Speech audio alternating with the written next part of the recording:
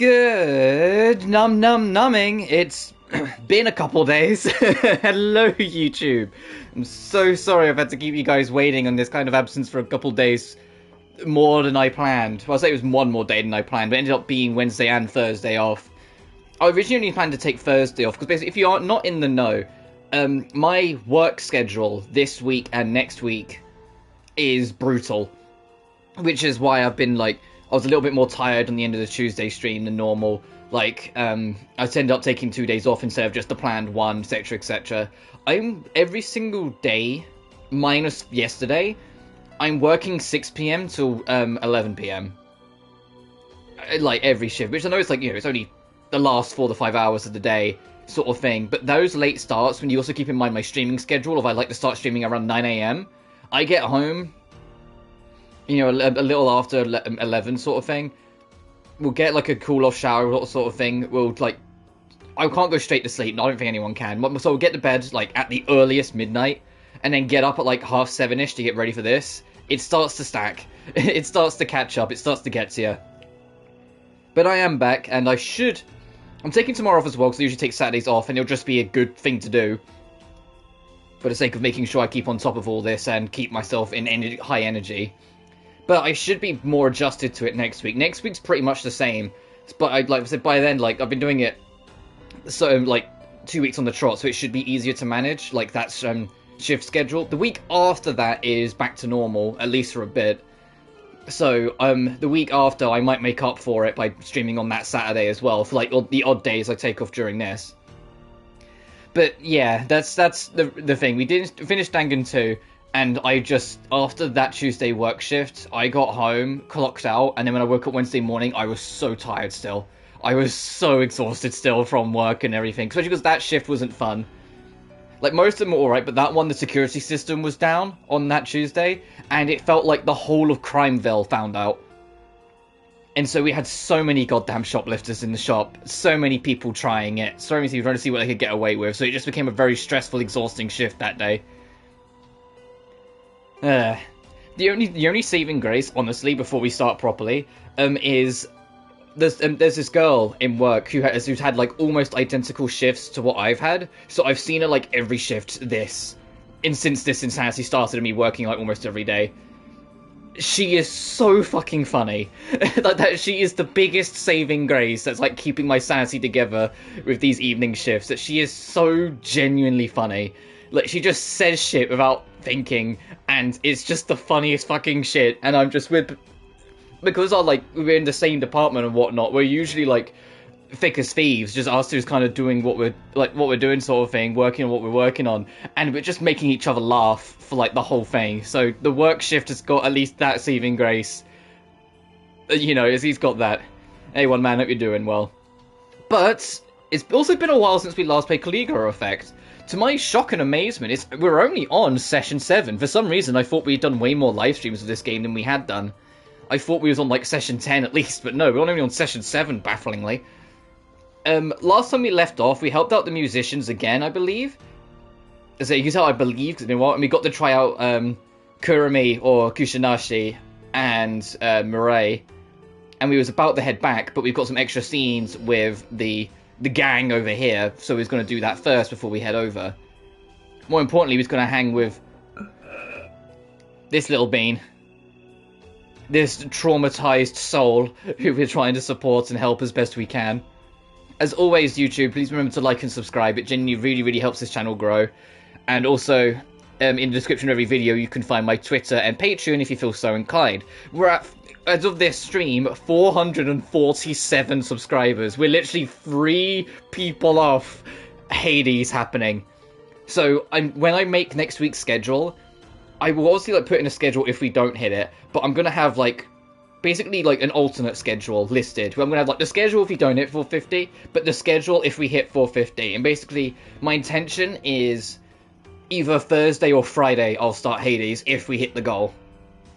Because next week I want to get cracking on, I want to get Danganronpa If out of the way, because not out of the way I said I would get Danganronpa If done, so I want to do it Danganronpa If. If that ends up being a super short stream, I'll make that a double stream, so as in on that day I will stream, probably more Caligula Effect as well. There's 2 new story quests and a new event in Genshin. The character story quest, Dehya's story quest, that's just another character story quest. That'll be a fun little fun thing to do, you know. The other one's the main fucking plot of the entire game continuing. I kind of want to cover that. I kind of want to cover that on stream. So either Tuesday or Wednesday, I'll probably cover that. So I haven't like completely figured out everything, because obviously we've got Sunday, like onwards sort of thing. So Sunday I might do Danganronpa, I might do more Caligula. Monday I might be Danganronpa. You know, like, I haven't figured all the bits and bobs out yet. But that's generally the kind of idea.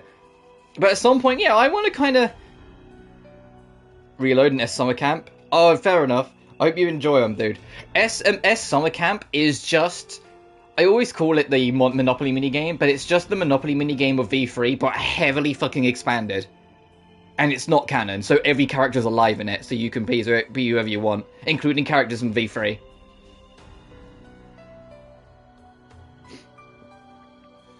As long as you go into it knowing that it's not exactly the same as Monopoly. Like, you don't have Monopoly money. It's more you roll a dice and move along the board, and depending on what piece you land on, affects what happens to your character or the world around you. So it's got... It's more like that than it is... I just always call it the Monopoly sort of thing. Monopoly. But a 9-hour game once on like competitive. Ugh. Yeah, I enjoy Monopoly, but only for like the first couple hours.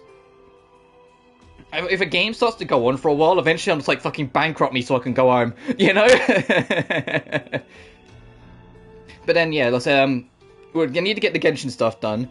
I don't know if it'll be 1 stream or 2 streams, we'll honestly just see how we go.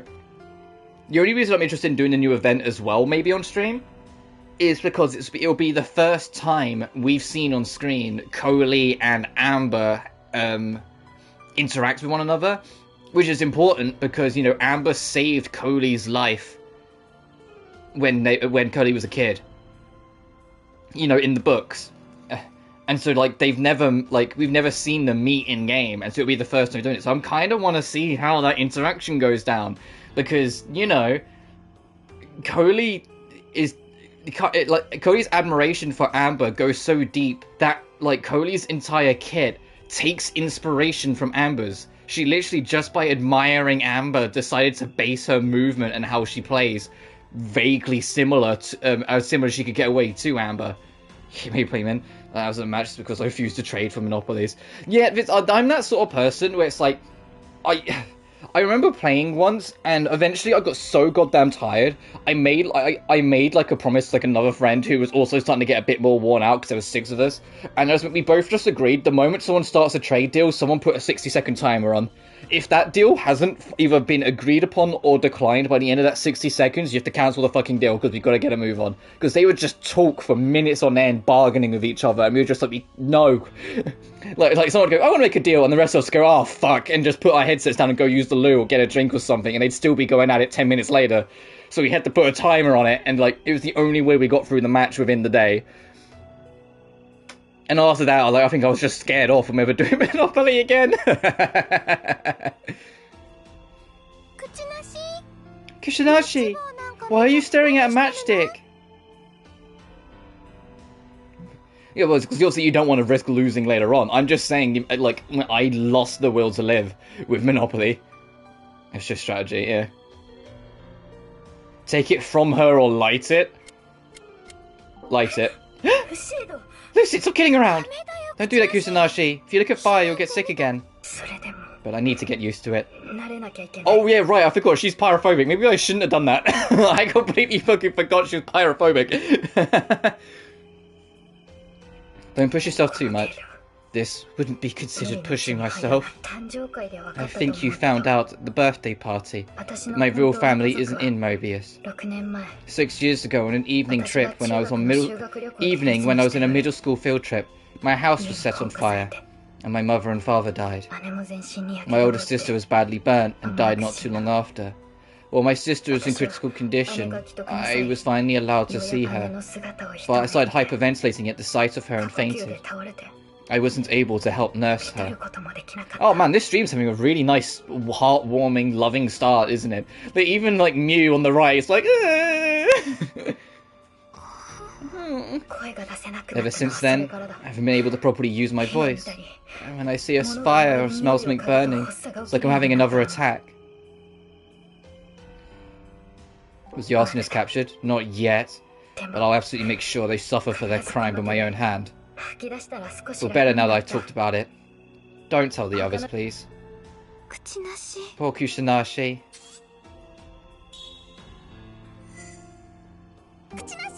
Kushinashi, I put what you asked for. What is it? It's okay. I trust Lucid. Oh, thank you. Yuji could have had some level of trauma bonding if their lives panned out a bit different. Yeah, if they weren't on opposite sides, they probably would have got along relatively well. Well, in saying that, like, Kushinashi had a very, like, volatile reaction to seeing Yuji, so there might already be history behind those two anyway. It's okay, I trust Lucid. Do you remember when we went to the library to hunt the guards and we saw Yuji Biwasaka in the microfilm room? Later, I was wondering what the contents were of the news article he was reading, and I had Mew look it up in the library's data log. Being able to read old articles in the first place is a bug, though. Yes, the article he was reading was this. Himari Minamide, a member of an idol group Uzume Corps, has sustained a serious injury after being assaulted with a metal bat at a fan event. By the way, why? Why does everyone trust the walking embodiment of death? Yeah, it's like, yes, I trust the Reaper. I mean, if you're gonna trust anyone, a bunch of people are, like, just, you know, in it for themselves that are kind of quirky and weird and different, or the literal Reaper who's, like, omnipresent but entirely neutral. You know? The unemployed man charged with attempted murder stood trial at the Miyabi District Courthouse. He was found not guilty by reason of insanity yesterday. Oh, for someone like that to happen where you can meet the fans, that's just terrible.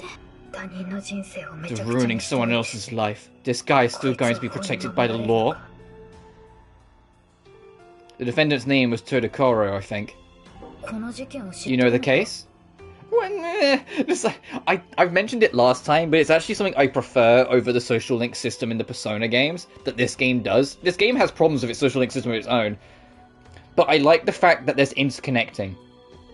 You know, we learned, like, that one girl was deeply...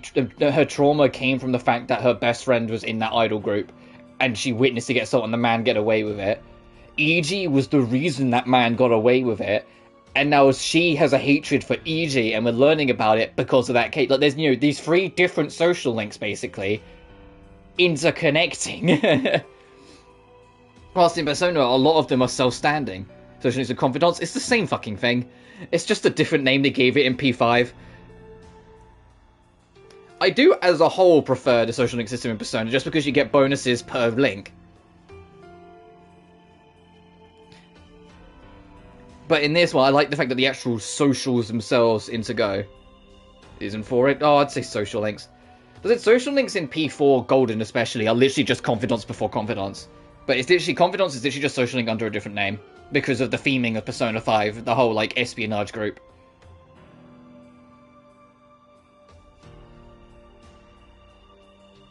The confidant! I always sound so, I always feel fancy when I say that. But that's the thing, like, I like the actual, like, gameplay side of it. Yeah, Persona has the better confidence or social links or whatever you want to call it system, just because you get active bonuses as you go. So there's gameplay benefits. It's the fact that, you know, you get discounts on Personas of the same Arcana. P5 exclusive view on it. Yeah, but confidants are literally just the social links, but the next step. It's literally just, like, it's literally just a naming convention that they did for P5. I wouldn't be surprised if the inevitable P6 calls them something else as well.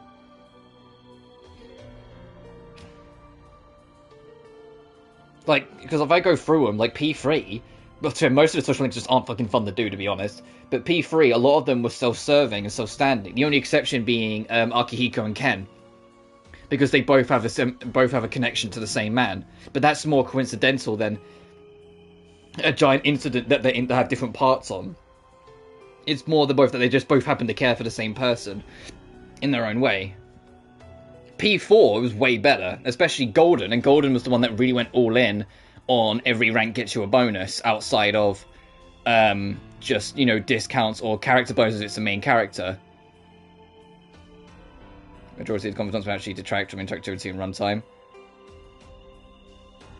Yeah, but it's been too long for me to play P5 to remember how much remember how I feel about confidants. I know that's not just like an argument in that sense, but I'm like, I always sit there and I'm like, I can't even remember if I liked them or not. I mean, so also, to be fair, in of itself is a problem. If they're not something that comes to my mind often, they probably weren't as interesting, you know? The only, like, I remember the ones I enjoyed, but I don't remember them all in terms of, like, the pacing of the game, if that makes sense. Whilst, like, in P3 and P4, I remember, like, the social links come to my mind way quicker, because they feel more integral to everything going on.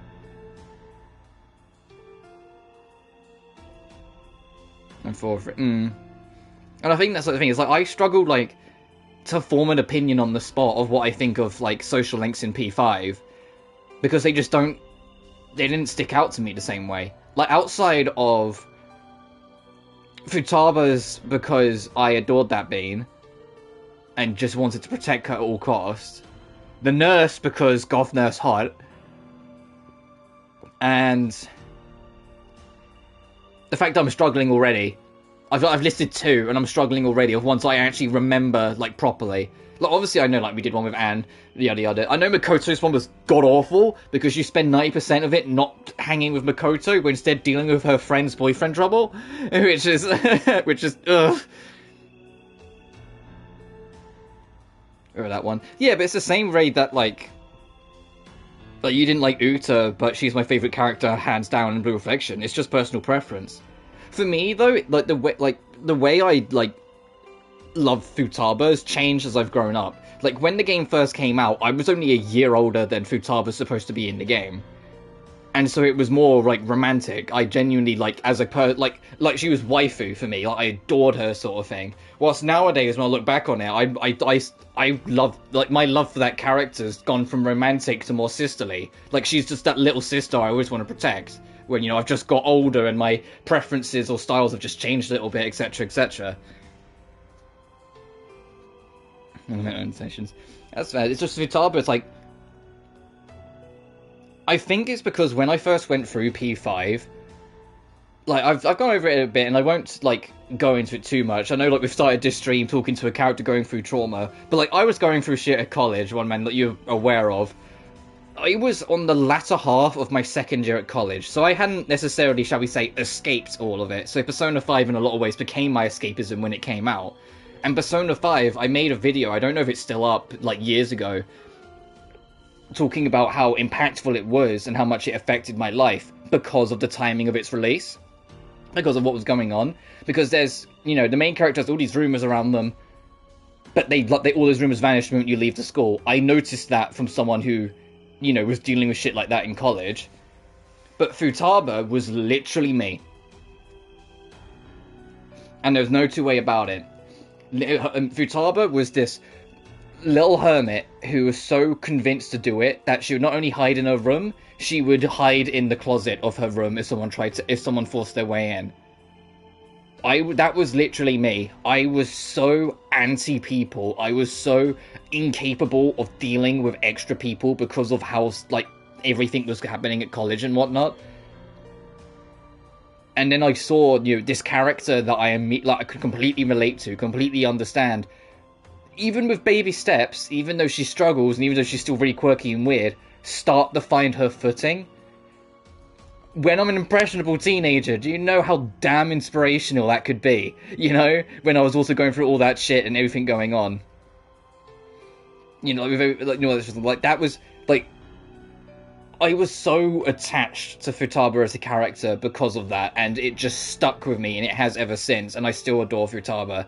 And even, like, ignoring my biases, I enjoy her story. Even ignoring her biases, I enjoy the relationship she has with Sojiro. I enjoy, like, the kind of dumb buddy bond she has with Joker, or if you go down that route, the completely dorky, like, flirt attempts when you're dating her, like, the complete, like, hey, what's up, hot stuff, and then, like, a minute later she goes, sorry, because she just tries, and she doesn't know how to fucking do it, she's just a dork. Like, everything about Futaba I genuinely just adore, and admittedly, going back into my bias again, I have a thing for gingers, so of course I was always going to be, like, yanked in by the adorable being that is Futaba. Yeah. There's also, I won't go into detail of it. It's not that it's like subtle. I've talked about it a few times. I just don't like to make it a focal point, because I always want these streams to not just be, you know, we have a good time and it's all inviting, but to just kind of be a bit of escapism for people if they need it to be. So I don't want to start keep on going and saying, oh yes, when I was in college, I was all this shit from my ex and all that stuff, you know? Oh no, woman, it wasn't me criticizing. I was more talking about for myself. It's why I never go into that much detail, because I'm always okay talking about my traumas, so to speak, because I don't hide that. It's just me. It's just how it is. It's just when I'm streaming, sort of thing.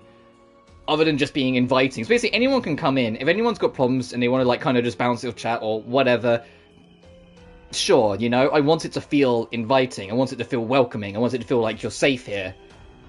Ultimately, however, how safe are you going to feel if you go into a stream and the streamer's talking about how they were beaten up, or how they, you know, had X, Y, and Z happen to them, or, you know what I mean? Like, if that makes any sense?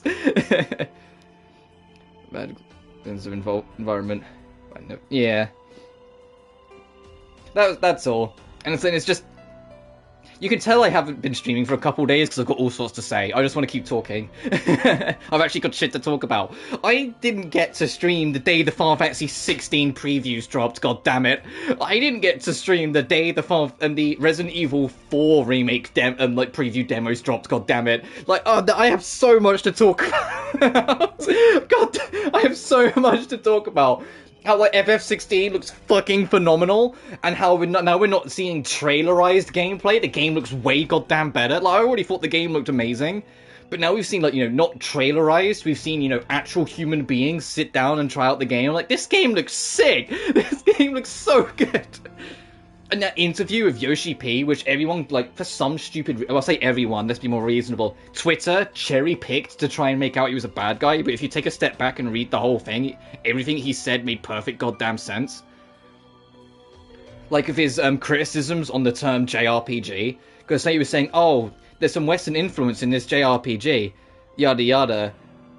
What was going into yada yada, and Yoshi P took offense to it being called a JRPG, and he explained when he still remembers 15 odd years ago, basically when Final Fantasy 13 came out, when that certain BioWare interview dropped, which is, I'll get to that, where a lot of Western journalists basically use JRPG as it's a lesser moniker. If it's a Japanese role-playing game, it's one of those, they're behind the times, things like that. And basically it was used to be very discriminatory towards the Eastern media. Obviously, how that word's treated changed a lot since, and Yoshi P acknowledges that. But when in his interview, he was explaining how that connotation still, like, gives an unwanted itch for a lot of the staff, especially in Japan, because JRPG doesn't exist in Japan. It's an RPG. When they don't set out to make a JRPG, they set out to make an RPG, you know? And he didn't like the fact that they were compartmentalized. Even to this day, it gets compartmentalized. And he especially hated it during the 7th gen, you know, the PS3 and 360 era. How, you know, like, every Western journalist was like, oh yes, those Japanese games are behind the times and all that shit. Everyone, like, I mean Twitter, cherry-picked the shit out of that and just went, he doesn't like JRPGs. And I was just like, no! He's talking about how xenophobic journalists were in the mid-2000s. God fucking damn you! That is the right, exactly. And you're saying any time he said any Japanese developer makes an RPG, doesn't set out to make a JRPG, they just make an RPG.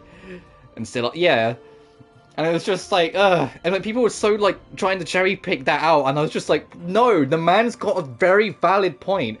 Like, you know, he's got a very valid explanation. No, and like he was trying to say, like, yeah, there are still devs that don't take kindly to that term and still don't like hearing it, even though like all of them know that it's used in like nicer connotations nowadays. Like for most people love JRPGs and things like that. He still remembers a time when it wasn't like that, and a lot of Japanese devs also do, and so he always gets a little bit like ugh about it. And to be fair, no one wants to be like to use his word, compartmentalized by your nation. No one says, oh, it's a BRPG when it's made in Britain. No one goes, oh, it's a US RPG. So why is it a Japan RPG? And I was just like, yeah. And it was like things like that, or like he was saying like how like the identity of Final Fantasy and also fair enough, it's kind of been all over the place, even in the last decade, and I was like, well, yeah, because we've had sci-fi fantasy with the 13 trilogy, traditional fantasy with 14, the Boys on the Road with 15, and then the war against fascism with 7 Remake. You know, like, it's like, Final Fantasy is so open. He wants to kind of, like, with 16, kind of make, not like a complete culture reset, but like kind of like a new starting ground to make Final Fantasy, like, earn its name again, instead of it just being this, like, popular but kind of quirky series nowadays where every game seems so, like, weird and different and out there, which is fair enough. I love all those games, but I get where he's coming from, where each one's, like, Final Fantasy is so radically changed from how it started to what it is today, that the culture reset that 16's kind of trying to be, I'm like, yeah, I get it. Colloquial usage, I think it's in stigmatizing purposes. Yeah, and most people don't nowadays, but I entirely also get... Yeah, but also you don't have the context of the rest of the original 7 story, one man. We've said this before, Remake is only the first piece. In the original 7, you're out of Midgar in about an hour. In this game that's like 40 hours long. Like, the original story of 7 heavily fucking challenges the main cast's mindset throughout the whole thing. It heavily fucking challenges it. In fact, Barrett gets the worst of it. A lot of people go to the remake who've never played the 7 and criticize a lot of Barrett's ideologies, not realizing the game's gonna fucking do that later on. And it's gonna do it much crueler and much sharper and much more vicious and in your face than people realize. A lot of people are like, oh no, they're gonna try and play it this way. No, Barrett gets like vibe checked hard later on. He gets vibe checked so goddamn hard. And it's necessary because it's part of his development and learning. But it's like the whole 7 cast, there's a whole journey. If you haven't played the original, there's a whole journey yet to happen, you know? And I get it, the original 7, it might have been, you know, the reinventing of the wheel, the establishment of everything that came after and all the rest. But it's still a 1997 RPG. There is still some jank in it that, if you're like used to later RPGs, can be difficult to adjust to going back. I find it easy to do because I've been playing that game since I was like 6. But I know it's not the easiest to get back to for a lot of people. It's not as hard to get back into as, say, 8, which is ironic that 8 came out 2 years later. Yeah, I find it harder to get back into because of its systems, but one time the views get checked is by lesser evil.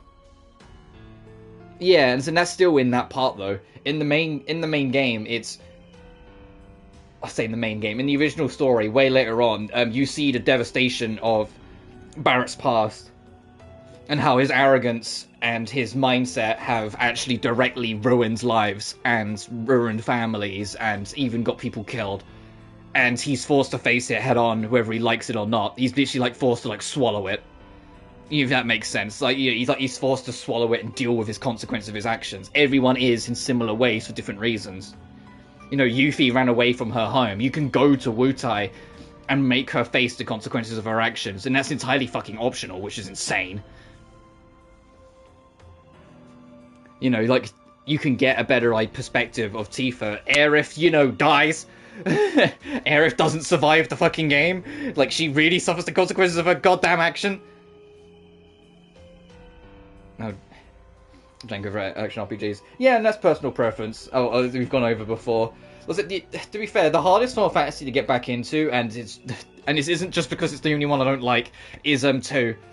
Just because 2's got that saga thing where you don't level up, your stats individually go up depending on your actions in battle, and so the grind is astronomical.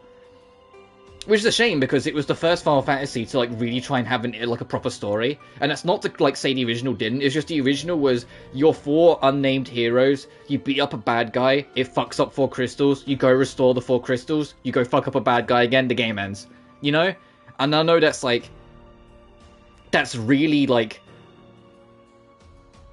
downplaying a lot of it, but that's basically Final Fantasy 1's story. It's 4 crystals, you restore the 4 crystals, you beat Chaos, the game ends. Whilst Final Fantasy 2, it's you're like a rebel army trying to take down the Emperor. You try and go out and fend for yourself. You get rinsed by the first enemy, which then allows you, like, gets you, like, saved by the royal army, like the local royal army that isn't tied to the Emperor.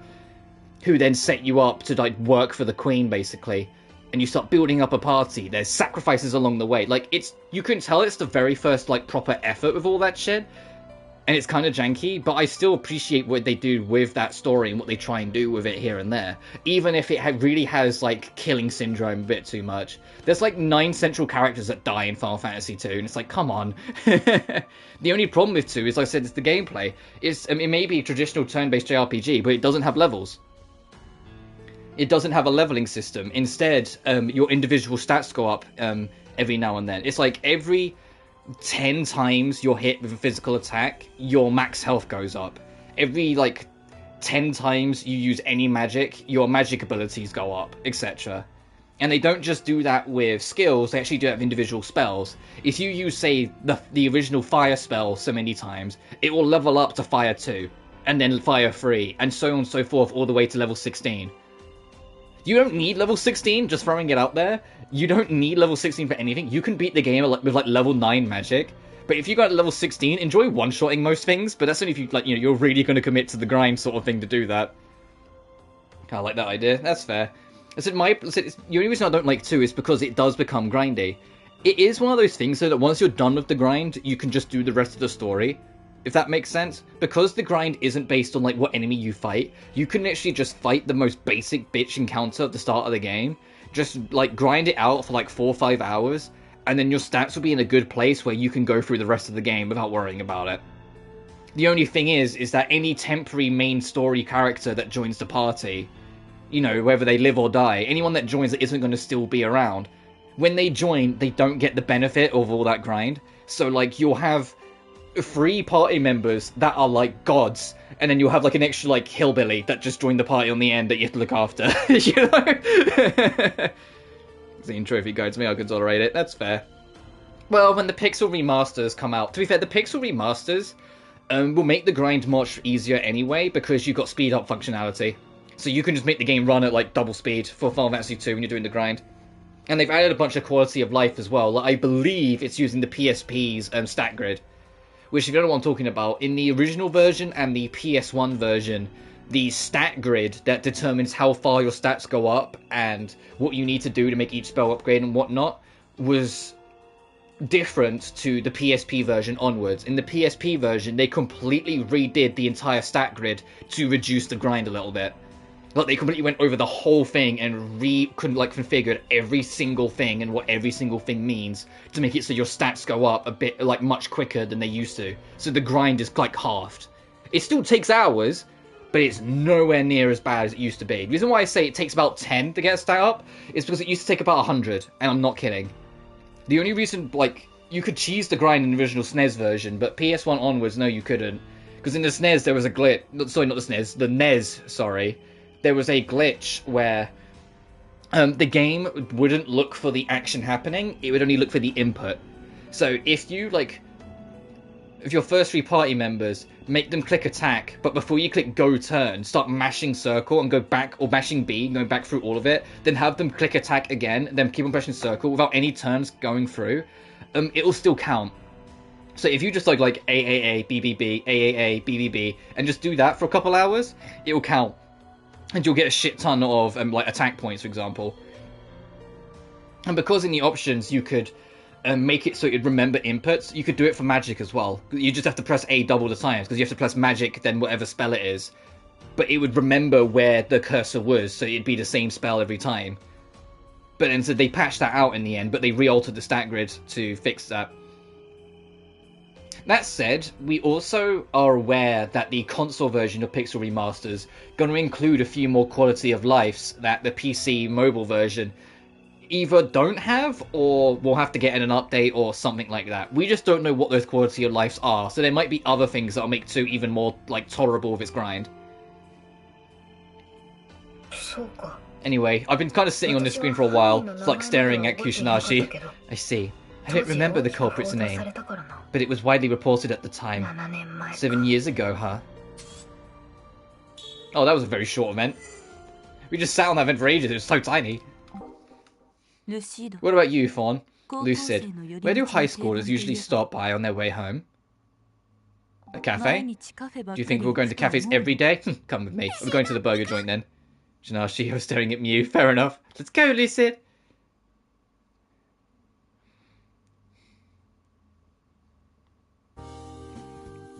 But yeah, we went to the burger joint. I like how we're sat, where they sat us is next to the boundary to leave the map. So you can literally see the boundary in the cutscene. So there's a talk with me. Hey, do you want to eat? I want a chicken fillet burger. The Giga Big Burger? The Grand Club Burger? Sure. No, I'm ordering for everyone. Mew will have double cheeseburger, medium combo. I will have shrimp fillet burger and side salad combo. Lucid will have a fish burger from the value menu and a water. Oh, okay. She's like, no, I'm paying, bitch. So you'll get what I tell you. Hey, I mean, Lucid. Careful. What was you about to call us? Careful, he's about to spoil us. I mean, Lucid, you're an onion, right? What? You're an onion, you Lucid? She's paying, got it. I'm assuming she's paying. I'm just educated guessing. She wouldn't just say, you're having this, you're having this, you're having this, if she wasn't saying, no, it's out of my pocket. All human beings are onions. For example, if the layer that has the name Lucid written on it is peeled back, what will you become? Like me. Then, what if that layer is peeled? Come on, Poison. And if that is peeled? Woman! And throw that one away? Human? And that one away too? Animal? She wants me to say, all done? Good work. Well then, if you peel back each strip, what's left inside you? What are you? And could you even call that what yourself right now? See? Just like an onion, you've disappeared. You're right, Lucid, I disappeared. No, Mew, she's just been...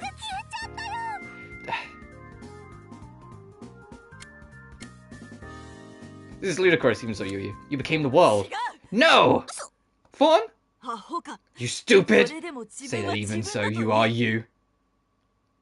This is stupid. Even so, you are you.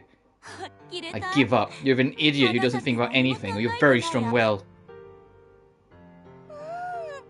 I hate so much. Fawn scares me. I want to see the ocean. Let's go. Mew's everything Paimon thinks she is. Okay. So even Mew's scared of Fawn.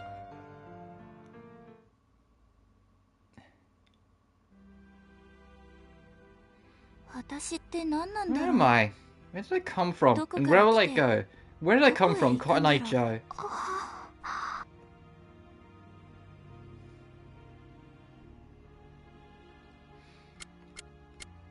Who are you comparing me to?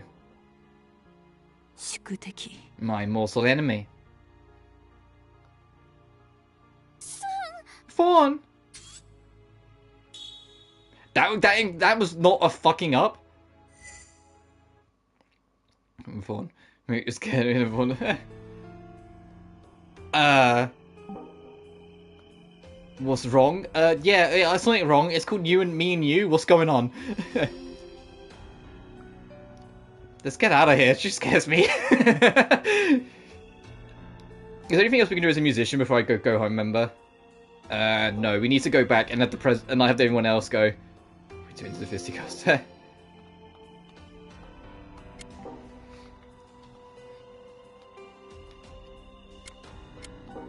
We'll go back and they will be like, "Where were you?" I'll be like, "Oh, who knows?" You're late. Hey, were you really in the library? I think you were just skiving off by yourself. No one saw you there. That doesn't make any sense. That's not to give shit away. No one was there. Something happened to the microfilm room? You went over there? Well, you were at the library. What do you mean by did something happen? Well, just a feeling. They might start catching on to me here. They might be like, I don't know. We didn't see you enter that room. We did see this new musician, Lucid, though. We fought musicians there, and then we ran away. There was a flashy musician, and a mentally unstable one. It was a fierce fight.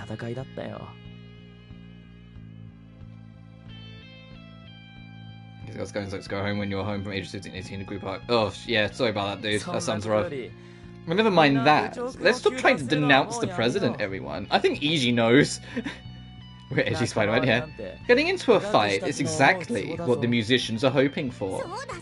Yeah, exactly. We need to think about our next move. Oh, everyone, big news! Mew's gonna play a surprise concert in front of the station for a bit. We might be able to make it if we leave now. For real? A doll P by the name of Ikepi announced it on Gossiper. I feel like it's not really a surprise if it's being announced. Ikepi is an ostinato musician. If that's the case, then could it be a trap to lure us there? Yeah, no shit, Sherlock. What do you think? They're just saying it out loud for the funsies? I don't think so.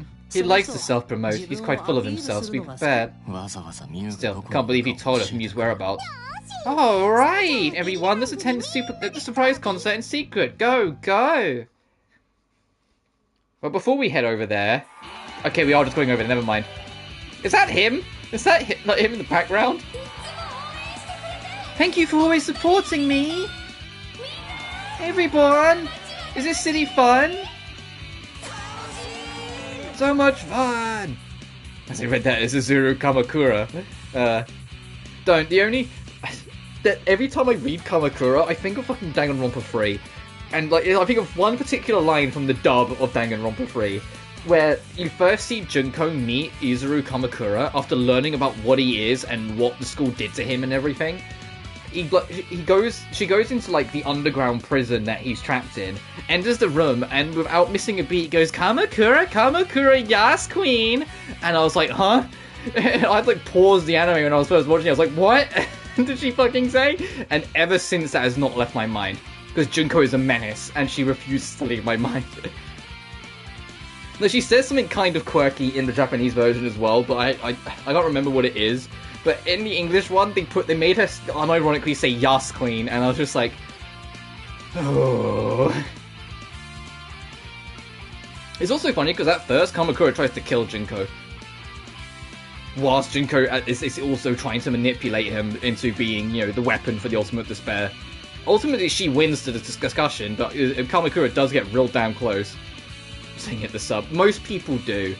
I've said it before. It's not that the dub's bad or whatever. It's that the direction for the voice cast is weird. That kind of set me off and just kind of made it awkward.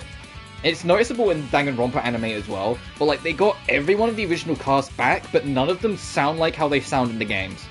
And that's what I mean by something's just weird with the direction. Like, you know it's still Erika Harlacher as Kyoko, as it was in the game. Doesn't sound like her. You know it's still, I forget his name, Brian whatever, as Monokuma. Doesn't fucking sound like Monokuma every time he speaks. You know, like, everything sounds off.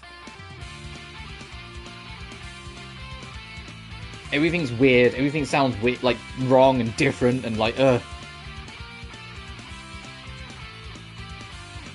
Like, it's one of the few shows where I'd actually recommend watching it in sub. But only if you haven't played the game, you don't know any better, so what difference does it make? But if you have played the games, you know it's immediately that everyone sounds off, and it will throw you off. And so it's like, it's just better to watch it in sub, just because you will notice it, you know? You won't be able to not notice it. Yeah, there's one long musical bit, my music. Oh, shit. Mew! Must be a surprise concert. Huh, what a crowd. Tempted to capture Mew in front of this many dickheads would be suicide. Looks like we'll have to wait patiently until the show's over. Next to Mew. Is that Koike? Why does he look like a hybrid of like Ryuji and Akechi? But like not as good as either. Koike? Is your classmate, huh? Sure, I think there's a musician so close by. That explains how he knew a shonen doll was. This reminds me of your all cycles in games that go on forever. You don't advance the text. Yeah, I know what you mean. Yeah, you know, like Persona 4 when you're walking to school. It's like, man, we're walking to school for fucking forever if you just don't advance the text. Like, man, this is a long ass ride. Isn't he dressed weird? You into that kind of look, Suzuna-chan? Huh? Not really. Really? Is it that weird? I think it's totally normal. I'm not into it either, by the way. Well, he already doesn't count because he's a guy. Alright, let's move on to the next song. You guys want to hear more, right? He looks like someone who thought he was cool in the 70s and just hasn't been corrected ever since. You know? Like, maybe early 80s. Maybe he watched Grease and was like, based his entire life off of it or some shit. Naruto's gonna be Nagito. Stop it! No! Oh, you're thinking of me again. Stop it! No, get away from me! He just breaks into my room in real life now. We're screwed if Ultra Despair Girls gets a PS5 remaster that removes the recording block. Because that game's got so much more Nagito. That game's got so much more Nagito. You wanna hear more, right? Yeah! You still got it, right? No, I don't think you Nagito. We do! Is that just gonna be the ongoing joke of this fucking channel, that Nagito will just never leave me alone? He's just gonna start showing up in everything. What is Mew doing? What is that? And negative emotions of Mobius residents. What are they thinking extracting them so forcibly like that? Yeah, that's gross.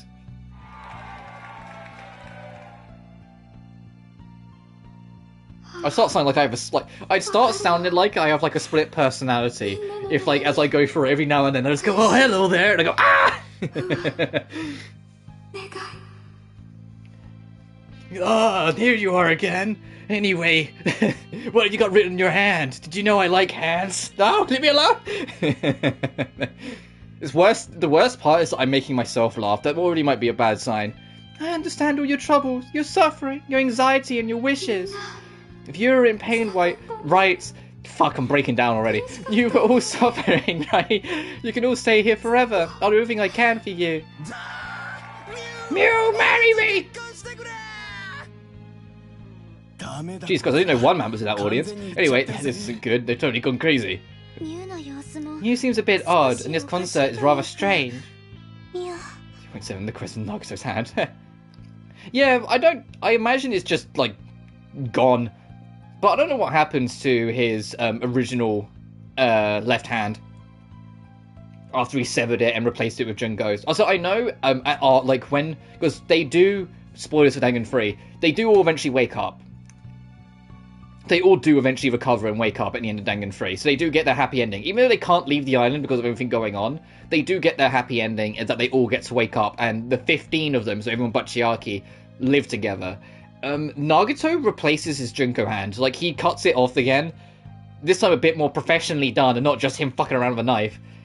And I think it's replaced with a prosthetic, so he gets to have some more humanity again and look more the part. It does also mean Teru fucking stayed alive, but still. Where's the dating sim where your favorite character is an option? Yeah, it just turns to Doki Doki Literature Club, but instead of Monaco, it's just Nagito. Unfortunately, this is where we say goodbye. Thank you for staying till the very end. Very well then, goodbye, I'll see you all later. Later, everyone. Let's just get as wild as a Ned concert. So the concert's over. Having catch up with them, Mew will be in danger if we don't do anything. And danger? If she continues to be exposed to those negative emotions, she'll go insane. We have to stop them quickly. I don't know the specifics, but it seems it's dangerous for Mew to perform live. We'll be in trouble if anything happens to her, but we can ask her to escape from this place. In any case, let's find him. Unless your name's Iji. Actually, where is Iji? I say Iji wants Mew dead, so where is Iji? Uh-oh. Everyone's been talking non-stop about the concert, so I can easily find out where she is. Did you originate the joke? Aww. Let's see. Info. Found it. According to a post by an EKP fan, they're heading to Papico after this. That's where Sweet Pea was. We should head over there. Oh. Is that how this game's going to be able to keep up with the fact that there's 10, like, dungeons? Or 10 villains? Are we going to go back to old dungeons and redo them with new things. Is this how they do it? I found Ikepi, especially because if you recall, there was a section of the map that had far stronger enemies. Gee, I wonder. There's a whole underground to the skull, so that might be a dungeon as well then. I found Ikepi, so they know we're following them. Of course! Don't take me for a fool! I didn't know you were a Nostanashi musician, Koike.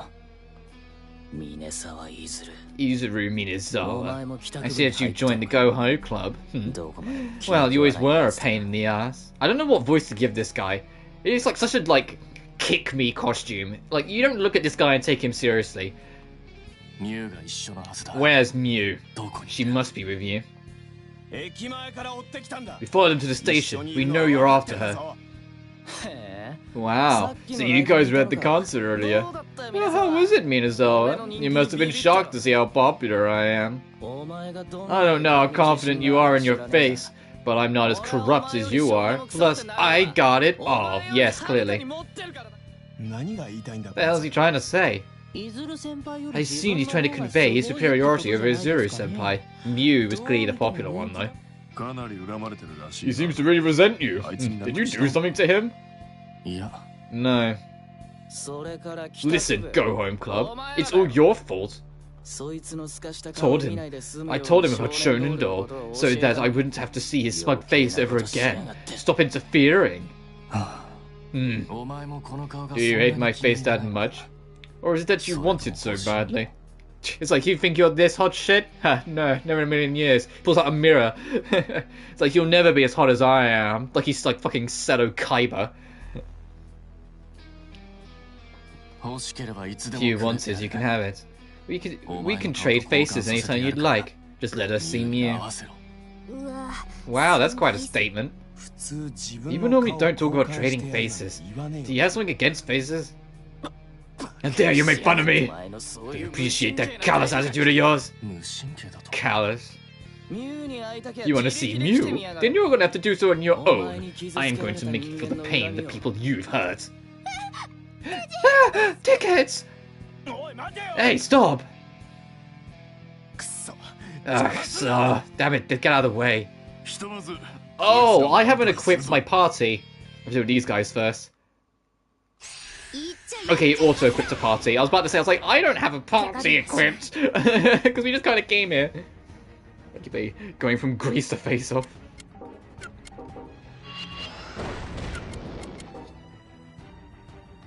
Oh, and this is just generic, no music, so boss theme. Yeah.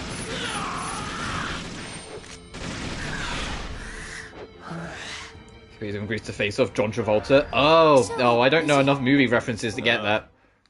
Sorry. Damn it, he escaped. He said we should go see her on our own. Let's go. I don't understand why he keeps picking a fight with you, Izuru-senpai. You sure you didn't do anything to him? I don't recall. Anyway, it's not like you really tend to remember. Come on, let's go after them and capture them. Yeah, let me rearrange my party.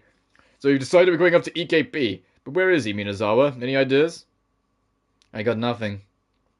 I heard EKP always takes girls to that rooftop cafe to talk to them. My mother who loved her 80s and 90s flicks. Fair enough. I bet he's lurking somewhere around there. The only films I watch are like horror films, so even then I have to be in the mood. And I'll like marathon the whole fucking franchise. Like I've seen every Friday the 13th, every Saw, every Halloween sort of thing. And even then I have to be in the mood. It's to the rooftop. No, we settled it. We have to hurry. At this rate, if she keeps doing shows, she'll corrupt completely.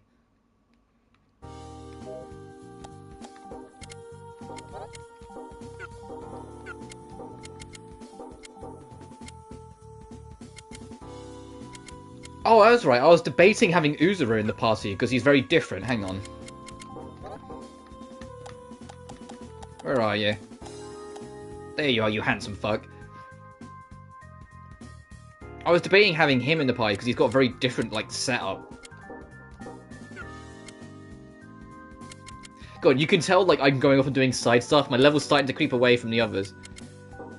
Because he was all about Combo Master, right? You do one thing, it triggers the next? Yeah. And I thought that was interesting.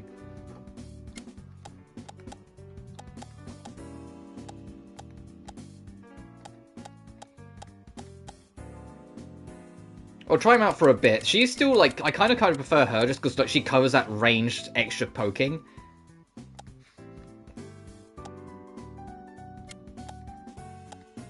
I kind of wish background party members got full experience if you're not using them, and not half. Because there's some characters that are falling behind a smidge, and it would be, if they got full experience... Where's the damage output worth the combo? What is this damage, actually? 1491... And it would be against 1644.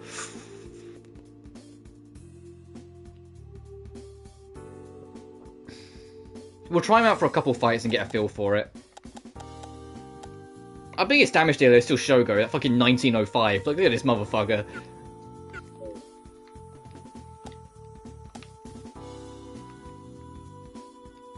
We'll try him out for a bit, and if I'm not vibing, I'll swap. Oh, is this his theme?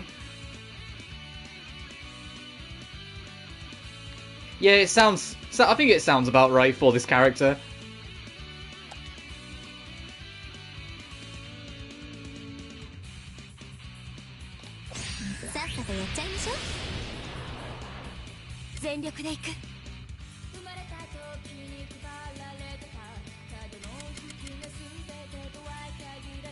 If they... I kind of almost feel like a man should sing this to fit the character better.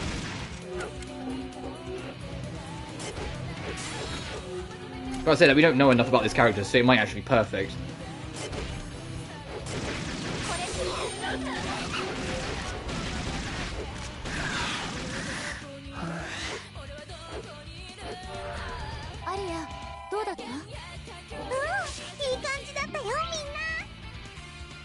Oh, so the instrumental version has an extra guitar. And then when the lyrics replace one of the guitars. Got it.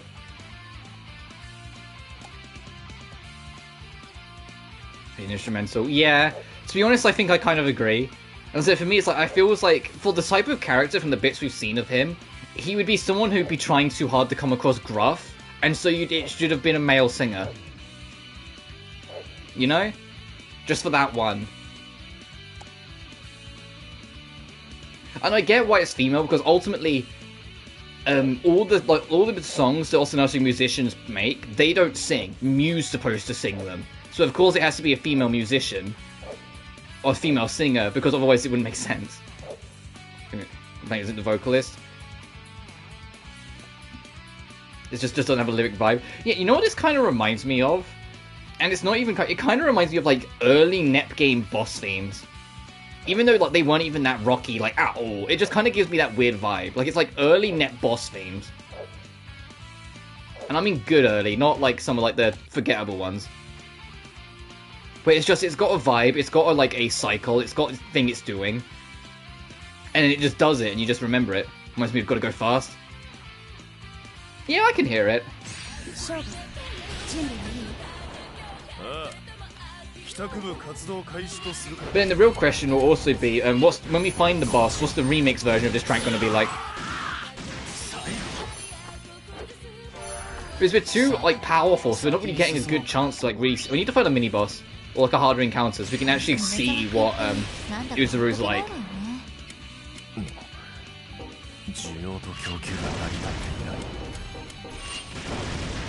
Oh, well, when he gets interrupted by a counter burst. Oh wow, did you see that? It interrupted the barrier, so he's got a barrier breaker as well. Which immediately gets some extra brownie points, by the way, because there's only like 3 characters, and we're one of them that has a barrier break.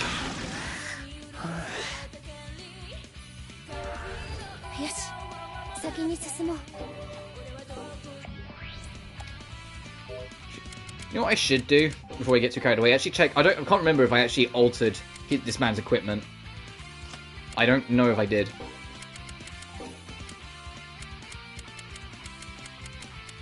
Was his defense on 32? Okay, that's not really worth it.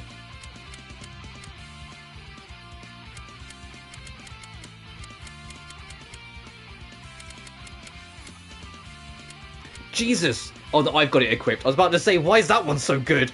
But no, I've got it equipped. Damn it.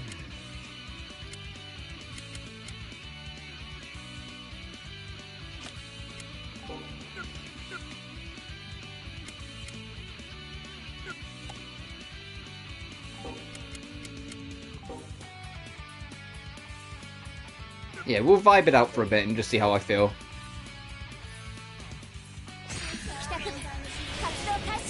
But hey, this track's way better lyrics or not than the other track that plays when we first came here.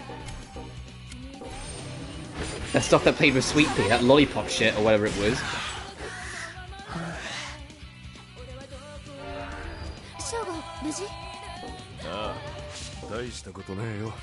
I still think my 50 fucking 2. You know what? Bring it on, bitch. I still think my favorite track in this game is either Suicide Prototype, which is our theme when we're lucid, Kushinashi or Kurumi's boss remix when you fight her, because that was a sick remix, or the Fighting Your Friend, the Revenge boss theme. I think one man you told me it was called. When you're fighting the Go Home Club as a musician.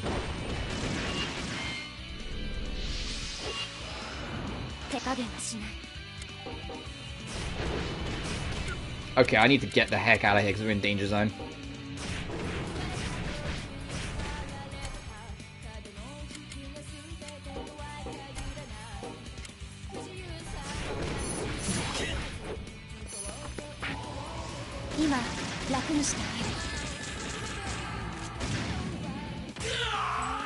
And I have heard a couple tracks from Caligula Effect 2, and I can say in good confidence we're in for a fucking treat. They kind of go all in the next game. Is that shield still count up long? It's long since over, but...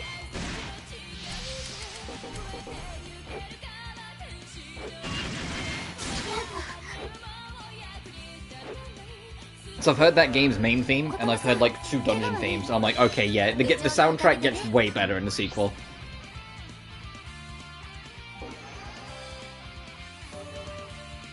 Lonely Dystopia.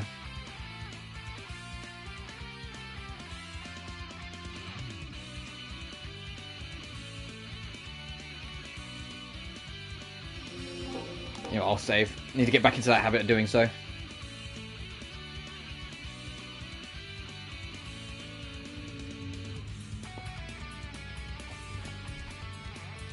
Also, I haven't put my schedule in plan yet, but on Sunday I'll probably stream more of this.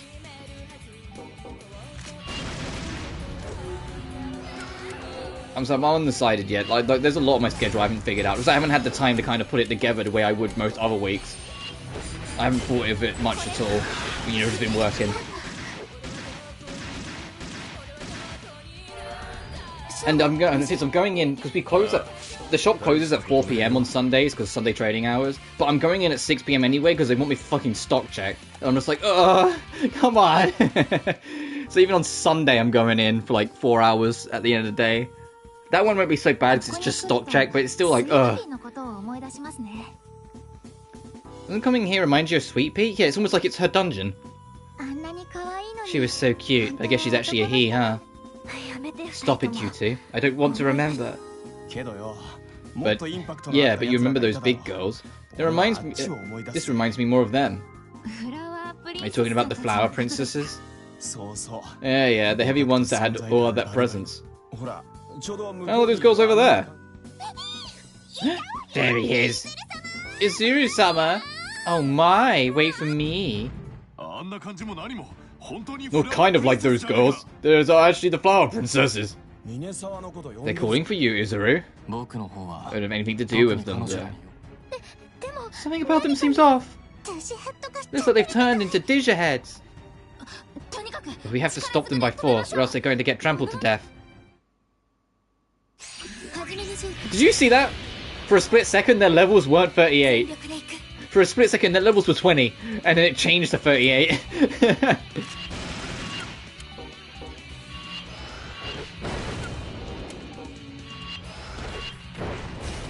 Oh, I get counterbursted there.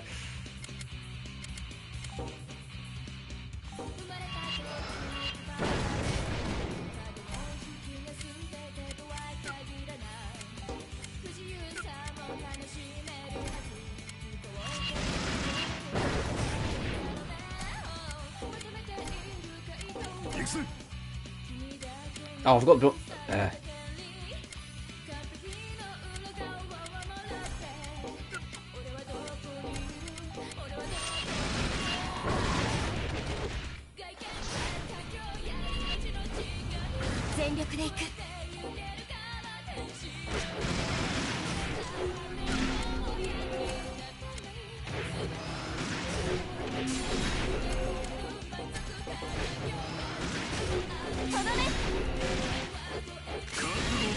Oh, there goes one.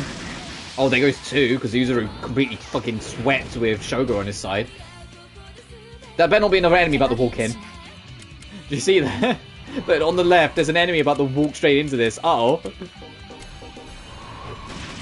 Look, look. Oh! Oh! Okay, thank goodness. It stopped. They stopped at the edge of the arena. Like, they're not about to walk into this fucking fight, are they?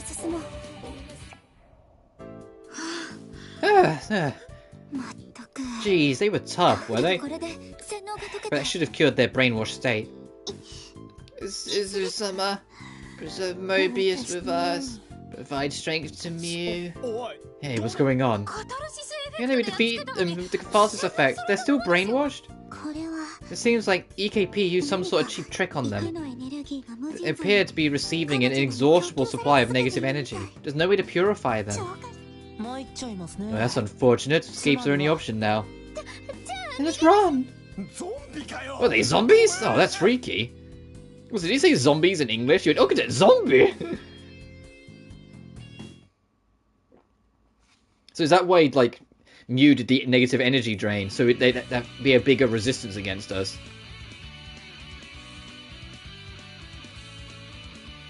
Okay, so this just links to here. I wanted to double check. Oh, there's more shit over here. Hang on.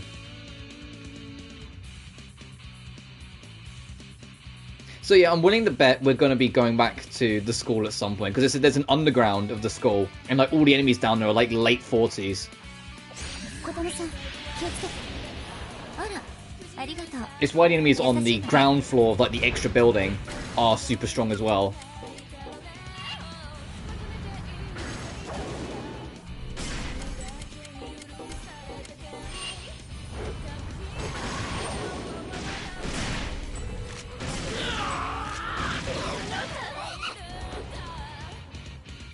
Dun, dun, dun.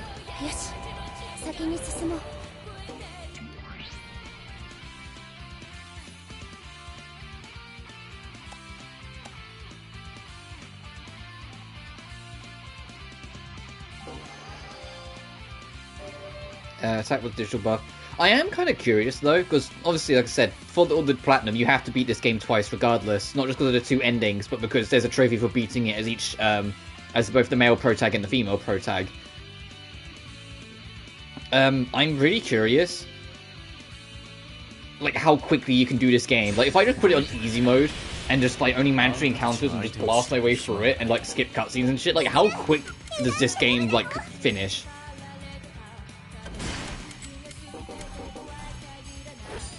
Because especially because at that point there, like, you know, there's so much exploring the game just basically cut out for us. And we have to go back to do. I wonder, like, if you don't do that, like, what'll happen?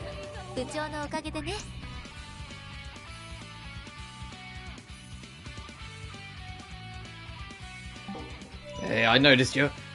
So the only trophy I'm not looking forward to the grind is doing 100 side quests. Just because you can only do them one at a time.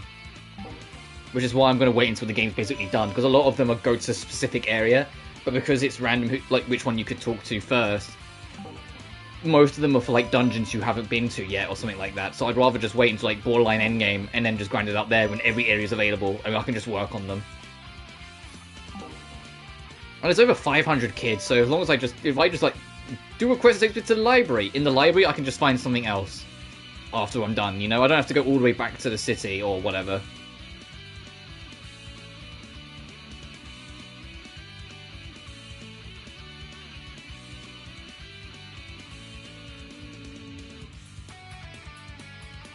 But I know it's also going to take me longer because they expect you to do it as you play along. But because like the almost like randomness to it, of like who could show up, I just don't want to. So I just don't think that'd be fun. So just try and do it as you go along, sort of thing. And I'm hoping they clean it up or alter that entirely in the sequel. I'm aware the sequel straight up has, you know, a currency, you know? I know it's such a small thing, but it's, you know, it has a, you know, currency in the sequel, so that will probably help mitigate some things and make the quest more worth it in general.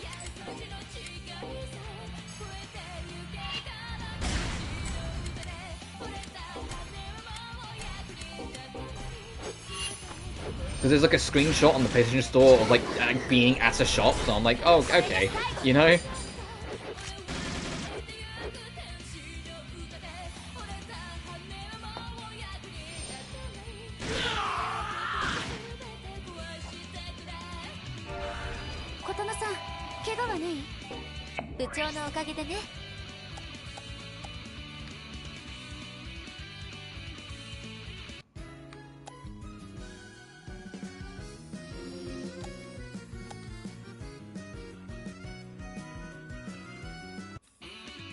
Oh, in the middle. I was like, that's not where we were. No, in the middle is the stairs up. I was like, why did the music suddenly change to not the one we're in? Supposed to go up these. Right? Yeah, okay.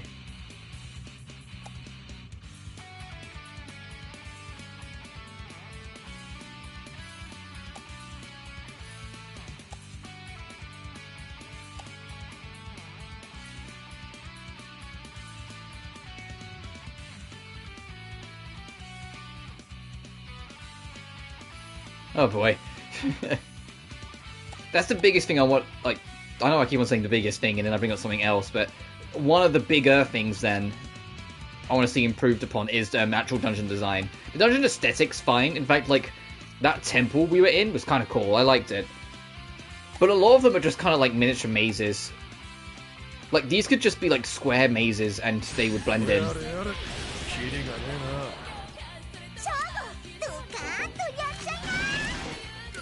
Oh, that counts as a guard, right.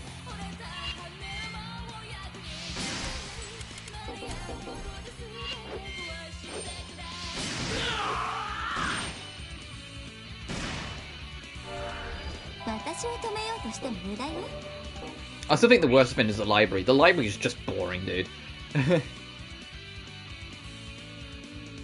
Limited moveset, because your party's given back to you in set intervals. It's like the longest dungeon we've done so far. Like, everything about it just wasn't that fun. The puzzle's like not interesting at all.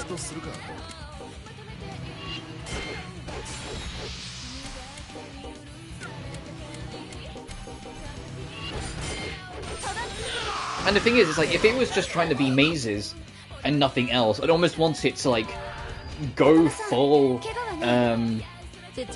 Ancient Odyssey or Merry Skeletor and just basically own it.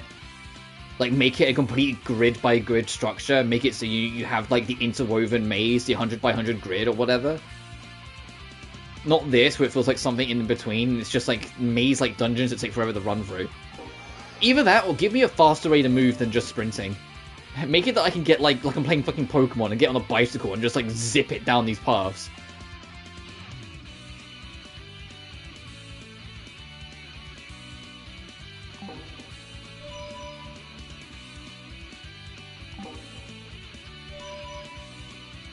What are you humming?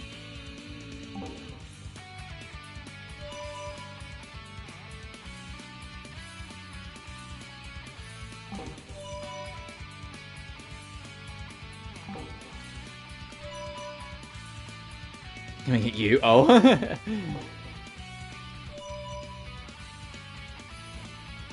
So the temple, in my opinion, was the best dungeon. Although that was maze-like as well. The aesthetic was fun. The layout was, you know, it was long enough, but it didn't overstay its welcome. Like, it did its job and then kind of let you carry on. We met Kushinashi, so it was always nice. Give it a chance. Well, yeah, to be fair, I did give it a chance. This is now me after I've given it a chance. I don't think all the dungeons are bad. I said the library is just the worst example. It's just all of them could use just a smidge more, you know? Like, I don't mind it being maze-like. What I mind is when they're all maze-like, because then there's no, like, the originality and the spark of it starts to go a little bit. And now that we're, retreading old dungeons, it's far more fucking apparent because we're retreading old dungeons. We're literally retreading old content, but it's just a new maze within the old aesthetic.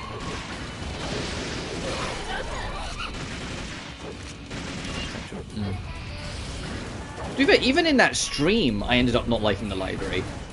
I gave it a chance at first because we was only an hour into it, and then at the end of that hour, I was like, at the end of the dungeon, I was very critical on it from that point onwards. If you recall. The only saving grace, is that it's immediately followed up by a really enjoyable dungeon with the temple, or the amusement park, the horror house, whatever it was, temple.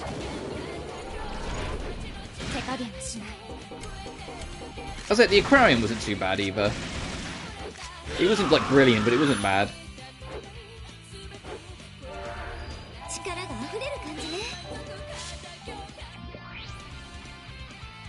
Movie or not. Yeah, I know, but when it's a dungeon that you know you're going to be in for 5 hours, I don't want to, like... You never know what the gimmick might change, what system might change. You might not like that section of a dungeon, but you don't know what's in the next section, you know? But when I realised that, no, there isn't sections to the library, this is the fucking library, you're here for the next 5 hours, then I was a bit more like, you know? It's like when you play like one of your favourite childhood games, there's that one level you just don't look forward to going back to. It's kind of like that. You don't like that section, but it doesn't mean you don't like the whole game. What the hell are you? Okay, you're probably tied to a quest then.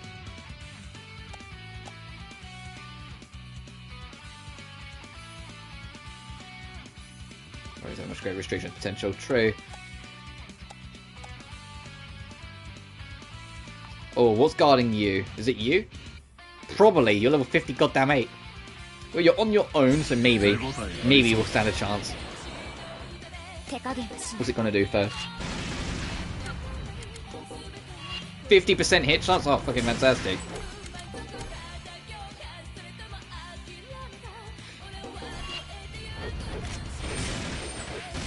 That's not quite a high. Yeah. So that's why I'm curious about what the sequel will do. Because I do enjoy this game. It's got problems, but I enjoy it. I wouldn't be still playing it if I didn't. I mean, Lord knows that after fucking Saga.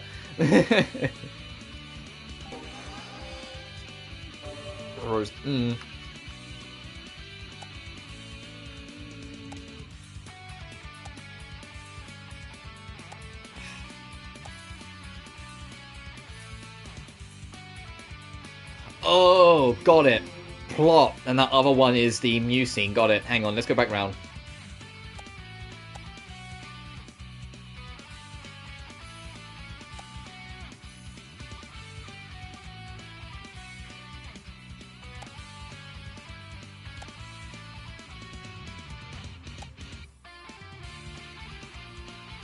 So I think I mentioned it before because it was last Saturday it happened. Where at work I didn't have like a nasty fall, but I did like kind of trip up and eat shit on the concrete a little bit. I bruised my ribs a little bit, and the only reason I'm bringing it back up is because I just like sneezed and all of my ribs ache, and I'm just like, oh, so I'm still not recovered then. Good to know, you know. Then treat the positives and hide the negatives.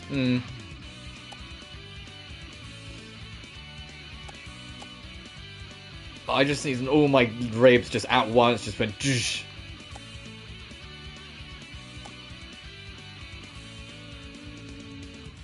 I bet all of those little 47s will unlock boxes. Can't be bothered to fight all of them. I just want to see what this little scene with Mew is.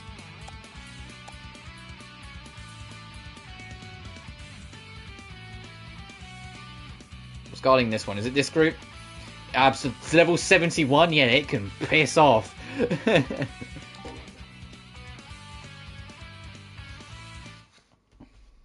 Oof.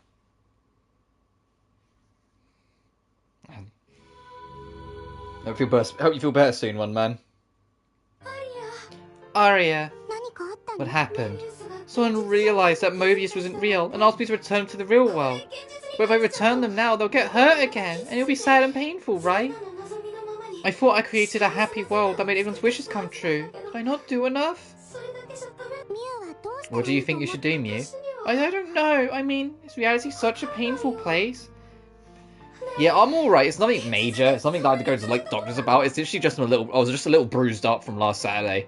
And it's just like my knee's fine now, because my knee was what I felt like took the worst of it. My hands are fine. And I thought my ribs were fine. Like, they're not sensitive anymore. It was just when I sneezed, like all of them just like sparked. You know, like everything just spiked for a second. I was like, oh god, okay, so I'm not all there then. I'm not all the way better yet. I mean, is reality such a painful place? The real world can be fun. I see. But it's not just fun, right? A huge number of people in Mobius is proof of that. You're here because you had something bad happen to you too. Oh, what should I do? What's the best way? Maybe I should ask them. Yeah, she's good intentions, but she's just either being led astray or is doing the wrong thing. If anything, I don't think Yu's the real big bad here. I think Fawn is. I think Fawn's just untrustworthy and that she's up to something. I think it works, kind of like a newborn cub. Yeah, that's a better way of putting it. I guess Mew was also wondering whether it's really a good idea to trap people in Mobius.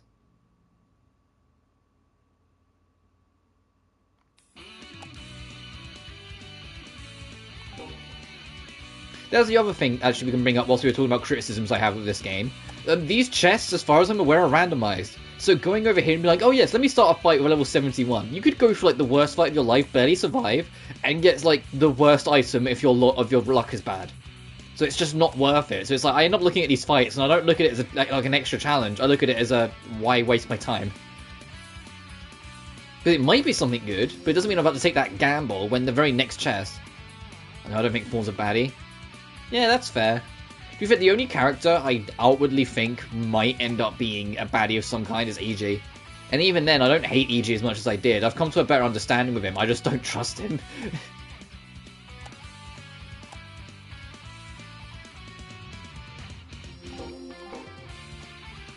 It's just Fawn's forcefulness in some areas make her kind of questionable in terms of how much I'm prepared to trust her, especially because she seems quite forceful even towards Mew, and it's like, hang on a minute, you work for Mew.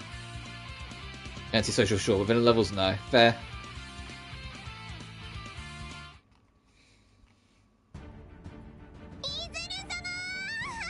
Oh, they're still chasing us. Where are you? We're going to play hide and seek. Oh, they're here. Hey, what should we do?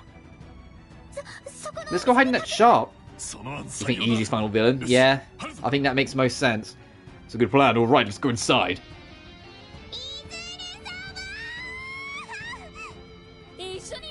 Azuru.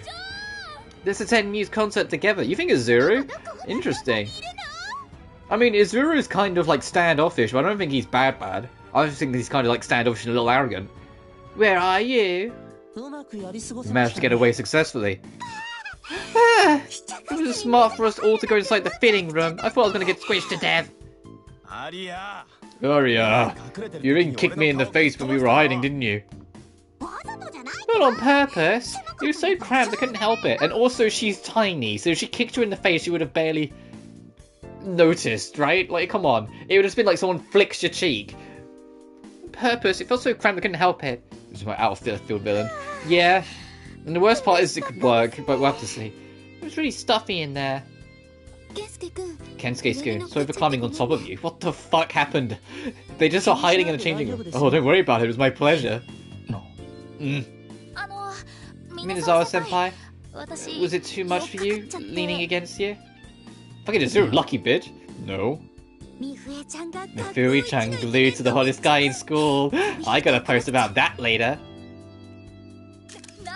Look, senpai, don't do that! She's blushing like crazy though. She has a little, maybe just a smidge, she has a little thing for Uzuru. Maybe she's like, maybe the idea of like clinging onto the hottest guy in school. But anyway, it makes no current sense, but it's the only villain that makes sense in the context of not making. Yeah, I know what you mean. Even Uzuru's like, another one. Oh, that's rare, Minazawa-kun. Did you just smile? Yeah. No, let's keep going. Alright, let's go search for Mew.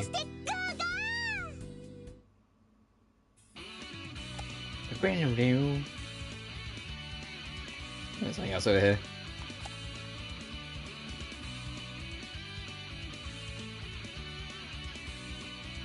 I do want to say though, on the main character, these like I forget what they call the straps that we have like holding up our skirt that's going over the shoulders.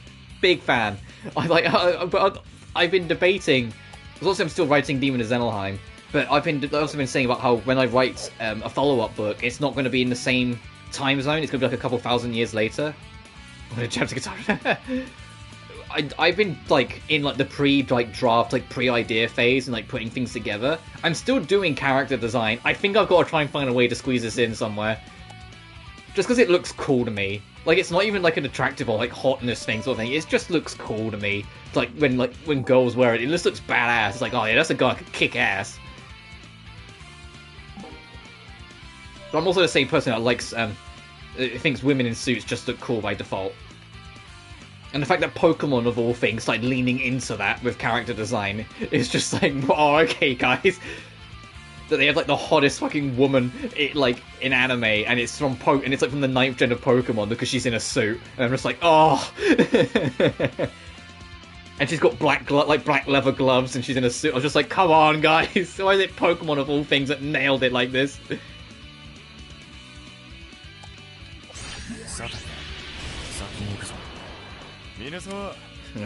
Maybe a deadly fighting girl was the cutest shit imaginable. I get what you mean.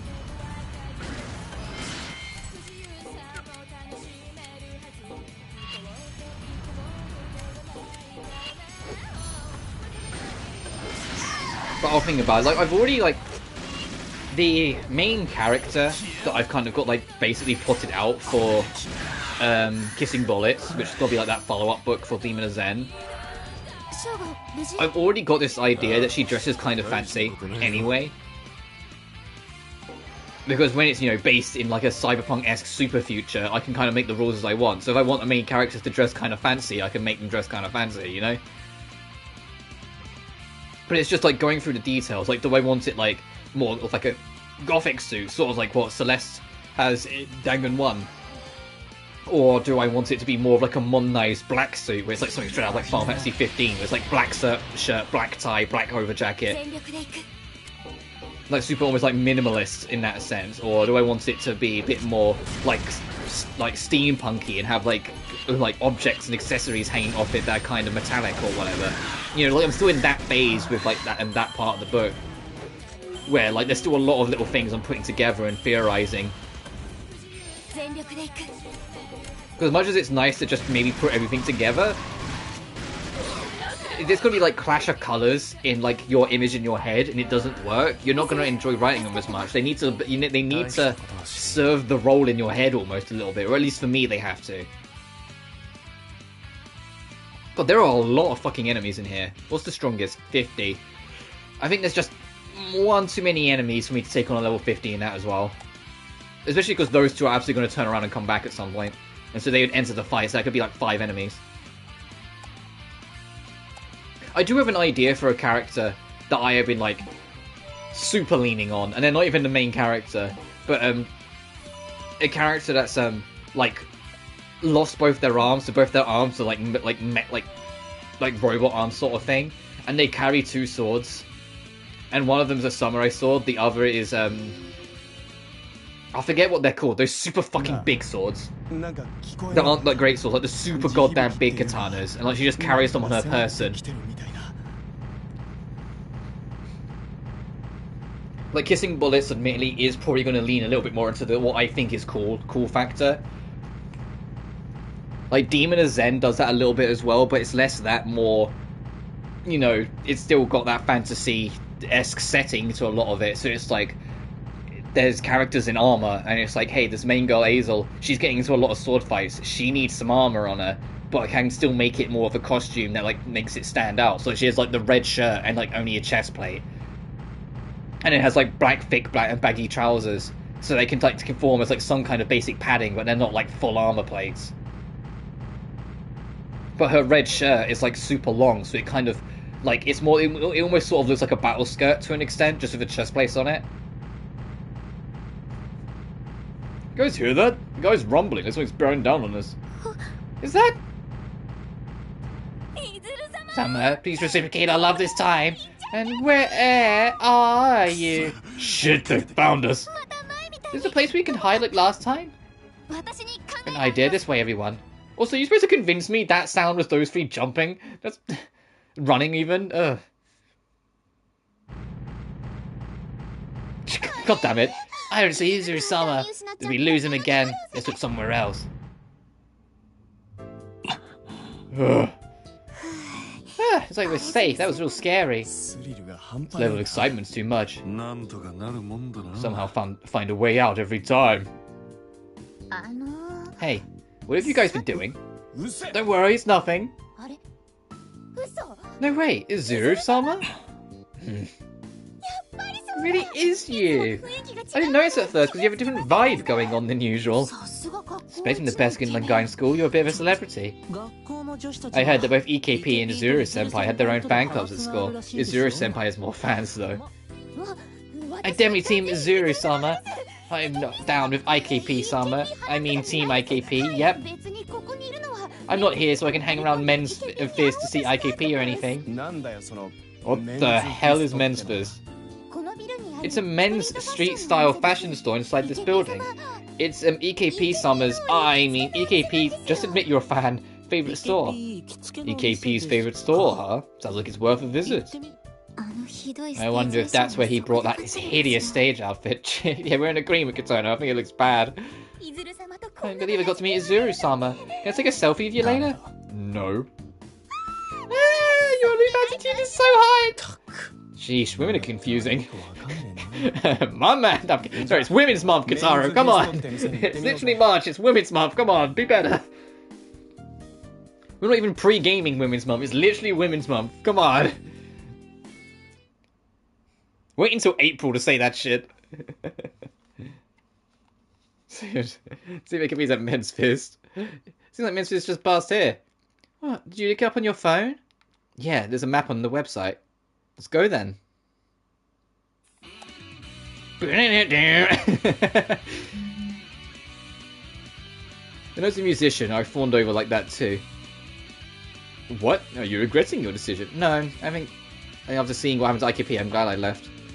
I realised I was a book myself, but it made me popular. I'd be popular like that just once, fucking... I wouldn't. I struggle enough talking to people. If I had a bunch of people suddenly screaming, running up to me, I have to wear a suit. Come on, give me a break. Anti-women, but they're confused. I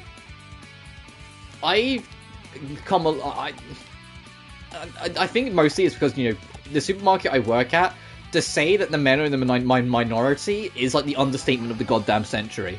But I think I've just kind of like... just kind of... you just vibe with how things are, you're usually fine, you know?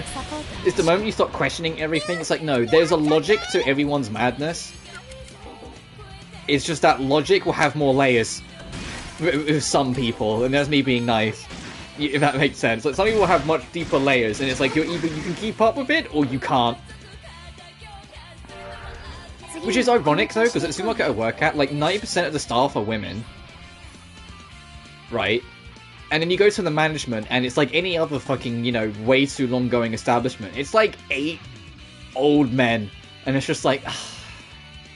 no wonder they don't get it. You know, like, it's like there's 8 old men who never on the shop floor, never see how the business actually works in practice, and yet make new rules every other week, so it just makes everything more inconvenient and awkward for us.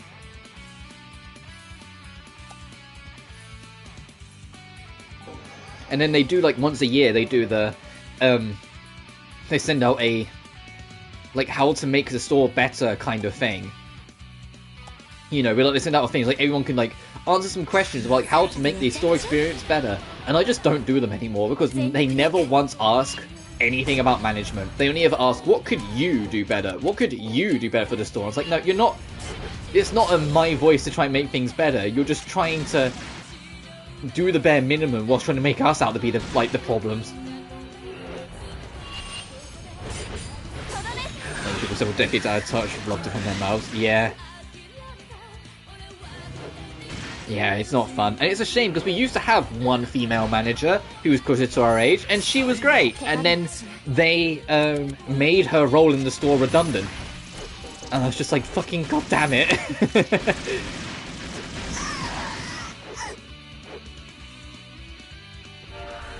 Because we used to have... Actually, I say that, we just lost our fucking community manager as well, which is another bummer. We literally just lost a community manager. She left like the other day, so it's like it really is just the old men now.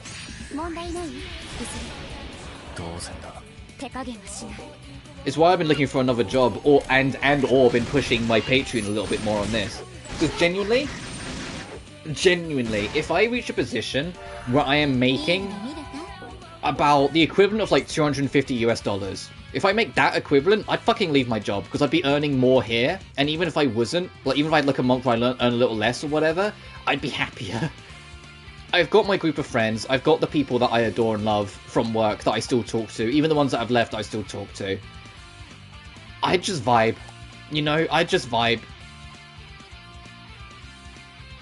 Because the store I started working at nearly 6 years ago, and the store I still work at now are not the same place. There used to be a lot more freedom and a lot more like individuality that just made it genuinely really fun to work, and it's just not anymore. And it's just a shame. And a lot of it would be fixed if it just, you know, management could see for themselves the problems they cause. Okay, yeah, I'm aware. I'm aware it'd be forever away. I'd be lucky to get a penny when I hit 1,000, if I ever hit 1,000. I'm well aware of how strict it is, especially with how ad revenue is. I'm just thinking if I ever reached that point, I would be gone.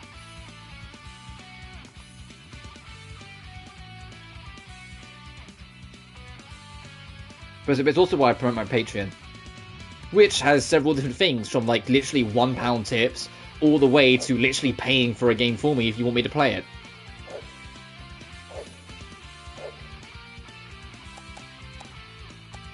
And literally, even if it's only £1, it only goes a very long way in just helping. Or was that like $1.50 or whatever? You know, you're around here somewhere. They're here. I can see how being extremely popular could be problematic. The only thing, actually, I should stress, I've got fucking sub goals for a reason. Please don't invalidate my sub goals by doing the £50 donation and then making the game that you pick for me to play one of the games on the fucking sub goal list. I'm begging you. They'll be like, yes, I want you to play Among Us. £50. Like, no! Ultimately, you gave me the money, so I would, but I'm saying please don't invalidate the sub-goal list. I wouldn't stop you, I'd still play it, but I'd be like, ah! Wouldn't it be easier if we just sacrificed Minazawa and made one of it? Hunched over? Oh, because they're supposed to be, like, under the brainwashing, I think. That would be no good.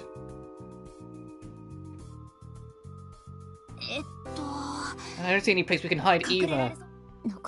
This is just one option. Everyone, run as fast as you can! Yeah. Fucking like the special stage music from Sonic 2.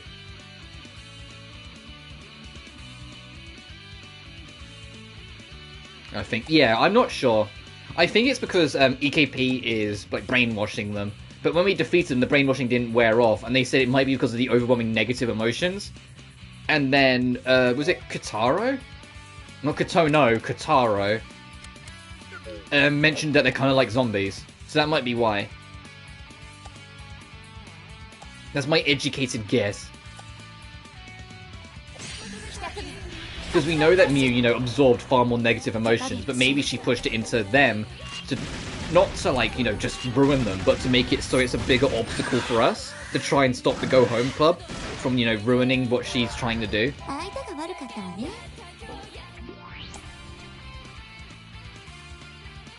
Okay, story's that way, so what's over here? Oh, the game lagged for a second. I don't know if that was caught on stream. The game itself just lagged for me for a frame. Oh, I wonder if it's because it was spawning in all these fucks. Look at how close they all are. I think they all just spawned in together. That's maybe why it lagged for a second.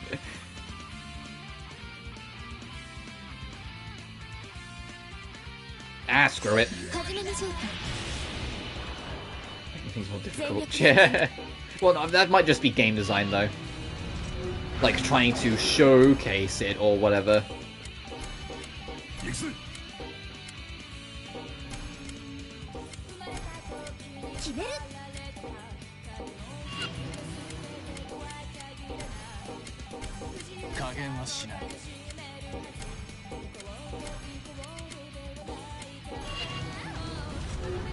There's a lot of ults coming your way.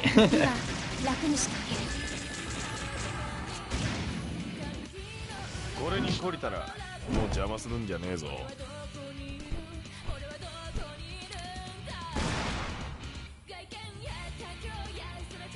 う？ねえ、サムか？ Man, wouldn't it be great if this just kills the level 50 at least? I make the rest of them far easier to deal with.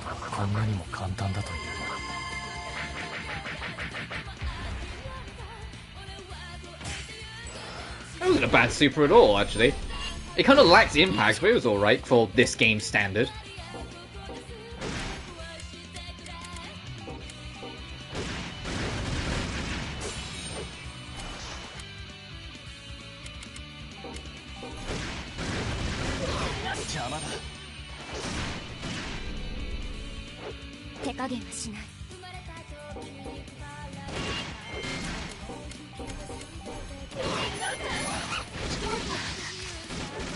Oh, of course you missed.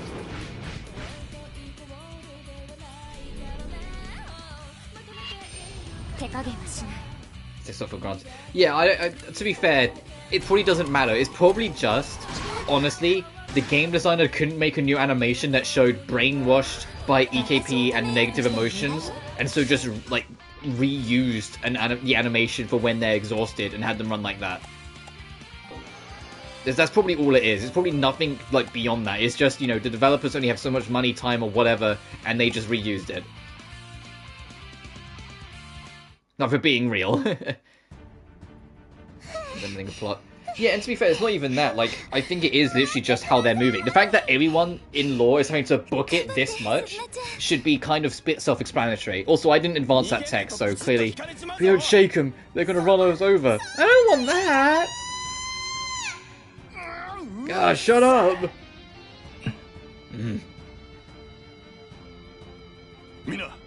Everyone stop!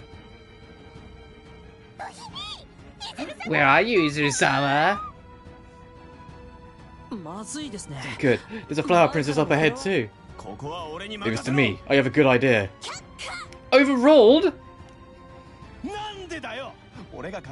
running all hunched over. Yeah, no, I'd just fall on my face. Come on, I just came up with the ultimate plan. I don't think it'll work, but at this rate they're going to find us as we give it a try. Alright. Suzuna, listen up. Huh? You want me to say that? Hey. Oh no. Everyone, all you can eat sweet buffets open in the food department located on B1. Why did he ask the shyest girl to shout? Oh, you can eat, I can't miss that. Fucking goddammit. Of course it fucking worked. What I tell you, it worked. God fucking damn this game. You did it, Suzuna, your voice really carries. It works, Suzuna-chan, well played. What the hell? Ready to see you smile. Smile? Me? You just smiled. If you say so. Likely because I never really experienced causing a ruckus with a group like this.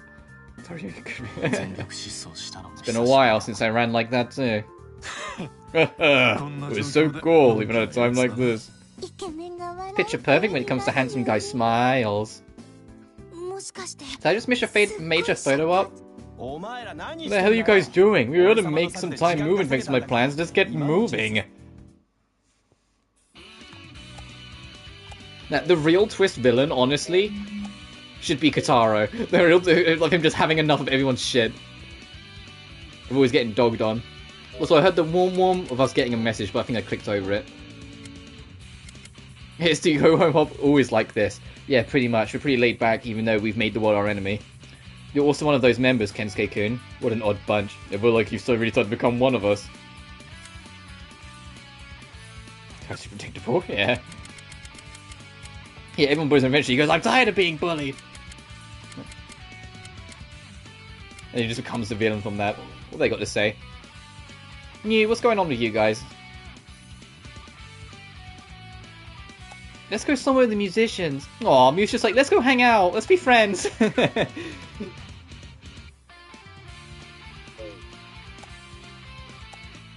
The fashion area 4th floor. User looks average. I mean... Yeah.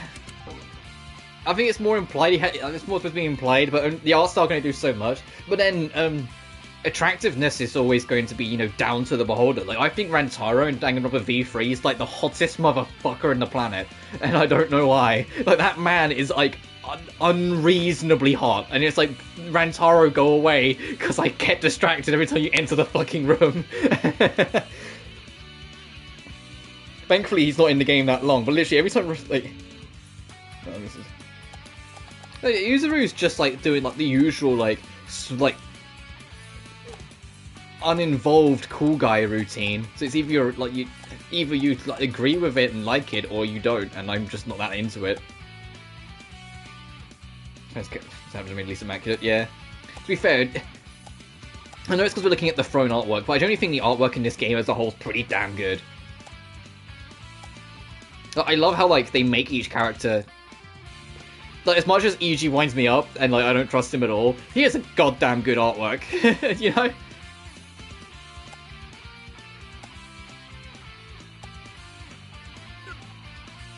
Everyone else looks more distinct and stylish, yeah. I think Uzuru looks better when he's got the mask and shit on, but even so, it's still not perfect.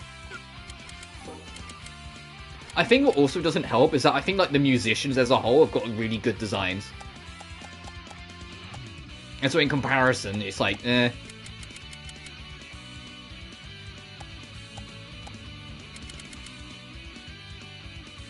A weight of the entire sky crushes the target, dealing 150% damage to airborne targets. Okay, sure, you can have that as well.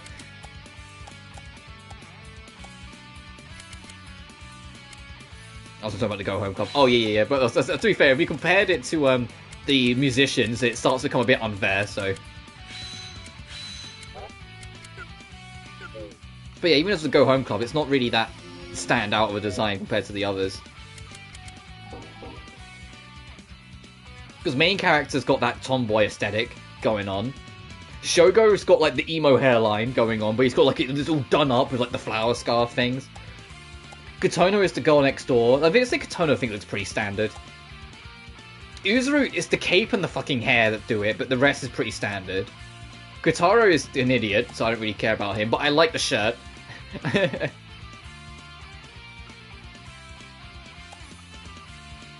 Kensuke? You would have thought Kensuke would have had a more extravagant design, considering he started out as one of the musicians, but no. Naruko I can't be mad at. I think Naruko's charming as hell. She's an idiot, and she doesn't think before she acts a lot of the time, and it ends up getting not just her, but the group in trouble, but I just kind of like her anyway. I'm biased, I know, I just kind of like her anyway. Mifui's the actual tomboy-esque character. There's Mizuru. Yeah, because Kensuke, like, if it's more... I'm more harsh on Kensuke, because it's like, this motherfucker is a musician, and he's, like, the worst-looking character in the game. Like, come on!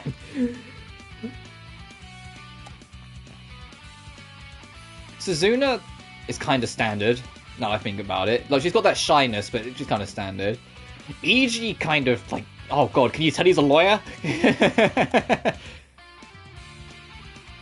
And Ayano, I don't know what this whole apron dress is. I mean, it's just a one-piece dress that she's got she's got a one-piece dress, like a full body dress with a shirt under it and a jacket on top. But I think I'm just too like, despite having kind of being slightly standoffish with her at first, I've been pulled into her character a little bit as the game's gone on. So I just kind of like enjoy her too much to like criticize.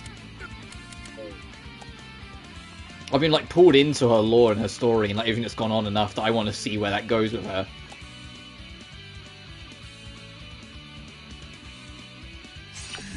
I will say, I haven't seen every character design, but I think the main character designs at least are...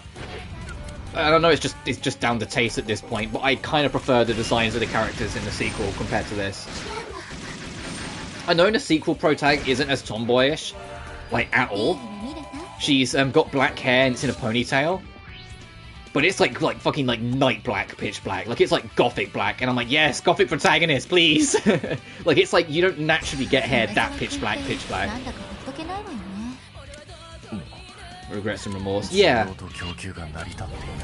But I wonder why, like, EG... I know why. It's like, it's EG's guilt, so he's only going to tell people he personally trusts. But I think it would do a lot of favors to help the group as a whole trust him better if he just, like shared that bit. Because keep in mind, the whole claustrophobia trauma was a lie. There was other... He admitted that wasn't exactly the case. It was other things that were bothering him during that thing that made him freak out. Or at least partially a lie. He might have claustrophobia in general, but it just didn't come from that. Because the person that he accused wasn't actually that, it was the person he successfully defended in court and got an insanity plea of. And he's just overwhelmed with guilt from that because he had to do his job, and the law system is, well, the law, and how it works and how problematic it can be.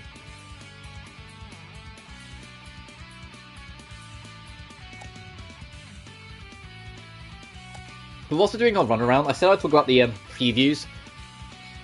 I hit myself with this thing I've learned from its communication is the best way to circumvent future issues. Absolutely, I couldn't agree more. Communication, around a two-way communication, actually not just being one person shouting, because that can happen, unfortunately. Just, you know, an actual communication, actual bond. Rooftop access, okay, so that's later on. Like an actual, like, two-way street, like street sort of thing. Just so much goddamn work to improve, not just improve the current situation, but prevent later, because you get a different perspective that might actually, you know, something that needs to challenge your own. Sometimes it doesn't, sometimes, like, you know, there's other reasons, but you know what I mean. Sometimes it's good to hear another perspective, because it could be the best thing you need to open your eyes to something maybe you weren't going to, or whatever.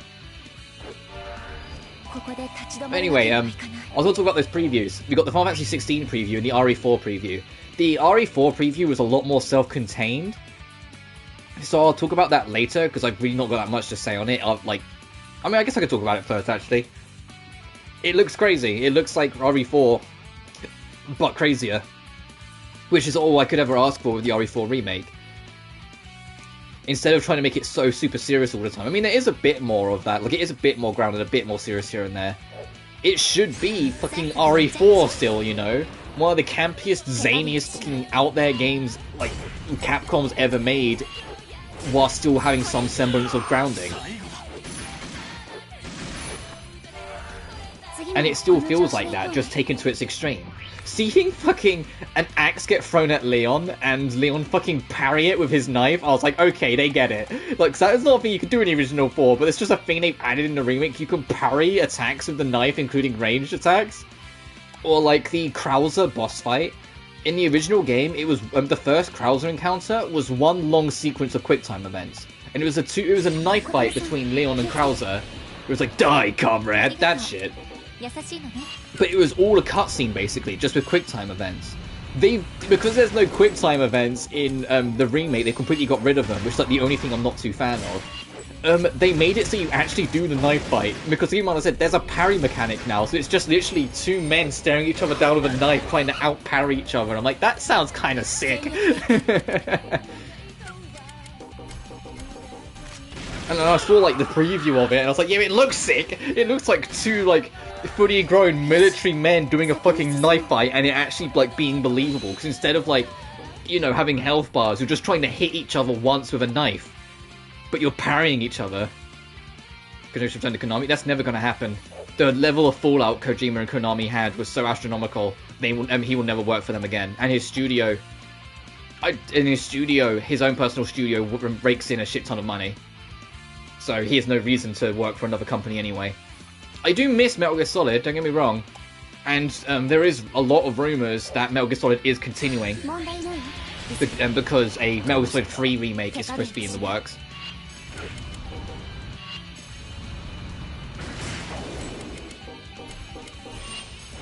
Yeah, Kojima's personal company, Kojima Productions, is a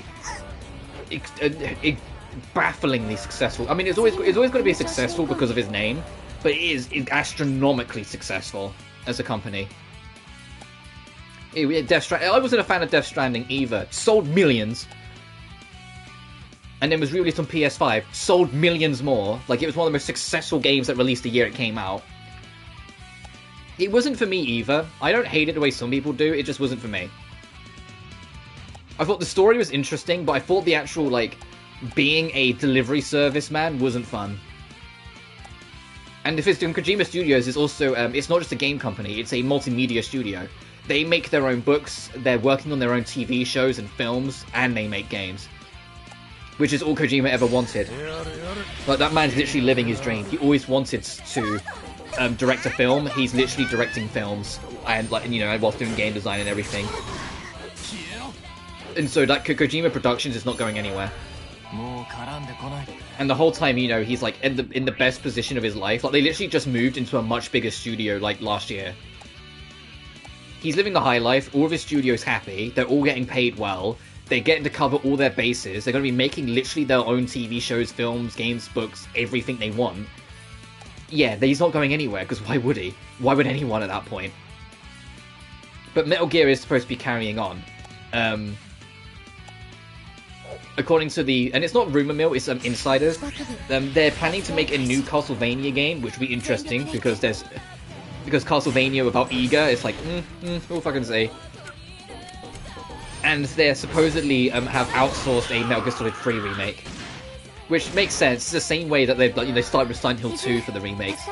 Go for the most popular one to see if it works, and then worry about the rest later. Oh no, so I'm loving their dreams. Yeah, I think that as well. Like, I'm not a big fan of, like, how Kojima's gotten over the years, but equally, I can kind of be like, you know what? That man's made some of the most innovative pieces of media in the world. Not just in years, but in general, sort of thing. Like, he's done so much in the industry. If he wants to be a little arrogant, fucking whatever. You know? If he wants to be a little, like, up his own arse about it, whatever. I just don't like his more recent shit. And I've said it before, and I always say, I've been saying it since Metal Gear Solid 5, that, the man should be making films, because his story writing's still good. His story writing I still think is really, really fucking good. It's just the gameplay stuff clearly isn't his focus anymore.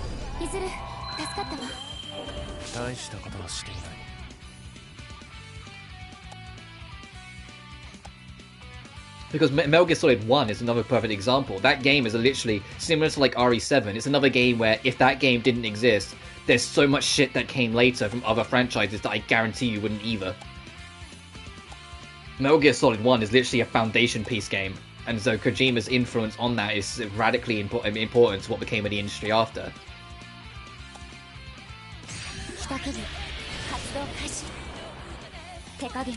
Same with RE7, same with not RE7, fucking... Resident Evil 7 was not that influential. Same with RE4, sorry, is what I meant to say, because I had Final Fantasy 7 on the mind. Same with Devil May Cry 3 for action games, so, like, literally every single, like, character action game since Devil May Cry 3 takes cues from DMC3. Like, it's like a foundation piece that game made. Like, it was another forefather game that is, like, the reason why so much afterwards even existed. I prefer MGS2, which I know is kind of like a fucking hot take, so MGS2 is treated as the black sheep of the series from the original 4 games. But I actually prefer MGS2, because MGS2 is so fucking insane. And the boss fights are really dumb, but really fun. Fucking Fat Man on top of the Plant A, I think it's like Section C, or whatever it was, where it's like you're chasing him around, and it's just a guy, it's like a bald guy with a wine glass on roller skates, and it's a boss fight, and you're chasing him around whilst also trying to defuse his bombs, and if you're playing on harder difficulties, the bombs have like a 10-second fuse, so you've got to be really fucking quick to get over to it and defuse them. Or like fighting Vamp and having to try and figure out how to get on top of him when he can literally dodge bullets, and you have to try and like distract him and like block his vision to defeat him. Or, you know, the point in the game where if you're playing on European Extreme, you have to take down 20 fucking 4 Metal Gear Rays in a row. That's kind of insane. Or, you know, how the final boss is literally a sword fight on the Washington State Building. Like, MGS2 is just insane, and I kind of love it because of it. Like, it's got its quirks, it's got its weirdness, the swimming controls are ass, and Raiden isn't as fun as a protagonist as Snake, but you know what? The game is so baffling at points, I'm like, I love it anyway. That's the game I want to see come back. MGS3 is still my favourite, but it's most people's favourite, so of course that's the one they're remaking. If that insider story ends up being true. Which I imagine it is, because it's been theorized for like years that something Metal Gear this way is coming in terms of remakes, whether it be the rumored Metal Gear Solid 1 remake that Bluepoint might be doing, or this rumored MGS3 remake that is come up more recently.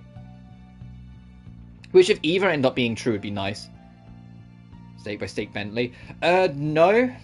And I'm not interested in it, because that video already sounds kind of pretentious. I'm fine. Metal Gear Solid 4 is a very underrated, hyper-precise masterpiece. And I mean hyper-precise. It's got problems, like, don't like the boss fights at all. MGS4's boss fights are so boring. But MGS4 was built from the ground up. And it's a very rare thing that I usually would never recommend, but on the rare instance it happens and works out, I love it. MGS4 was built from the ground up only for people who played the old games. If it's your first... You know what, I think it's pretty wholesome, honestly. Alright, well, maybe at one point I'll watch it, but... Metal Gear Solid 4 was built only for people who played the first 3 games. So if your first game is MGS4, none of it makes sense. Not just in terms of story, but in terms of references, in terms of gameplay sequences, in terms of everything. Everything in the game just feels weird. Everything in the game just seems off and it feels weird. And it feels like there's weird payoff moments, there's weird random moments in cutscenes. You've played MGS 1, 2, and 3, you're spending the whole game going, oh, they did that! Oh my god, oh my god! Even in gameplay. Like, MGS4 is a gargantuan, dedicated love letter to the fans that's intended for no one else. And I'm saying I would usually never recommend it, but once in a blue moon, it ends up in something very special. And that's what MGS4 is to me. It's not my favourite game in the series. Like I said, the bosses suck. Outside of the dual Metal Gear fight in Shadow Moses Island and the final boss fight, all the bosses are kind of bad. The Beauty and the Beast core aren't fun to fight. Metal Gear got 3 minutes. Yeah. Yeah. And MGS4, like, gameplay-wise, ended up doing a lot of favours for the series, because that was the first one properly to let you run while crouched. Well, so there's 2 sides of it. It's the same with Resident Evil 6. Like, there's a dedicated video breaking down everything wrong with RE6 that you watch it and you go, yeah, that all makes sense. Yeah, I can see that. Yeah, sure. There's another video called Why Resident Evil 6 is Awesome that the Gaming Brit did years ago. And he shows the entire other side of it, and equally like, yeah, that makes sense, yeah, that's sure. It's the same with MGS4. There are some people that fucking hate that game, and I'm like, you know what, I get it. Because like I said, it's not built for more of a general audience, and it's not saying, oh, if you haven't played the games, you don't get it.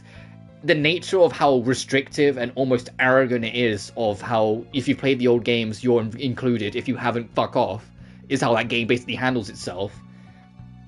Isn't going to be for people, and I get it, you know, I get it. It's not me, people fucking hate it for that. There's people that like are only a casual fan and have played the games that still hate it. But equally, the people like me who genuinely are like, this game's fucking insane, I love it. This game is just a fucking video game. It's got some lengthy cutscenes, sure, but when it gets to the video gamey shit, it's a fucking video game that just does dumb fun and just goes for it. I live for it, you know? It's a translation of MGS4.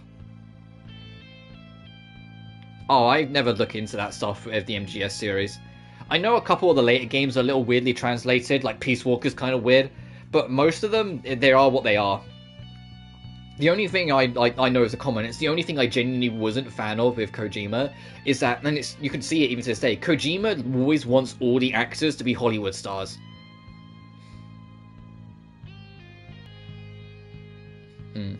And like, with that, because I think voice actors, you know, it's what they're fucking trained to be, are always going to do better performances. The key example being MGS5. Kiefer Sutherland was such a shit Snake compared to David Hayter. And when you find out that literally as early as MGS2, Kojima was trying to replace David Hayter with someone else, and just every single time, like, David Hayter had to completely re-audition, go through all the steps again, and then, because they couldn't find some Hollywood face to do it, he ended up thankfully getting the role again. It's just like, that's not right. Like, no one has more of a grudge against Kojima than David Hayter himself. Because he had to fight to renew his role every single game, because Kojima always wanted to replace him with some Hollywood face. And it was only in MGS5 he finally got his wish, and then just like that he threw David Hayter out. That shit I'm not a fan of, I don't like that at all.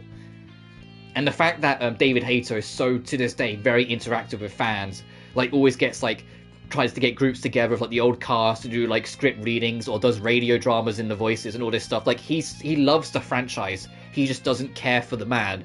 You know, like, he just doesn't care for Kojima too much because of his history with him. And I'm like, that's fair.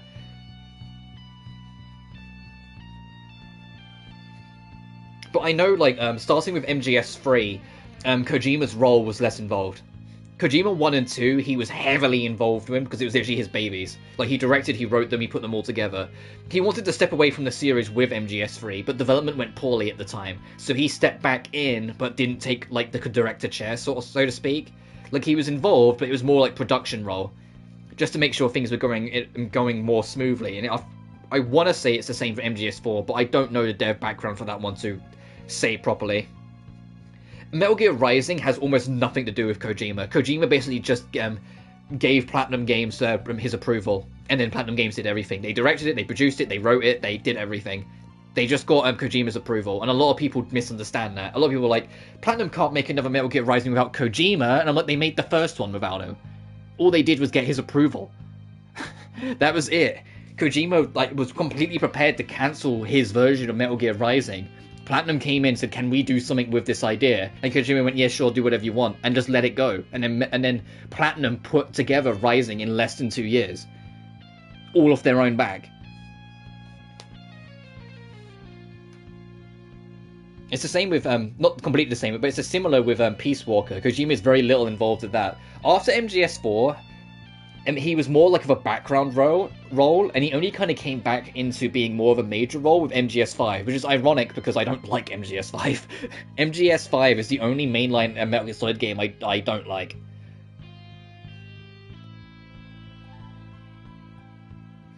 The excerpt from the Agnes Coco is about that section said that Kojima is conventional.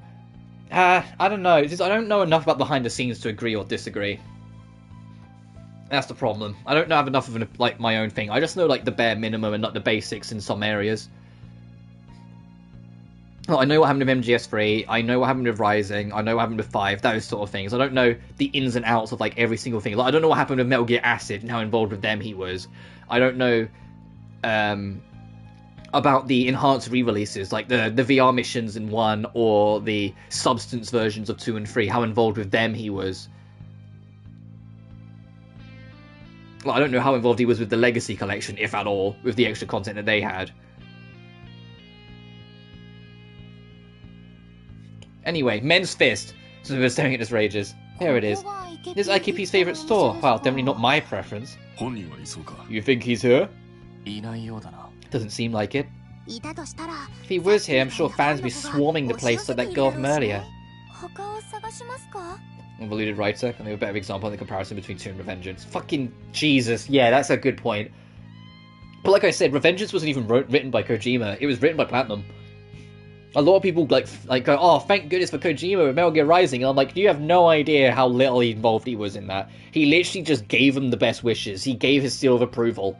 He didn't direct it, he didn't produce it, he didn't write any of it, he wasn't involved in Metal Gear Rising at fucking all. All he said was, yeah, go for it, and Platinum did it. Like I said, Platinum put together Rising in less than 2 years. I think it was 18 months to turn around for that game was, which is insane considering how good it is. I mean, you can kind of see it looking back, how one mission is literally like, I think it's like mission 5 is like just mission 3 backwards. Or how there's only like 8 missions in the game in total. You can see that it had a quick turnaround, but did a lot of the story bits of 2 made it more concise. Yeah, there's a lot of comparisons to Rising's villains to 2's. Fucking, you can look at Senator Armstrong and you can see the inspiration that Solidus was in him from 2. Solidus was actually more of a moral grey than Armstrong. Armstrong's just kind of a psycho who pretends he's morally grey, but but that's what has made him super fun. That's just what made him super fun. It was that he was this complete psychopath who thought he was hot shit. And had like, well, I said the one-liners always also helped as well. And the thing is, and I've said it before, but the entire dev team that made Rising want to do more.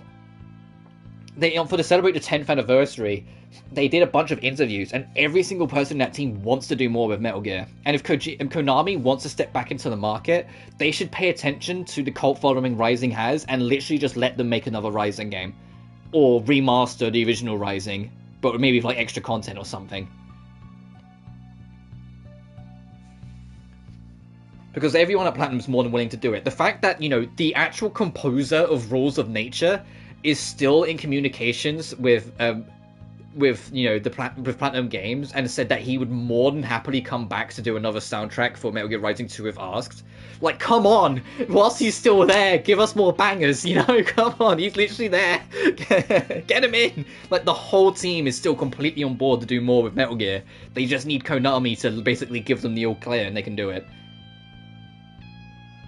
You say that like there was loads of DLCs. There's only 2 proper DLCs, Sam's and Blade Wolf's. And I wasn't... Let's say that. It wasn't that I hated Blade Wolf, so I just didn't like the boss at the end of it. Sam's DLC was brilliant, though. Even if it was redone content, he played so fun. He was just different enough that he was so fun to mess around with. Whether it was the charge strike shit or whatever, it was just so fun to mess around with. Yeah, Blade Wolf's DLC was I think if Blade Wolf's DLC came out first, it would have been better. Like, you'd be like, oh, it's just the extra bit, and then Sam's like the real deal later on. But because it was the other way around, it made Blade Wolf feel lesser. It's like if Sonic Frontiers, because, you know, that first update will probably drop this month. If, because Sonic Frontiers is getting 3 updates. One update is challenge modes, one update is like a birthday celebration, the last one is all new content. If the all new content was update 1, 2 and 3 people go, it wouldn't kick as much, but because it's the build up to the bigger one, it's more exciting, and you can appreciate the smaller stuff for what they are better. If Blade Wolf came first, you'd be like, yeah, it was alright, not as good as the main game, but I enjoyed it, and then you look forward to fucking Sam's DLC. But because Sam's DLC happens first, you have that blast, you have that fun, you have everything that happens with it, and then you go to Blade Wolf, and it's just a little less, anyways. Like, you spend half of it doing VR tutorials, and then you, like, go backwards on the level a bit, and then you fight, like, at least for me, one of the more frustrating bosses in the game. I'm betting the main story. Really? I thought Blade Wolf's DLC was straight up the worst content in the game, if I'm honest with you. That's not to say I didn't like it, I just thought it was the weakest. I thought it was like that, then the sewer level in the main game. Like it was like a close second for the bottom of the list. Just because the sewer level, you don't fight any bosses, you just run around, get like roughed up by gorilla robots, push back the grad, like, near the end, and that's kind of it. Everything else is just kind of running around and collecting. Whilst Blade Wolf, although it was backtracking, I should say, like, I'm almost defending Blade Wolf, although it was backtracking, at least, like, you had a different moveset to mess around with, I guess. But it was just, the Blade Wolf stuff, like, I didn't find Blade Wolf fun to play as, and because I didn't find him fun to play as, everything else just didn't click as well. I think what would have been better, and unfortunately, this is just the nature of it being 18 months long. If like there were like small Blade Wolf sections in the main game, not major, like full level sort of thing, but you know, like sort of like there's a part in like near the end of Mission 2 where like you hack into a robot and then like run straight for this little other thing for like 5 seconds, press a button, and you're done. Instead of being like a little robot, that could have been a Blade Wolf section. That sort of thing. There's these little like bite-sized pieces where you played as the wolf. So then it would have made their connection more impactful, and it would have made the ending pieces of the game more impactful. Because I was like, oh no, Blade Wolf got hurt. Oh no. At the end of the game, you know, I wasn't that fussed. Let's see, I'm saying his story beat's done better than the main story. The story beat stuff I can't comment on, because I honestly don't remember Blade Wolf's story that much. Because I only did it once, and I was like, that's not for me, and never touched it again. I did the main game loads of times, I did Sam's DLC loads of times, but I did Blade Wolf once, and then that was it. After that, I was done. I was satisfied. Way too much time, in my opinion. No, because he's supposed to be, like, he's like, he used to be tied to Sam, and he becomes part of you, so he's the centerpiece of that rivalry, whether he likes it or not. And so him getting to be a part of it makes sense. I just wish they did more with him, because he feels like he's just there for plot a lot of the time. Like, you know, he's the reason why you get the sword to take down Armstrong, and I was like, I love that moment. It's hype as fuck, where it's just Raiden, and you, oh, it's like Armstrong and Raiden are staring up at him from the fire. Like, that shit's cool. And then I'm not saying about making him a central character, I'm just saying make him a bit better than the role he had. Because he is important. He's not minor, like he is minor, but he's not like a minor character, like a throwaway sort of thing. He is important to the narrative, he is important to the story. It's just they could have done more with him to make him that importance mean something more outside of cutscenes. whilst as it stands, it's only in cutscenes. So the moment, like, shit hits the fan, you don't care. I think for what he had. Yeah, I suppose. I think that's always going to be up for debate, though, the what ifs, because that game, like I said, was put together in 18 months, so there's some parts of it that, if they, you know, I don't know, had an extra year of planning or whatever, what would have been different. But then equally, I say that, if the game had an extra year of running, would the writing have been as iconic? You know? Would the writing have been as iconic if it had, like, an extra year of planning out every line? Like, would it have been so hyper-focused it lost some of its magic? Don't you time it? No, don't worry about it, dude. I said at the start of this live stream, most of it's going to be me almost playing catch-up, talking about various things, so I knew I was going to be talking a lot, and, like, not advancing the plot as much, but that's why I'll probably stream this game again on Sunday. Wait a minute, there might be some information about EKP, so let's go look. What'd you say, President? We don't have time to waste. Naruko, do your thing. It's like the same scene. Yeah, true. As a you, President, I'll go investigate real quick, so just wait here. Okay, well, we keep watch, so make it quick. Okay, let's go for the big scoop. Yeah, because I haven't spoken about Final Fantasy 16's 45-minute preview. I'm back! How'd it go? I actually found a big scoop. Ta-da! So, Moya Koike's resume data. This is IKP, right? His resume? Does that mean he's an employee at the store in the real world? Oh, so the real world slipped by the firewall. That happens sometimes. Maybe it's a replica of Miyabi in the real world, so it just copies over the digital data from the real world as is. Mew and I are both merely information within the internet, so we can't just jump into reality and investigate, right? I see. Things that have been data are just copied entirely, and those that are inconvenient are blocked by a firewall. Did he really look it like this? This picture looks like a completely different person. You're right. Maybe his look in the real world is different, like Sweet Peas. Oh, my own personal Mew. He did seem obsessed with faces, so maybe this has something to do with it. Whatever, you guys are right, he looks totally different. She didn't even ruin the not real world. He has a handsome countenance, but he is a bit of a disappointing compared to how he looks currently.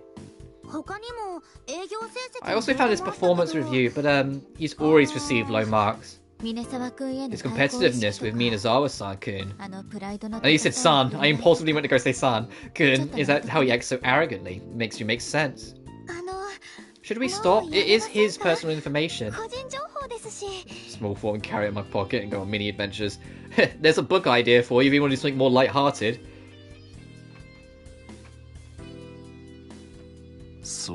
You're right. Even though this is an emergency, I still feel guilty.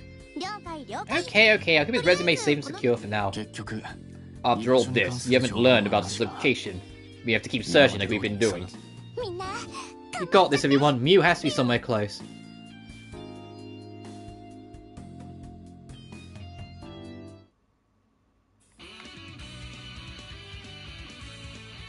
That's my two main series I've done over in short stories. But then there you go, a light-hearted short story. He came to maybe to be a handsome boy. Boys are really stupid. Sweet Pea's an old man too, right? All musicians like that. Wait, it's in Kensuke's suit. Oh no, please stop that. Kensuke's like, whoa, don't get me in that. If that was the case, I would have asked for a much better face. Alright, I guess you're right about that. That response is hurtful in its own way. Oh, I'm sorry, man. Dead Boy I forgot what I had for him. Yeah. Well, to be fair, a lot of what happens to my dead projects, or things that just don't get finished, ends up getting repurposed. Like, originally, I was going to write a 4th Mary and Vincent book, but a lot of what became of that book, so I did about 30,000 words of it before I stopped and just wasn't enjoying it. A lot of it got repurposed into Demon of Zen one way or another. And I'm kind of glad it ended up that way, and I didn't, like, push to pursue Mary and Vincent 4, because Demon of Zen is like my baby now, and as I've been working on it, I love working on that book. And I'll be starting Act 3 soonish. I just need to finish editing up what I want to edit up of Act 2. I'm only like 4 chapters off my editing work. It's just obviously where I've been working every evening. It's just I haven't been at it as much. I would have probably already been done by now if I had my usual work schedule. Or Mew, then yeah, I might go with that. Fair. I can feel a musician's power from above. Yo, I gather there's a save point there. No turning back, we're continuing. Yeah, let's go. Okay, let's go. I wonder what his remix is going to be like. Considering normal battle themes is. This place was a little different from before. I found him over there, over there. Wow. This guy, he's one of them, huh? How was my surprise concert? Did you enjoy it? He was on fleek. What? Just as I thought it would be like IKP-sama. Both you and your music are so cool, IKP-sama.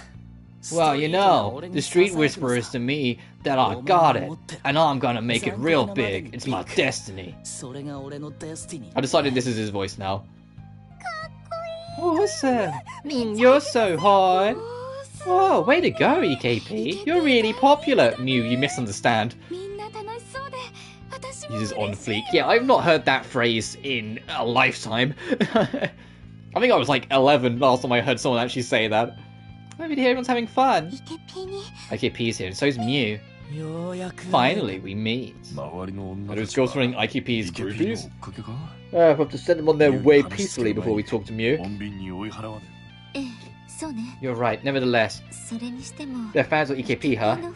I wonder if they're into his fashion sense. Maybe only the face has been seen. But if the picture we saw in his resume is how IKP actually looks in the real world, then this situation is about to get pretty painful, am I right? I see, I see. They will have to confirm whether or not it's true, Kotaru-senpai. Oh, you're right. If it's true that those girls get being deceived. Yeah? What are you guys discussing? Now, just wait and see. I'm positive this will clear everyone out of here. Be sure to come to the next concert, okay? I'll let you know the time and place later. Oh, I'm so excited! I'll definitely be there. Oh, Aria. Mew. Yeah, you know I can hear you, right?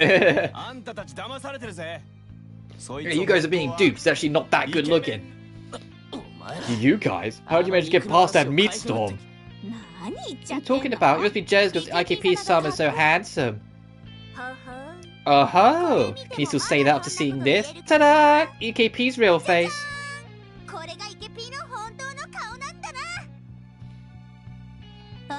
Huh? Who's this? He looks completely different. Could it be plastic surgery? Ooh, where did you get that picture? There's a shop called Men's Fists.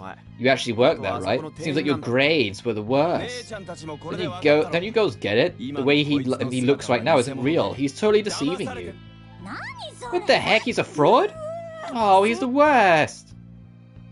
Oh, that easy to convince you? Misawa, did you put him up to this? No. Who's that hottie? I mean, uh-oh. Oh, we've been lied to all this time. Oh, please help us. Didn't take them that long to change their minds. I feel a little bad for him. Damn it. You keep getting in my way. If only you didn't exist. You reap all the benefits of being handsome so effortlessly. You'll never understand how I feel. Hey, look, EKP. EKP, listen to me. I'm not handsome either. I'm a pretty average fucking bloke. But I have things called a better personality than you, and I have friends as that. Try that instead. You know, that's what'd be me. I just want to the side and be like, try being an actual good person. Hey everyone, what's wrong? You shouldn't fight. Oh, Mew. Jeez. Why did you do this, Aria? You shouldn't destroy IKP's dream. Compared to my caveman face. Oh, thank you. Don't be harsh to yourself. I didn't do anything, but things will never change until they resolve this in the real world, Mew. Mew, run away! But... No, it's known. Warren's right. These guys are rogues. They'll stomp on other people's dreams and bring destruction to Mobius. We can't let them get in their way. Go, Mew, for the sake of Mobius. Fine, just don't fight, okay? Oh, yeah, we promise we'll not fight. That he will return to you with not bruises, Mew. It's fine. Okay, Millie's. Bless you, dude. I'm sure you're fine. Don't worry. Don't be so harsh on yourself. Koike, you're misunderstanding. I'm also someone who was called to this world. I'm just like you.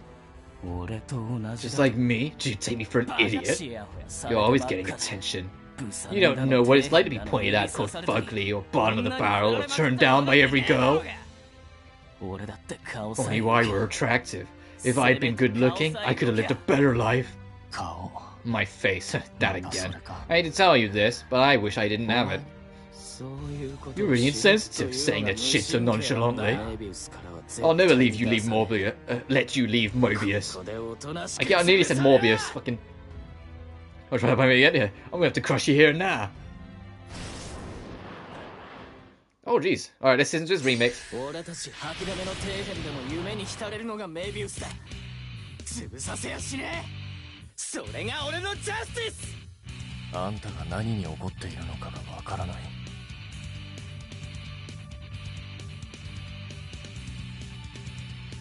Oh shit! It's a good start!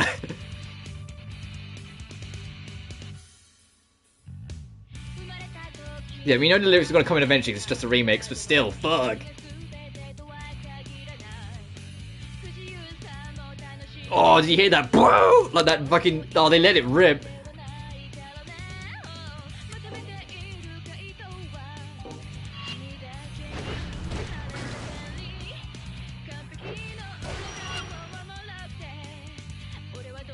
I think the lyrics work better in this one though, compared to the main one. I say that, then the chorus comes in, and I'm not. It's not. It could. I think there should be either another instrument to make the vocals kick out more, or slightly less, so then there could be more spacing with the instrumentation. I think that's the biggest problem with this track. It's the lyrics. It gets less and more. Yeah. In the verses, I think it's fine. In this chorus, I think it's more prominent. The chorus doesn't have the power it should.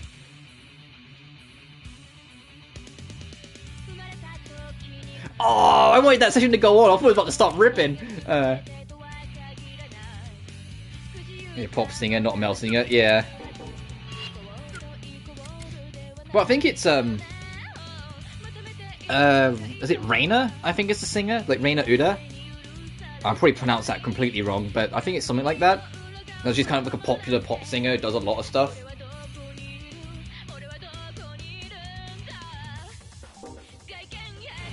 This bit, the chorus is my struggles. It doesn't have the power it should. Which, to be fair, might be deliberate for IKP, that he's trying to be this more powerful person, but it's all fake. So it might be symbolic that it doesn't sound as powerful as it should be, but as a result, it just doesn't sound as good as it could be. So her fault either. Yeah. I just want to hear where it goes, and then we'll start the fight properly, because we'll probably finish this fight super goddamn quick, following the usual rules. That, oh, I wish that riff carried on. Oh well, I think that's the whole track, unfortunately, for that remix.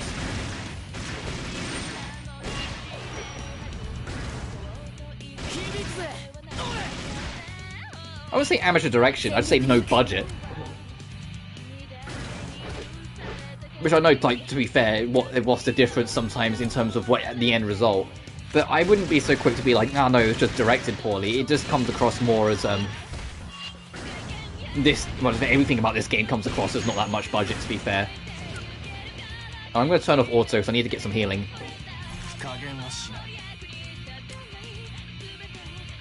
So I'm not saying they are. I'm just saying, like, I wouldn't be surprised if it's more that.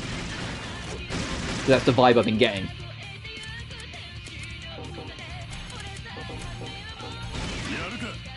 Oh, I need Katono's turn because I need to heal before Shogo gets, like, wrecked.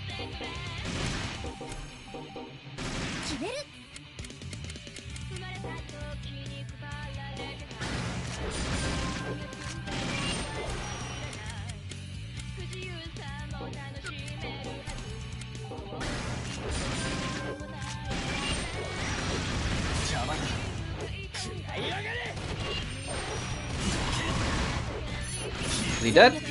Ooh, Shogo's nearly dead. We should be able to win this though. There we go. Okay, the remix track, good opening, good instrumentals, and the verse lyrics are okay. It's the chorus lyrics that kind of let it down. Oh, trophy unlock, archetypical self. Take down IKP. Damn it.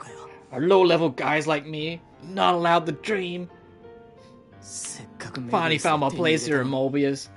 Why was someone like you so close? Did I do something bad? You didn't do anything wrong. You're cool enough as you are.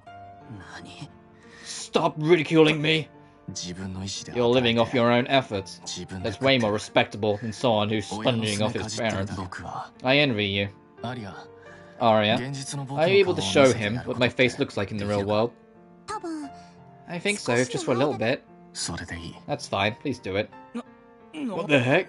Once you see this, you'll understand it's better to be you. Here you go. That face, you. Why? That's not... Anyway, isn't it better if you just stay in Mobius? What's going on? What do you think it is? Do you think his face is like littered with scars or some shit? No. If I don't have that, then I'm going back to really... Then I'm not really my true self. That's why I'm going back to the real world. Do you know where Mew ran off to? Couldn't really see from here, but does Minazawa have a different face back in the real world too? I want to see what his face looks like. Don't be so nosy. I'm sure there are plenty of things that we don't want people to know about. I'm going to assume it's like glittered with scars or something then. And so he doesn't... That's why he's like, I don't want my face and all that shit. That's my hunch.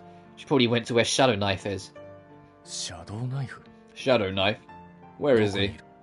Landmark Tower. It's currently under construction. Mew likes it because she can get a full view of the city. Plus, Shadow Knife is pretty much Mew's bodyguard. Oh, great. If she were to go into hiding, that's where she'd be. Over there? If this was the real world, it would have been completed a long time ago. Yeah, but for some reason it's still under construction here in Mobius. Landmark Tower, huh? Man, okay, let's go find out that landmark. That's such a, like, on-the-nose name for a tower. We still make it if we leave now. Thank you, Koike. Okay. What's with that guy?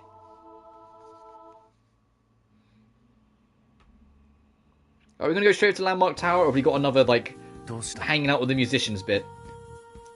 What is it? Yeah. Oh, well, thing is... What is it? Spit it out already. Well, before we go to the construction site, can we try the ambush plan?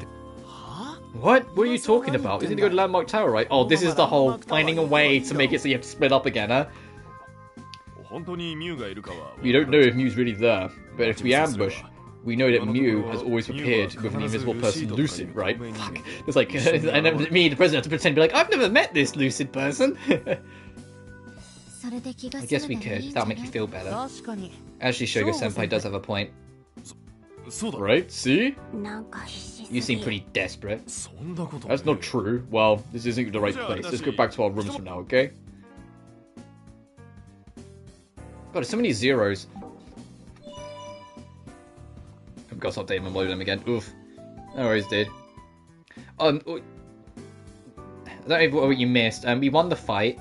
Azura revealed his face, but only to IKP, so we would see like his true face. That isn't just like what Mobius makes it. And my theory is that he might have like a bunch of scars on his face, which is why he keeps on saying he wants to change his face. That's my theory, and that's just my theory. I don't think he's like completely different under it like IKP is.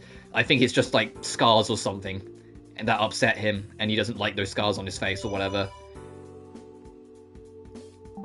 And then the game found a convenient excuse for us to split up so we could be Lucid again, I presume. We need to go back to base and discuss an ambush plan to go towards the almost too on-the-nose named Landmark Tower to track down Mew.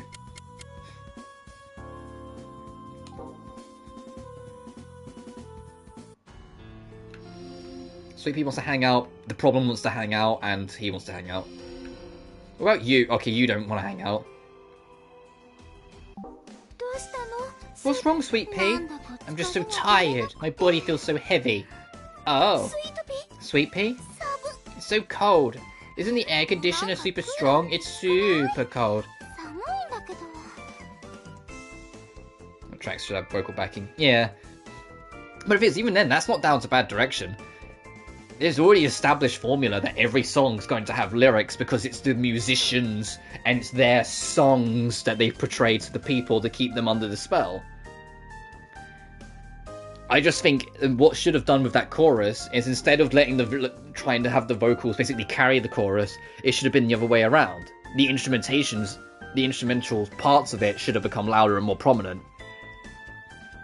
The lyrics by themselves were fine, it was just in their part in the music was where the problem was. Because the chorus had no impact, because it was the same level, just with a vocal track. You know? Like, it didn't, like, pick up stakes sort of thing, or step up a bit. But I was saying that might even be symbolic to the character, where IKP always tries to make this impression that he's, you know, hot shit and better than he is, but it's all surface level, which is why the music doesn't explode up. And that's not necessarily an excuse. If anything, that's the whole, like, almost risking damaging the art form just to make a point, but that might be what they were going for.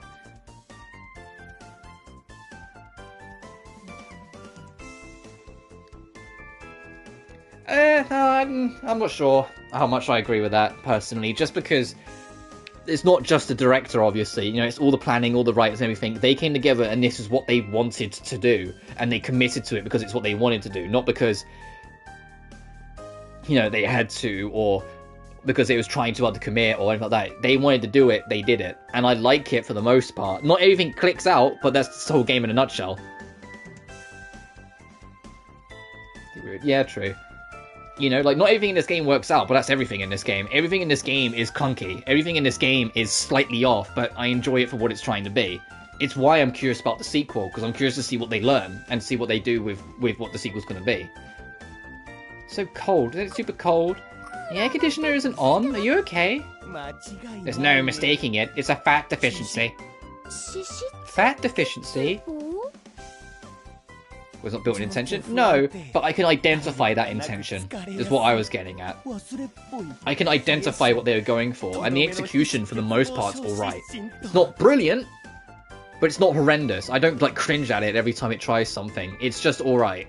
Some of it's better than others, like, you know, Kushinashi, I think, was really well executed as a character, and her theme was great, and the dungeon she was a part of was brilliant. Like, so I just love that part of the game. Whilst this one, it's like, we're returning to a dungeon we've already done, so it already tracks a little bit. The instrumental of the song's good, but the vocals don't have as much of a place in it compared to some of the other songs. The boss himself isn't interesting. Like, you know, like the dungeon we just did, like, in comparison, just isn't as out there, isn't as important as I suppose. It's not as good, well executed compared to other parts of the game. But it doesn't mean I think it's all bad execution, or all under quality, or all that stuff. I just thought that section was a little bit, could have been more. Could have done another draft. It's hard to get my point in it, but hopefully that makes sense. Haven't have one. Yeah, I mean, that'd be an interesting standout, but then we'd be sitting here going, why doesn't he have one for the whole thing? I mean, it'd still probably work for the symbolism now that I think about it, that, you know, it's all surface level, but then that also then wouldn't work for other It's a whole mess. This game's a fucking mess, but I love it for what it is. You got all the symptoms. Long story short, you don't have enough fat. You've been dieting way too much. I see, now you mention it. Since I started my diet, I went cold turkey with Saburo. You shouldn't push yourself like this. Wait just a second. Philosophy. Here you go, Saburo's lard-filled, extra veggies, extra garlic, extra fat ramen. What the Mew, you... Simple is best. Yeah, true. Whoa! You wanna eat right, and then make your wish come true. You're the devil! This is pure torture! Supper. It's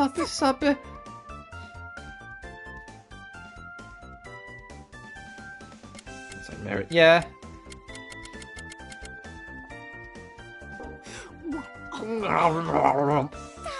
Eat up! You don't eat too quick. Ah, that was good. Good for you. You'll replenish your fat. Oh, why? I worked so hard, you mean? You're terrible. What? This is so unfair. It was good. So good. It's making you cry. I'm so happy for you, sweet pea. You are Satan reincarnate. Fuck, that was the wrong answer.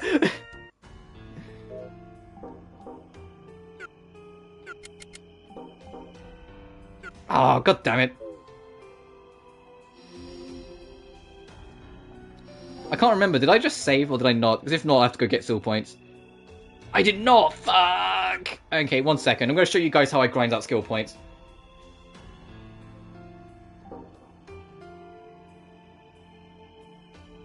Actually, no, I need to return as a normal counter of Destiny from V2. Yeah, fucking when Nobuo Uematsu just went, you know what, fuck it, and made counter of Destiny for fucking a NEP game.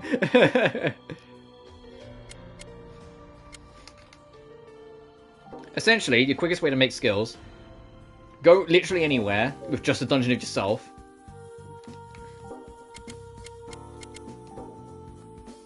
Get some people together. Like, literally any old schmucks will do. Whoops.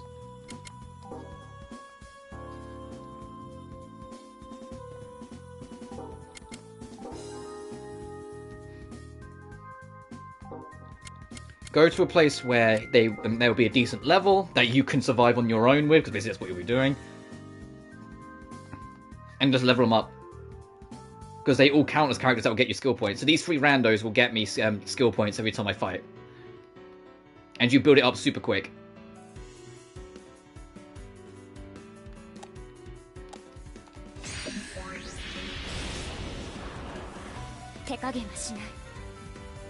When and where to place vocals. Yeah, true. But even then, that could just be down to experience. Because I can't speak for the trail series, so I don't know anything about it. But also, like with Uematsu, the man's been in the industry since the 80s, so he knows how this works through experience. A decent studio editor. Yeah, I don't know the behind the scenes of the company enough to know to answer that one. In fact, I don't know anything. I didn't even know if this studio existed until I started playing this game, so I can't speak on it at all, really.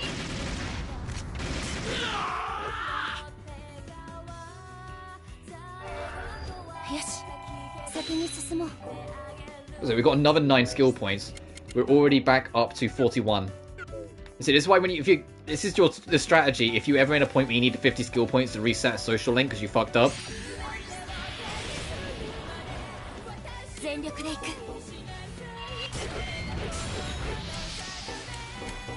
you can just do this, and it's very quick to get it back up because you get 3 skill points per level up, and these extra buddies will always join you at like level 8 or 9 or 10. You know, it means you have to carry the fights yourself, but oh well. You know, but you should be strong enough to do it.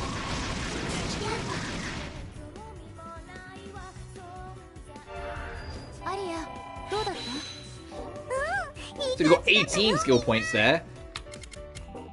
And just like that we have 59, we're good. So we can just get out of here now. Ah, fuck it, I'll fight one more as well, get a bit more skill points in the bank.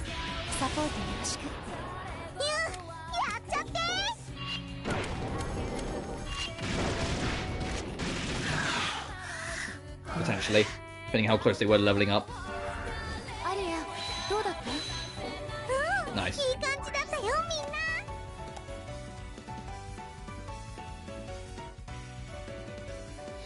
Oh yeah, right.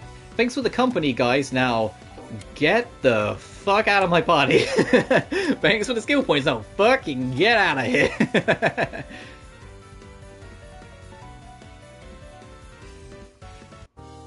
Let's thank you for your service. Now leave this party. Alright, now let's go burn the 50 skill points and reset that.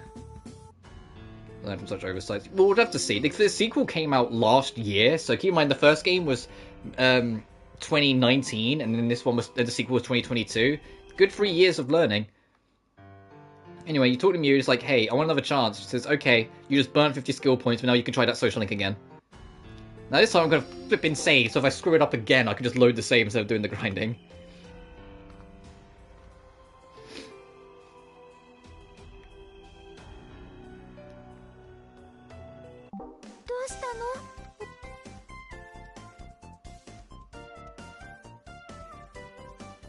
Queen, you diet already? What? Take it away! What? Why? Your entire body and soul desire it, sweet pea. You sure you're not Satan? Hurry up and take it away! It's no use. No way I can go on a diet by myself. Lucy-chan, please, be my coach. You sure? I'm pretty tough. I already know that. This is going to be dreamy cute. This is to be dreamy cute. Go extra hard on me.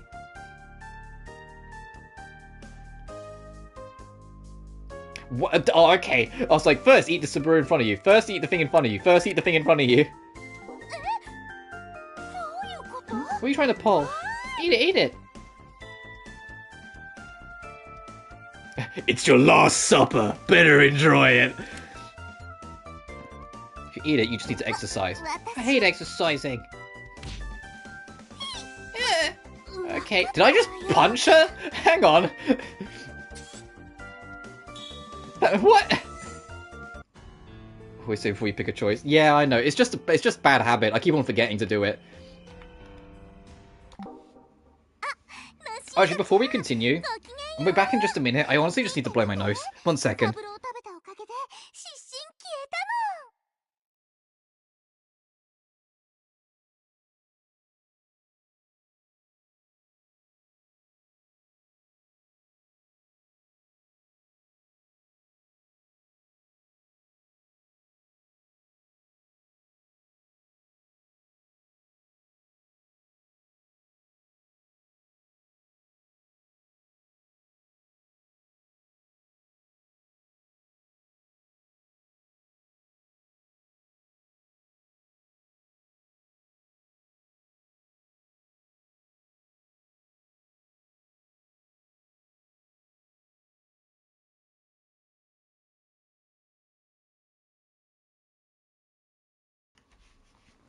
Yeah, much better.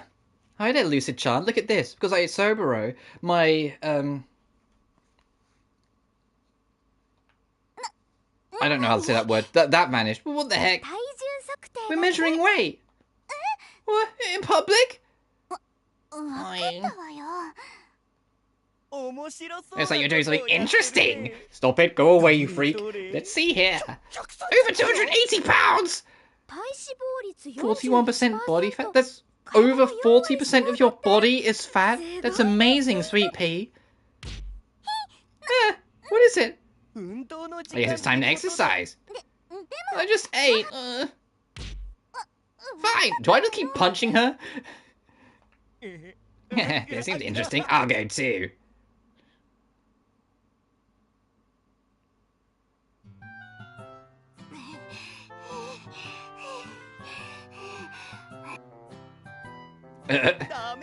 No. My time is getting worse. Hooray! Hooray, sweet pea! You can do it! You can do it, sweet pea! Of course. I've already done 30 laps. Let me rest a little.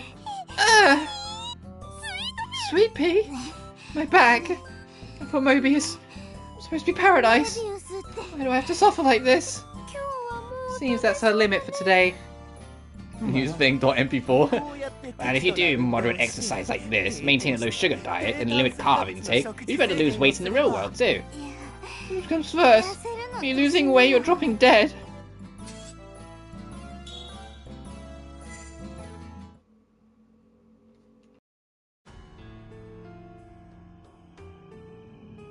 Oh boy. Oh, let's just get this shit out of the way. What do you want? Stalk! Ah! Oh, it's you guys. Please don't scare me like that. Let's play hide and seek again. I mean, we have to train today. Training day. I'd rather not today. What's wrong, Stalk? You seem a little down. Do you have a stomachache? Thinking about how the Go-Home girls got mad at you? Something troubling you? Recently, no matter how I tried, my mimicry is discovered right away. Yeah, it's still good. Clearly, I'm too reliant on the powers I got from you. My hiding skills have gone rusty. What? Really? That's it. I'll strengthen your mimicry and hiding skills, Stalk. If you do that, no one will be able to notice you peeping them, right? If no one notices, then it'd be the same as not peeping. If girls don't know they're being peeped on, they won't be hurt by it. Mew, don't enable him. Really? Yeah, don't worry, even if you did see it, I'll make it like you didn't see anything. Don't worry, even if you didn't see it, I'll make it like you didn't see anything. So don't worry, if you didn't see it, I'll make it look like you didn't see anything. I'll make it like you didn't see anything. I'll make it like you didn't see anything. I'll make it like you didn't see anything. No more, just stop it! Well, what's wrong, Stalk? Do you want to dive deeper into Stalk's hut? No! No, I fucking don't, but we have to. You sure you want to dive deeper? No! No, I don't! Fucking we have to. It's not like I wanted to see it. Oh, Jesus.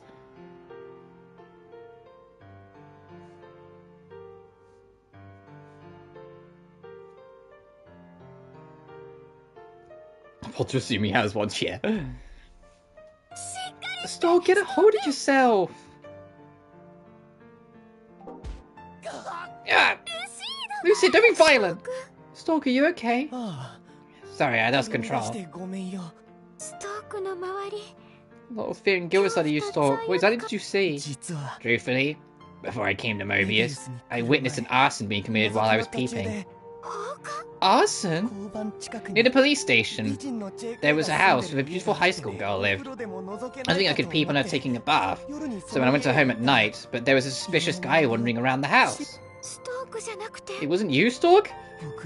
There was someone else there besides me, but he seemed like a person who had no concern, concealment, or consideration for his colleagues. I totally thought he was an amateur peeper who was crossing into others' territory. So I took a bunch of pictures with the night vision camera I had. I was going to show him later that he was being way too conspicuous and he should be careful. But he was different. He didn't know I was watching and set her house on fire. Or set fire to the girl's house. Without thinking, I yelled at him to stop. He ran away, but... I was able to chase after him. I wasn't able to chase after him. どうして Why? Weren't you a police officer? Why didn't you capture him? Don't you remember? I was dressed like Beat Man. Oh, right. Yeah, right. I forgot you're like a complete creep at nighttime.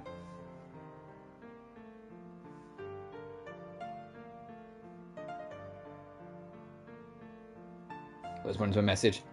That's why I couldn't stop the fire. All I could do was yell, "Fire!" and saw my young lungs and ran away.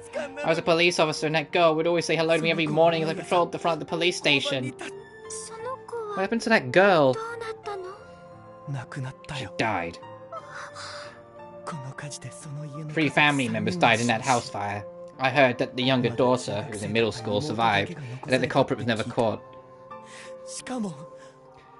Oh, God! The girl that was in middle school's Kushinashi. At the time when that fire happened, because she said she'd lost both her parents and eventually her sister. Her older sister was the one Stork was peeping on, and if he just wasn't a fucking peeper and was just dead being a cop, he could have maybe stepped in and saved someone. But because he was all dressed up in his peeper costume, and, like, ignoring that stuff, he felt like he would have just humiliated himself if he went in. But his, like, that glimmer of self-consciousness of not wanting to humiliate himself ended up costing 3 people their lives. No wonder Kushinashi doesn't want anything to do with Stork. No wonder. It's not just that he's a creep, it's that his actions, like, are the reason, potentially the reason why, or at least part of the reason why, her family isn't alive anymore. I'd hate him too. It's like, knowing that someone could have done something, but didn't, and you lost 3 people in your family as a result, yeah, I would be a little more evasive of them too. This makes him, yeah, if anything, it just kind of paints a picture more of how problematic. The fact that he didn't change and he's still a peeper even after it is way fucking worse. This guy full of malice and luck. Even today, when security cameras all over the place, he was able to escape without a trace. But you said you'd taken pictures. Yeah, that's right. Only pictures I took. I had taken a picture of his face, too. Even now, if I sent that photo to the station, that guy might be caught. No, he'd be caught for sure. But if I do that, it'd be the end of me. He'd have seen Pete Man. Oh, fucking... Can I punch him again?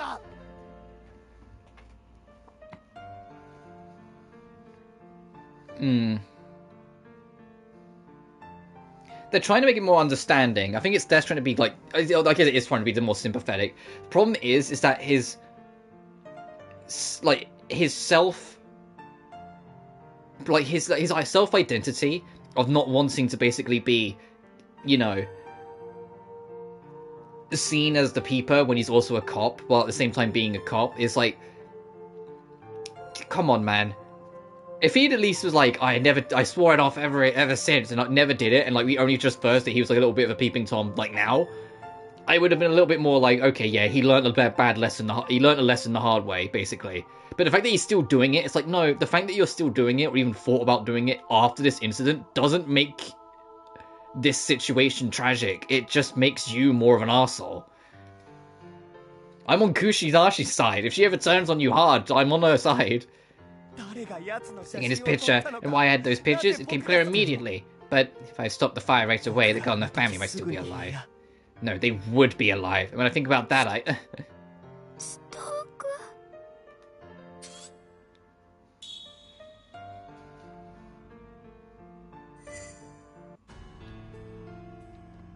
It's also probably why he's way over here, and Kurumi, our little Kushinashi, is way over here. When I say that, no one's further away from him than, her. What? You still need something? So about the other day, you still angry? I was wanting to make your dream come true, Shonen doll. So you bent with that girl. And everyone says that it's best for you to get used to being around people and girls, so he wants you to get through training. Sweet Pea might really be an old man, but she has parts that are more girly than other girls, and she looks cute, so I thought... No, you hated old men, Shonen doll. I'm really sorry. Oh. So, what's on the agenda today? Huh? Training? You haven't given up, right? What do you plan with Lucid? I'll do it. Yeah, so first... Say sod it. Ugh. I only just realised you put Gimme Battery in sock twice. What are you doing? What? Are you the one who got us here? When you think of normies, you think of friendship, pals, homies, amigos. It's important to be around other guys too. Why EKP? It's obvious we won't get along no matter how we look at it. This is training, so you should practice the person who's the most irritating. Hey, what are you trying to say? But EKP is very sociable, so I'm sure he has a lot to teach you. Let's play together.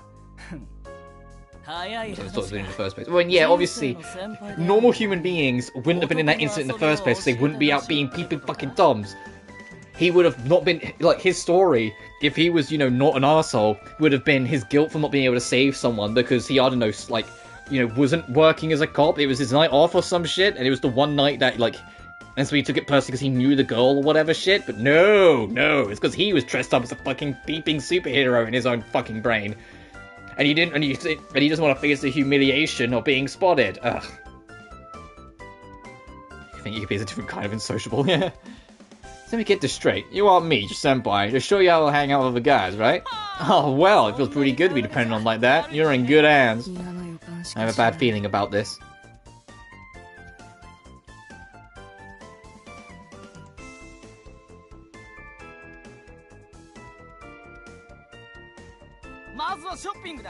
First, let's start with shopping. This is my store, Men's Fist. It's a fashion capital of the world. You gotta polish up your look of yours and make a girl fool for you. I'll do that for you. That's not it. I don't know much about fashion. Is this cool? Well, of course it's cool. I get all my clothes from here. That's why I'm telling you. I'll pick them out real quick, so try them on. It makes you feel really good when you're wearing nice clothes. Yeah, exactly. You would just... to force the Cinderblock to remain in them. Yeah, you would just like throw your dignity out the window. At least try and save the fucking day. At least try and be the hero if you believed you could do it, you know? For example, look, this jacket I'm wearing right now can also be used for casual wear. No one would wear that casually. No! Something that flashy would never look good on me. I'd rather die than wear such a thing. Use me? You don't even know if it'll look good on you or not until you try it on for yourself. No, I do know. If something like me with a dark personality or something like that, the normies would just laugh at me. But voyeurism is generally misdemeanor. Share. Huh? Yeah, ultimately it's just, you know, save 3 people's lives and, like, look like an idiot. Or don't save 3 people's lives. Save the fucking lives! I don't know why we're both giving Stork so much attention on that one thread. Like, he doesn't deserve it. He's just an idiot. Normally, like, you wouldn't know, and it looks like something a person who isn't even all that smart would wear. Jeez. But it suits you just fine, EKP. What? How dare you? I'm trying to do you a favor. Uh-oh. What should we do, Lucid? Shouldn't have gone like this. You're not eating with Suzuna wearing that? No, I'll be nicer. Stop being so pessimistic on other people's looks. Did you work hard to accept people around you, Shonen Doll-san? My bad. Yeah, what did you say? Sorry I rejected you from the beginning. I don't know much about these clothes, so I'm scared. But easy, that without it said peeping, his family life would be gone. Yeah, that would be an interesting fucking defense. My words became harsh about thinking. I just wanted you to teach me what to wear so I'm not hated. Are you forgetting something? Please. Alright, leave it to me. I'll teach you from the beginning. Plus, I understand how you're feeling right now, so I was trying to force you. Hey, KP. Good job, Shonen Doll, you apologized. What? We're making a big deal out of this. Friendship, fighting and making up. Your training is going well, right, Lucid? Yeah. Yeah, he'd probably lose his job, but Yeah. Thanks for the other day. Shonen Doll, this time you should post about your normie life on social media. Get a probation, yeah. Well, you can't say that. I'm not a normie. I don't even know what to do. Don't worry. Take a selfie with a bunch of normies in a normal-like place around normal-like people. Then you'll be a top-notch normie, Shonen Doll. When you think of normies, you think of parties. Just work hard to become cool party people. Party people? Isn't that a pretty high bar for Doll-chan? Don't worry. Oh, well, that was the cutest line delivery. Daijoubu. We're prepared. Prepared? I asked Marie. Fucking why her? To hold a party at C. Pariso, sponsored by Shonen Doll. What? I can't do that. I've never hosted a party before. Everyone's like that at first.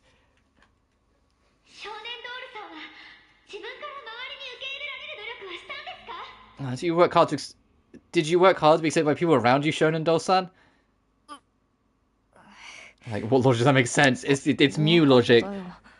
I imagine it's more because she's always, like, you know, doing, like, performances and whatnot. She just thinks everyone going to parties is normal.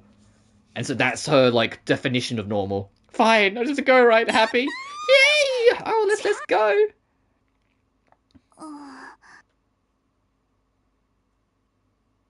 Actually, I say, we're talking about the release date of this game. I say 2019, that's this version's release. The original Caligula effect, I have no idea when that came out, because that was originally on Vita, the original version of the game. And this was like the director's cut version, added all this extra stuff that came way later that was on consoles as well. Oh no. Whoa, there are so many guests. Everyone has been eagerly awaiting your arrival.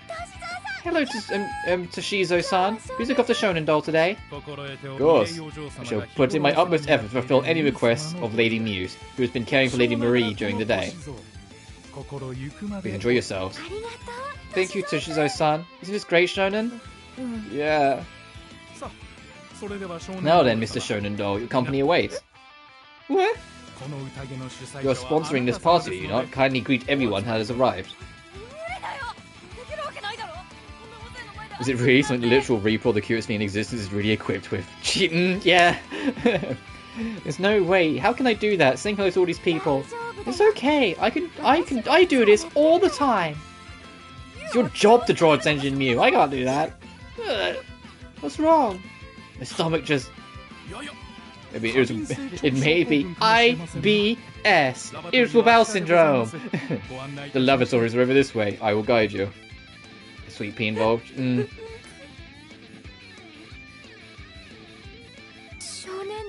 Hope Shonen's okay. Hey, how long are you planning on making the guests wait? It affects my credibility too, so can you at least do that right? Sorry, Marie. Shonen had to go use the restroom. He should have gone before he came here. Ugh, everyone's useless. Fine, I'll take his place as host. You better be grateful. Good middle ground, yeah. Hello, all you commoners. Thank you for taking time out of your mundane schedules to gather for me. Sorry to keep you. Shonen Doll, I'm sorry, the party's already started. Wait!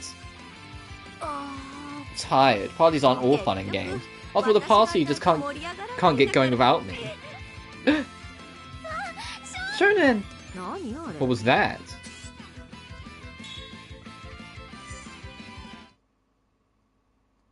Yeah, maybe trying to drag this unsocial guy all the way to a big party wasn't the smartest.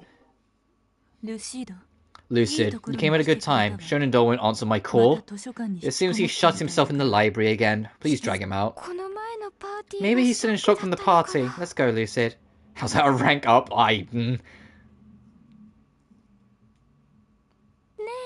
Hey, Shonen Do, it's Mew. You there? Is he not there? Maybe I can open it. Go away! Don't say that! I'm really sorry about the party, but it wasn't good to keep the guests waiting, Sumire. I don't care anymore. It was a mistake for me to venture outside. Losers can't suddenly become a normie or a party animal, can they?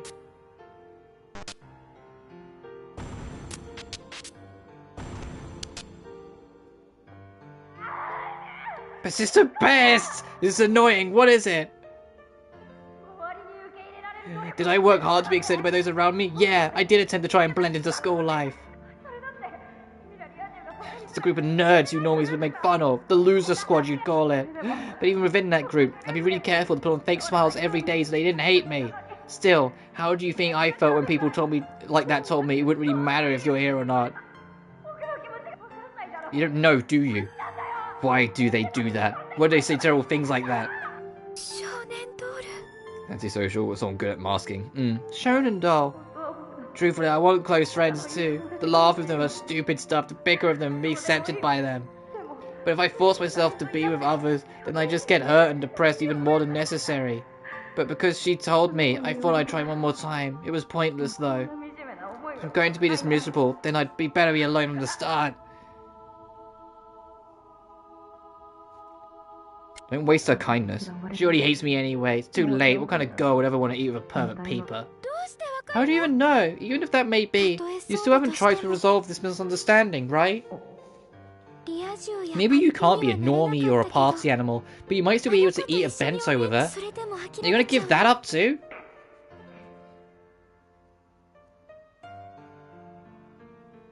You don't need to be accepted by everyone.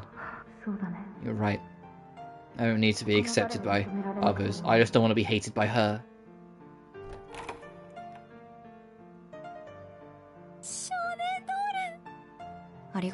Thank you, Mew. Lucid. Pathetic person like me needs to spend time with you. That's not true. You're not pathetic, Shonen Doll. Not so sure about that. But we're enemies. How am I going to resolve this misunderstanding? Oh jeez. Yeah, how are we going to get you and her in the same room? This might be on opposite sides. Oh, I guess we might find out. Hey, I want to talk to you about something. What is it? Ask us anything. To resolve this misunderstanding, I want to find out that girl's wire ID. Oh, well, Lucid should... Oh, yeah, there's a secret. Should I look it up? Ginny just gave me away. Oh, yeah, Lucid has a number. Why do you have her number? Oh, yeah, because she's the president of the Go Home Club. I don't know if it could be... If that can be considered working hard to resolve this problem, though. If that's the case, then I'll search for where she is right now. Or maybe you can ask her yourself. Well, if I ask her directly for a wire ID, she'll probably think I'm even more of a pervert. You want to give up? Of course, that'll be awkward. I try, I'll do it. Yeah, the only people who know we're, Robo-Furious is Mew and Fawn. Everyone else is completely unaware, which is why we take this guys, because otherwise they would probably freak out. Could you please ask that girl to go to the library? Suzuna-chan, I have a favour to ask. I want you to borrow a book from this for the library for me. Senpai, where are you? Everyone's worried. I'll be back soon, so please. It's urgent. Everyone's like, where are you? Because I'm not with the group.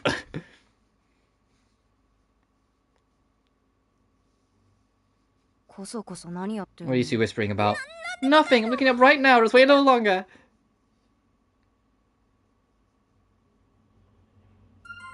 Okay, but what book is it? The Golden Bow. Great enthusiast, Senpai. I'll go now. Search complete. Seems that the girl is in the library. Try going there. The thing is, he's going to show up. Those who'll go there, and eventually Suzuna's got to take a step back and go, why was this set up? Does the president know Shonen Doll? You know, like, eventually something is going to click. Come on, we're pushing our luck here. Okay, I'll go. Lucid, I'm worried. Maybe we should go too.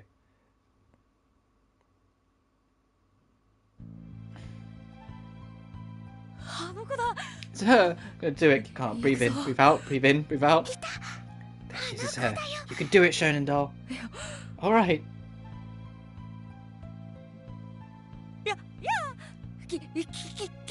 Hey there! What a coincidence seeing you here. Oh, Shonen Doll-san. Would? Would you tell me your wire ID? Sure. Really? Yeah. We should have exchanged them in the first place, right? Thank you. Oh, yatta! They did it, Lucid. By the way, is everything okay? Things seemed odd at the hot spring. Thank you so much. Oh, and there he goes. Doll-san is so strange. What, he ran away? Should have kept talking to her. I mean, Suzuna, can you not see the fucking Grim Reaper just kind of looking over the just kind of glancing around the corner? Okay, that's the end of that social link for now. Oh yeah. And the thing is, we're going to come back in a second anyway, I think, because we're going to split up here and then have to go back, I think. A difficulty curve there, so Suzuna. An ambush, where will we do it? We did the school, the bathroom, and the library. We can't do the same place again. How about the amusement park? There are a lot of people there. We're going there again? No one in no social anxiety. No, we don't have to go there. I don't care where we go. Let's just go there. Sorry. This time, let's do it. BRB, gotta go ditch your heads at park and send. How do you want to split up? Oh, okay, let's see. How are we gonna be on our own? Minazawa, come with me. You never say unnecessary things. Very well then. Biwasaka, let's go together. It's dangerous, no one keeps an eye on you. Fair. Whatever, just don't slow me down. Kotono-senpai, we could go together. I'm fine with that. Then let's go together, Mifui-chan. Okay. Then I'm with Ayana-senpai. Suzuna-chan, if you see a man, just scream and scare him off. I'm not a weapon. And just like that, we're on our own again, because of course we fucking are.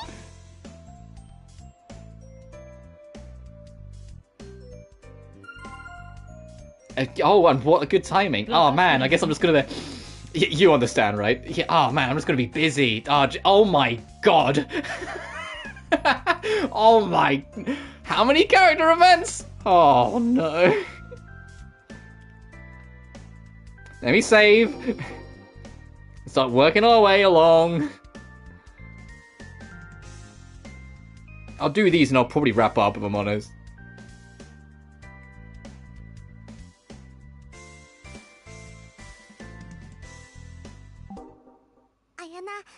Ayana is probably waiting. You have to go. Ayana, where are you? President Arya, over here. Oh, look at that smile. I mean, this is caused by a dimension where time never really passes. Yeah. There.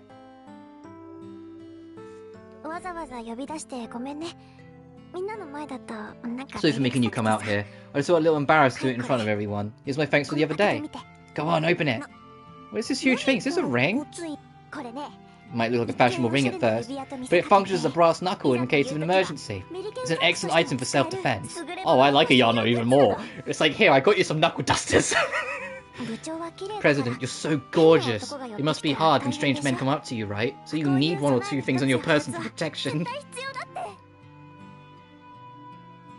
Thank you, I'll cherish it. Great! Think of this as an embodiment of me, and make sure you always wear it. Ayana's really turned it around. As it's gone on, Ayana's really turned it around. I think she's great. So, did androphobia get any better? That's okay. If Ayana's happier, then that's what matters, right? Damn, we're close. Is it going to cap at rank 9, or is it like you do that and then you have like the final scene or some shit? Well, we're about to find out, I think. And how are things between you and the guys these days? Well, I was able to get within 2 yards of one yesterday. I mean, you could call this a great achievement. Really? Oh, good job, Ayana. Just because I had bad experience with men in the past doesn't mean I have to hate and be afraid of all of them. I feel like I was finally able to realize and accept this. The incident with Himari, I don't think I'll ever forget it. And I can't forgive Todokaro or guys like that either. But I'm alive, and half of humanity is male, so I can't keep looking away forever. President, Arya, thank you so much. Now if I go back to reality, I'll be able to look my father in the eye. Really, I'm so glad. If you can reconcile with your father, then you should ride that wave and find yourself a boyfriend. No way, I still hate men after all. And these days, people of the same sex can get married, right? You need to be with a man, right, President? Oh, fuck. She's just... Oh, fuck. Oh, well, what are you trying to imply there, madam? Man, she's going for the kill. She went straight in for the kill. Fuck, she just went, oh, same sex can get married, right? Looks at us. And he was like, Hey, by the way, what's your president? What's your type? Fuck. My brain. My brain just went down. My brain just fried. What's your type, president? Hey. So here's what it comes to. I'm gonna pretend I didn't hear anything. Trophy unlocked in the depths of your heart. Ayana's ultimate physical laughter was unlocked.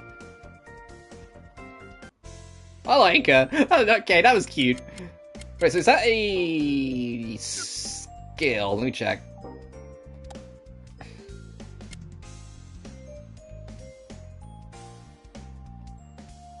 Fighting move a bajillion volts. Hits a target, risk for your highest summon. Triggers a stunning ultimate skill. There's no implying. She's like, hey, like, I'm into women. Are you into... Like, that was what that was. That was exactly what that was. That was adorable. So I want to talk to you. There's no reason to be concerned about it. Mobius. Thank you. We better talk with you. Oh, okay. Well, at least it's that social link done. I kind of wish it went a little further. I was like, you could like actually date them, but maybe the sequel would correct that. But they've opened that door. That line of dialogue. They didn't like.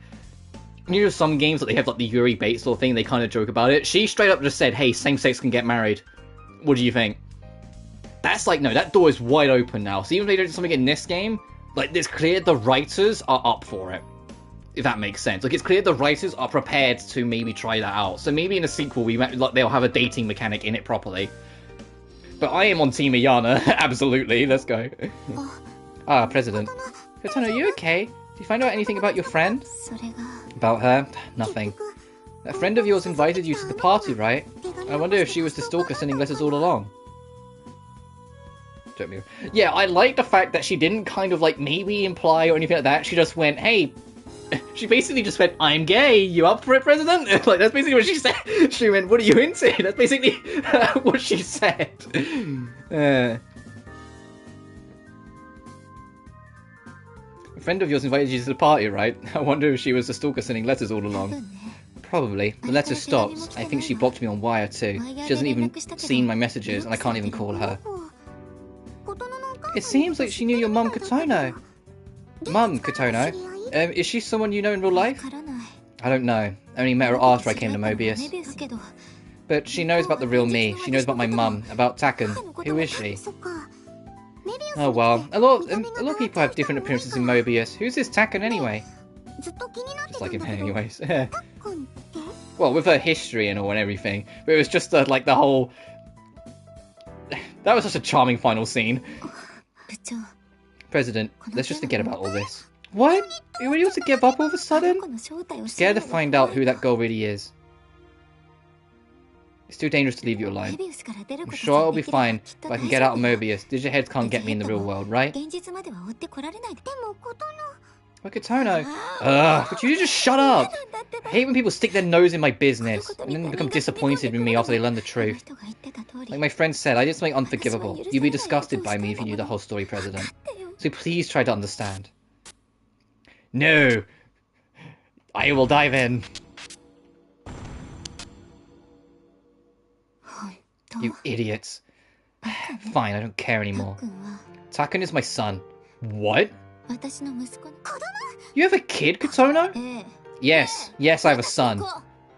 It's been 2 years since I came to Mobius, so he's around 4 years old now. I'm a single mum. I became pregnant when I was 18. I worked at a grocery store during the day, and at my mother's bar at night. Doing that every day was exhausting. One night at the bar, I was thinking about my high school days, and then I heard Miu's song. Before I knew it, I was here. For a while, I forgot I was a mother. I partied hard. But I eventually realized this world wasn't real, and I went into a panic. Miu appeared and told me my mother is looking after Takun. Miu said it was fine if I stayed because my son would be taken care of. What a joke. It's like fine about that. I always looked down on my mother, and yet she didn't help me. Takun would have died. I'm horrible, aren't I?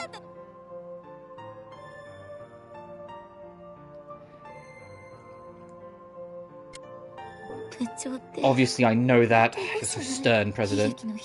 Wallowing in self-pity won't fix the mistakes I've made. But crying's a great stress reliever, isn't it? Yeah, I feel clear-headed. But I can even remember who the stalker is now. It's like I've known him in real life. So, do you think the reason why she had such a volatile response to the person who's supposed to be her boyfriend and like got so vicious and angry is because that's the father? And they like obviously aren't together anymore. She says she's a single mum.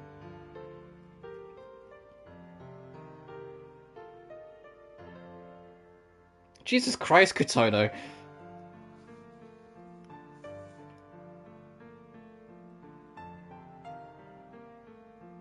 You have no idea? If I knew, we wouldn't be in here right now. Who in Mobius could possibly know about Takun and my mum? Of a mother's guilt. Oh! What is it, Kotono? Do you remember something? Yeah, I think I know who the stalker is.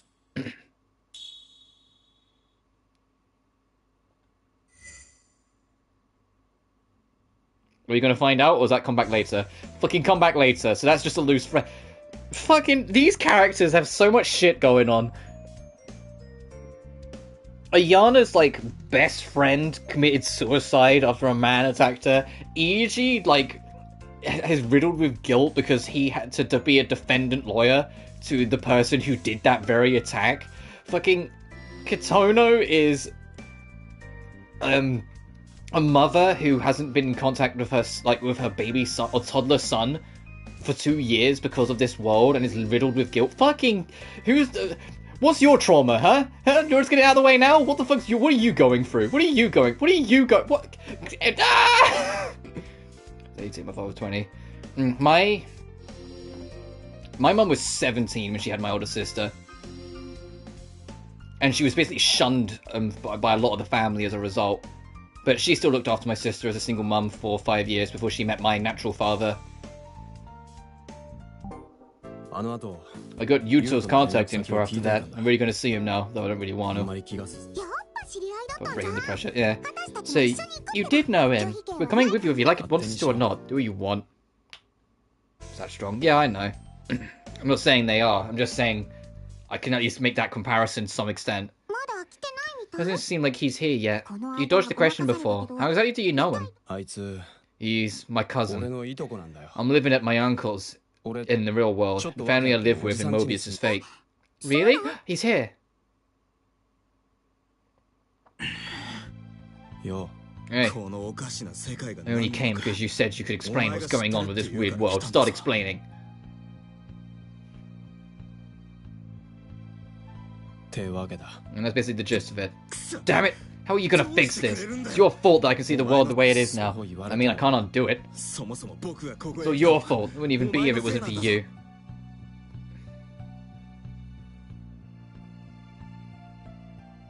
I was just going to make a joke about diving into Rina Saito's chest, but that was before Kotono went from 0 to fuck.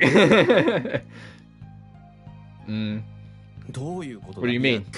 No one wanted you at my house, and yet my family's all messed up because you got something called astral syndrome. I'm in a fight every day. My teacher even visited the house and called child services because of abuse. Abuse? What's going on with my body? You just lost some weight, so they freaked out and put you in hospital. Everyone judges us. Mom can't even go shopping. In this world, it was just me, Mum, Dad. I wish you died with your parents. What? What was he talking about? What's wrong with him?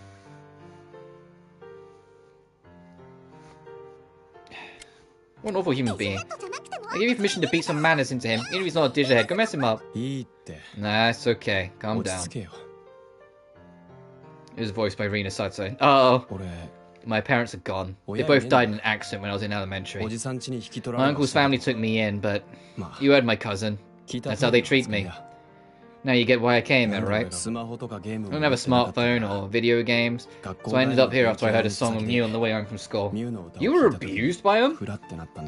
And that kid blames you because I presume, you know, they took all the kids away from them after that shit? Kotaro. Yeah, that's the end of the conversation. Don't tell any others.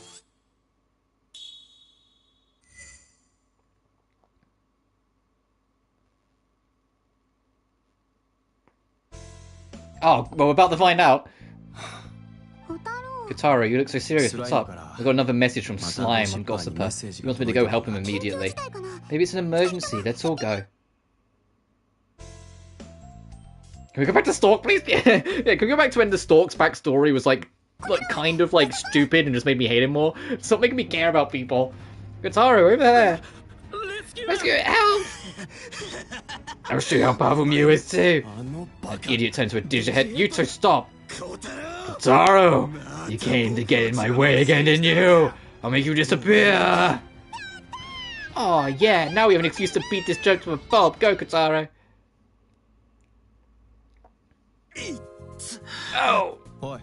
Hey, do you have your sanity back? Too many people disturbed Backstory's chair. Won't have to be saved by Kotaro, you cockroach flea! Nope, he's still insane. Beat him up again. Relax. This is him when he's sane. You're not gonna do it, I will. Yeah! You don't. If you get brainwashed again, the digihead finds you. It's best if you lie low for a while. Tell me what to do, Kotaro. It's been time of my life. Why would I listen to anything you have to say? It is, but holy hell. Yeah. You did all you could. Yup, you rescued him. I'm impressed. You're amazing, Kotaro. Yeah, he's on his own now. Oh! We didn't do the dive deeper thing with him. We just kind of carried on. Interesting.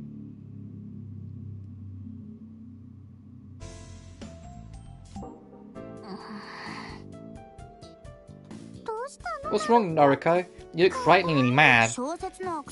It's good that I'm getting more views on my story and it went back up in rankings, but I'm getting bad reviews too. Like what? Let me see. I was wondering, that was such a good idea. Yeah, fair enough, dude. I think that's like the only thing, and thankfully there hasn't been a moment where, well, actually I take that back. Stalk was actually the perfect example of it. It doesn't feel like they're just trying to be dark for the sake of being dark most of the time. It does feel like they want to have depth with these characters. They want to have layers. They want there to be more going on with them than first meets the eye. And for the most part, it works. My appreciation for Ayana did change as the game went on. That was genuinely a good twist with Kotono. Stalk, however, was just a tragic story for the sake of trying to make you feel bad, and that was it. And it didn't work. That's like the only character. Everyone else, I feel like, kind of hit it and been alright with it. But it is kind of like, holy shit, like every character's got shit going on. You know? Like everyone's got something. I didn't realise you're going to play counselor in this game. Let me see. Oh, look, people like it. Oh, I guess this is what you mean. Amateurish and hard to read. Virtual worlds are so cliche. Glasses girl protagonist isn't my type. The last one's not a criticism, he's just being a dick. It's grossly apparent that the writer is talking about herself through her characters. Oh, that's pretty harsh. These people are all so arrogant. If you're criticizing it so much, why don't you write something yourselves? No art is accepted by all people. You need to take criticism gracefully. I know that, but it still makes me mad. Once it's enough to kill a mammoth. Yeah, true. It's okay, calm down. I think it's okay to criticize, but they don't have to say it like that. What's this? What is it? Oh my, how horrible. You need to take a look at this. Commentator, super novel critic is a cliche cookie cutter story. It's a level of trash that's rare to find these days. Simply a waste of time to read. Commentator is giving low reviews to every piece of writing on the site. What a complainer. Well, the people online, they've got some nerve to pick a fight with me. Hey, what are you doing, Naruko? If you call them out on Gossiper, it'll turn into some serious drama. They're lonely taking it out on you. That's probably the truth, but yeah, it's just a troll. Yeah, their intent was to hurt you. You can't engage them. Yeah, you're right. I can't take this seriously. Naruko? Sorry, could you leave me alone for now? Huh? Hey, Naruko! I guess she was shocked to be criticised like that. That was her rank 6? Getting criticized. I mean, I shouldn't be complaining that it's not that serious compared to some of the other characters. I shouldn't be complaining that it's relatively tame. Can I help you? You want me to check on you and your story? Oh, that. I don't think I'm cut out for it. I think I'm quitting. Is it because of that troll? You can't back down because of people like that. You have to ignore stuff like that. It only makes them happier if you respond. I know, you don't have to tell me. Naruko? What, do you still want to talk? You're gonna tell me I was stupid, that writes something boring no one would like anyway? Well, guess what? I feel the same way, so leave me alone now. Oh, we're doing it on rank 7 instead. Alright, let's take a fucking guess. I think she's been bullied. Oh. I know what to do about trolls, because I used to troll a lot myself. I came to Mobius because I was trying to troll Mew's video, but it ended up sucking me in instead. Yeah, right for you! What? Why would you do that? Because everyone is my enemy. Enemy? I particularly don't like people who looked like they were having fun. My dad's a journalist. Some internet nerd in the class caused problems, said my dad was corrupt and anti-Japanese. What the heck? It's always talk bad about you and your parents like that. Not I could do anything about it. The glass group on Wire blocked me so they could talk shit about me. It was terrible. After that, I got hooked on the internet, to talking about my problems to my internet buddies. One of those friends, who I thought I could tell anything to, turned out to be one of the very people who bullied me. Everything I talked about, the pictures I sent, it all went up on the blackboard at school. I really trusted them, and told them everything. It was the worst. Horrible. So I stopped believing in anyone, whether on the internet or in real life. I'm a streamer in the real world. I'm a troll. Before I came to Mobius, I trolled random message boards and have outbursts on Gossiper, and made me feel a little better. I see. So everything Kotaro-senpai was saying from the start, it was all true. Obviously I couldn't even deny it. I became a popular streamer in Mobius, but the only thing I could do was copy people who were popular. Reviews are the same thing. I have no confidence in my opinions, I just copy whatever anyone else says. Even though I'm a phony, people supported me. So as Kotaro-senpai says, I bet my followers are fakes that Mew made for me. I have no identity, I'm empty. Finally understand from all this how frustrating it is for jerks to stomp all over you something you worked hard to create. I'm worthless. I have no right to create anything.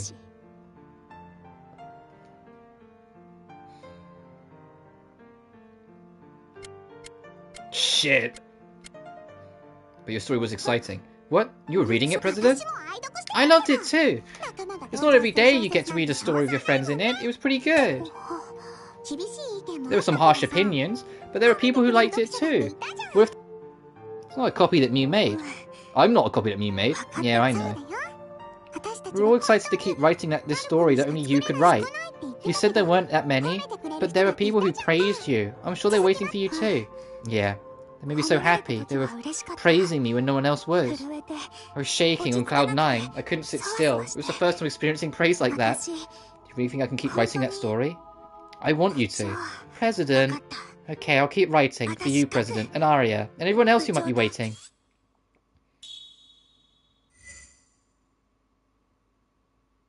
Yeah, let's just keep going on the list. Hey, did you find any new Dehya heads? No, I stopped looking for them. Oh, why? Forcing them back to sanity is cruel. I'm gonna leave my fans alone. There's more reasons I'm buying anymore. Yeah. Well, it's like both points are valid. Both Arya's point of like, no, enjoy what you're writing first is valid, but also being able to take criticism with grace. Because there's always going to be people that, you know, don't like it. And it's being able to firstly identify who actually has a point and who doesn't and who's just being a troll. And secondly, knowing what criticism to even take in from the actual like authentic shit and not. If it's just like the me show, eventually you'll just start alienating everyone. But equally, if you listen to every single fucking criticism that comes your way, it won't be yours. You know, it won't be your work anymore. It'll just be an amalgamation of a bunch of other shit people like. And then you get this like this almost like cookie cutter like mundane shit like the Avengers game or Forspoken or shit like that, you know? Where it just feels like it was just ticking too many boxes and didn't actually do anything original or original enough. Conflict of status. Yeah. That's just cruel. I'm gonna leave my fans alone. That's not true. You regained your sanity, Kensuke, and now we're friends. Shut up. Yeah. Alright. It's alright. What do we think his one's gonna be?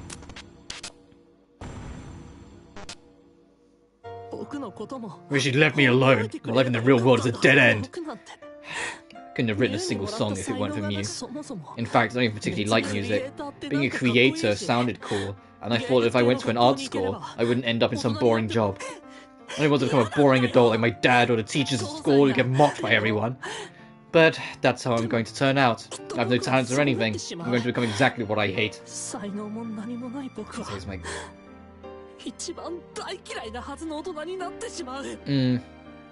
I get what you're saying, one man. I'm going to become a pathetic grown-up like that. I would rather stay here until the day I die.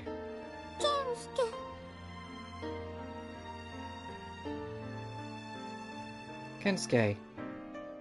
But at the same time, at least with the viewpoint thing, I always try and be more, like...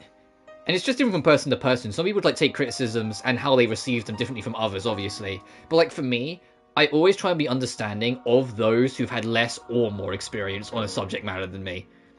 Because gut impressions matter too. And if someone's gut impression is negative, for example, and I like it because I've played it for a long time. Metal Gear Solid 4, we talked about it earlier, that's a perfect example. That game is horrible at gut impression. Because it's built on a lasting legacy you have to understand on a fundamental level. If you're new, you're fucked. But as someone who's been with the series for a long time, you appreciate it more. So I always try and have more of like the people who have far less time with something in a series or project or whatever, as well as the people who know what they're talking about more because they've had more experience. Because it does matter. Gut impression matters. Because obviously, if you have a bad gut impression, you don't stick with it. And some people can be convinced, like, oh, I'll give it another go. A good example of that was last year I streamed Anno Mutationum. The first stream I did, I finished that stream basically saying I'd never play the game again because I just didn't like it whatsoever. But I was goaded and convinced into giving it a second shot, and lo and behold, I not only finished it, but it was like my 6th favourite new game last year. It barely didn't make the list. But I don't think that's fair. I think objectiveness is so multi-layered, it can't just be defined by one thing. It can't just be defined by experience. Because gut impression is so important. If the first impression is bad, people don't convince, people don't stay. And if people don't stay, the project won't move. You know? If people look at the first chapter of any book, or watch the first episode, or play the first whatever, don't like it and put it down, you're not going to get anyone to buy the fucking sequel. You're not going to get anyone to commit into the fanbase. Their opinion of the gut impression matters to an extent. Obviously, you're not going to convince everyone, first of all. If you get an action game player and be like, hey, what's your gut impression on this turn-based RPG? And they've never once played it, they're probably not going to immediately be on board. You know? They're probably going to be like, no, I prefer my action game. Give me my Call of Duty. You know? So obviously, genre specifics matter in it as well. Like, you can't just throw anyone into the hounds. That one's my story mechanically. You see, I've never played the original, so I can't comment on that, but I am still always interested to try it. Like, oh, I'm trying to think of an example that'd be like a better thing, like, other than MGS4, because I already made that example of what I mean. It's like, you know, depressing music plays because we're about to learn more tragic backstory. I'll say his backstory is just that he's just too basic. He's just a normal guy, and he hates the fact that he's just normal. Oh, I get that. Yeah, but that's the same with anything. One man, in that sense, with the rule set, you're always going to attract. Like, we talked about this before about, you know, we were talking about influence, where you always end up, whether intentional or not, attracting people that are of a similar mind or similar mindset or similar influence to you, whether you mean to or not. If anything, I'm probably one of the biggest outliers of your channel because of how radically different our opinions are. And even then, like, a lot of it is not just because we're with different people and whatnot. It's because there's a decade between us in terms of age, and so there's a decade between us in terms of cultural understanding of what we grew up with in our childhoods, you know, what we learned in our teen years, in our most important years, and all that shit, you know? I do want to try the original Net, but that's out of morbid curiosity. Same with Mark II. I've never played the original or Mark II. And I would say Victory as well, but from what I've heard, Victory and Rebirth 3 wasn't as radical of a difference compared to, you know, Rebirth 1 and Rebirth 2 to their original titles. Like, outside of some scripting and localization differences. I was trying the franchise to play the first time, and the fun of teaching them the nooks and crannies of the original. Yeah. The only problem I have with the original through Rebirth is that I just don't think the story's that interesting. It's got good moments, and it's enjoyable here and there, but it's just not that interesting as a collective. You just kind of go, yeah, alright. It's kind of cookie cutter. You, like, you know, 4 divine beings. Go help the 4 divine beings. Go, stop the bad guy in heaven. You stop the bad guy. Just with, like, a lot of in-betweens. And I know there's nothing necessarily wrong with it being simple. It's just it didn't do enough to interest me. Personally. Like, I found, like, Net 1's... I'm talking Rebirth 1 here. But I just didn't find its story that, like, great. I just like, yeah, alright. It's just, like, it served its purpose, and the bits were funny. Because this was before the jokes were, like, overdone to hell. Like, holy shit. And so I haven't played the original, so I have no opinion on the original. I'm talking Rebirth 1. I just didn't find that game's story that great. I just thought it was okay. And, like, it just did the bare minimum. What didn't help is, like, what was it, like, the second or third to last chapter, where the whole party gets split up again, and you have to fight down, like, fake clones of yourself? That is so, like, just tacked on. That's just such a filler arc, just to make that chapter, and it's, like, it's just so boring. What doesn't help is that, like, the Nep boss, at least in Rebirth 1, is so not balanced, so it's, like, really, really hard. Oh, shit ton of stuff. Well, I'm aware it did because, like, in, like, the prologue of Rebirth 1, there's a point where you fall in and Net makes a comment of, like, oh, this is new to this version, or, like, some shit like that. Or she makes some joke that things are different. This is the OG. That's what you think, stay in. First you should go home, they tell me I should stay. If only it was that easy. He left. I think he's afraid to grow up. Fuck! It's okay, we can load the save. We have to skip a bunch to get back over to him, but we can just load a save. It's fine. Oh, no. We can just hold L1 and load through it. We're fine. We get to, like get Ayane not flirting with us again. Points require justification. Alright, let's go get our knuckle dusters. Hang on, I'm just gonna skip through this again. I'll save before I click on him again. I should have saved partway through it. Thank you, I'll cherish it. Which is what leads to her, like, expanding her crush on us, I imagine. Bottleneck moment, retconned it from that point. Ah.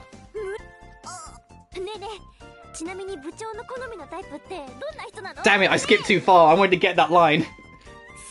Of her being like, hey, I got a crush on you. Also, I just realised she's like the only character so far that's like admitted she has a crush.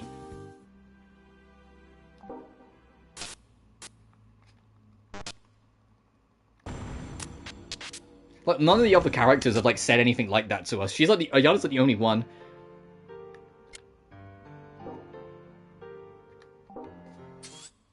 I'm trying to remember what I clicked in each scene so I don't like fuck it up going along the way. Oh, right, yours is the long one, so you have to go out. He's in a meme loads, yeah. Well, the thing is, a lot of, like, the meme-y stuff with Nep was just as the series went on, trying to find an identity for the characters. At least that's about the impression I got. It's just, I imagine it's similar with Mark II, but it did feel like for a while, and I've really fucking felt it in Victory 1, that they were trying to find, like, an identity for the characters, trying to find something with the characters they felt worked. Then after a while, like, around V2, they kind of settled on what they wanted Nep to be, and that's how they went. That's just the impression I got. Which is why she feels more meme-y now. Because it's just what they decided on. Like, they felt that was the way forward. Whether you like it or not, I need an identity change. Yeah, but it was also the early days of a series that went under a lot of changes.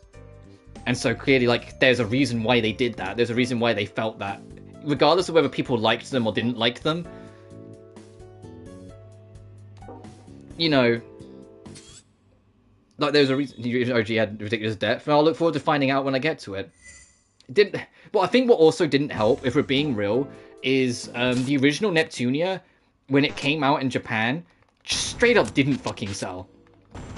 It did not sell well at all. So of course they had to change things as the series evolved. And when they went to do a sequel anyway, I guess that was just what they decided. They was like, you know what, let's just change this. Let's just make it a little lighter. Let's not make it as deep here and there. Which is interesting considering, you know, how V2, although it doesn't get deep, does try a lot harder to get closer to it. It sold well when it came to the West. And Nep 1 did not sell well at original launch at all. Mark II sold worse, but Nep 1 original release did not sell well. The series did not start selling well out in Japan until Victory. In the West, it did alright right from the go. But the original game sold so poorly that a lot of the staff complained, which is why the whole franchise was soft rebooted only a game later, because it didn't do well. And all the staff were fed up of the extra work they did, because they didn't even get paid much to do the work. Didn't sell well. No, it's not that way around. It's that the dev team could carry on anyway. It's why there's a track called $100. Because the composer straight up was paid $100 for the whole of the first game soundtrack, because they just didn't have the money to throw around. And they didn't do well anyway to be able to get extra expenses, and so the composer only came back if he was paid more, and so he made it into the name of a track to basically mock that. The original two games, both of them did not do well in Japan. They did okay in the West. The West is what kept it alive. I mean, yeah, they were critically panned, but what's new? Most NEP games, even still to this day, don't do the best reviewing-wise. I say SVS did a little better. Alright, let's try and not fuck this up this time. And Mark II already sold worse because people were already done with it. With the first one, after the first one did poorly. Like, people were like, especially, I'd say that the second game was poor selling was because of the reviews of the first game and the second one, that people just had negative interest. Poor sales. In the sequel and every game onwards, they properly compensated and paid the composer. In the original game, he was given a flat rate of $100 US despite being in Japan. Because it was to do with, I can't remember the details, but it's something to do with the publishers in the West, and it led to that. And like that just because he like the underpayment and things like that, it wound him up, and he wasn't going to come back unless the payment was better. And in the sequel, that's what they promised him, and so he made a track named basically as a jab or reference to that.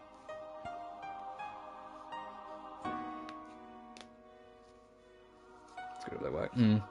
Anyway, I mean, I know that, but I can't accept myself just becoming a boring adult. But I don't have anything to work towards. Trying to remind me how incompetent I am. I'm completely pathetic. Poorly. You guys are so cool for wanting to leave a virtual utopia just because you know it isn't the real world. I'm frustrated. Why am I so pathetic? You're not pathetic. Yeah, you decided to join the Dangerous Go Home Club even though you're worried about what's waiting in the real world. It's proof that deep down, you know you can't stay the way you are. You want to do better, and you want to change. Something like that is not pathetic. Not as great as you make it sound. But thanks for listening without laughing. I feel a little better after showing you my pathetic side. I'm gonna go cool down a bit. That is a weird fucking artwork pose, I'm gonna be honest, if his glasses fogged up.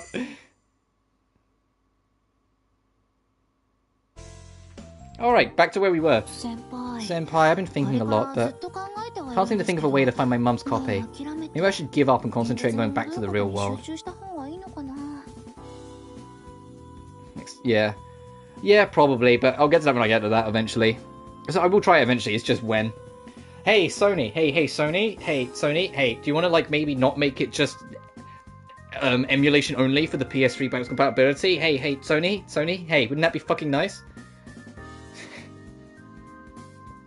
They put out a firmware update for the PS3 last week, and it was only because the current version got jailbroken.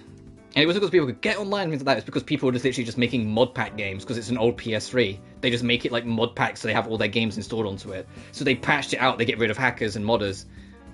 And so it's just like, so everyone's just like, okay, just don't install the new firmware update if you want to be able to play all those games still.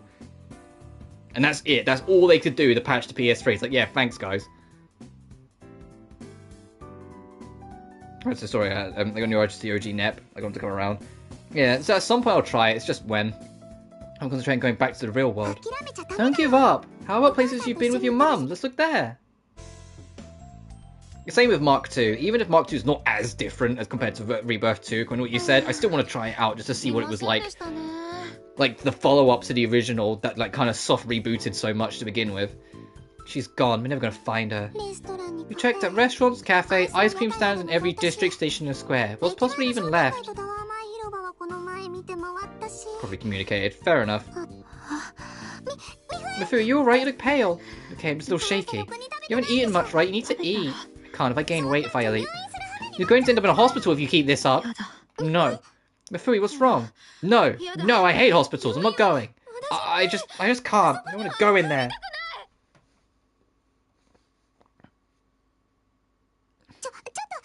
Hey, what happened to you? Hey, Mifui!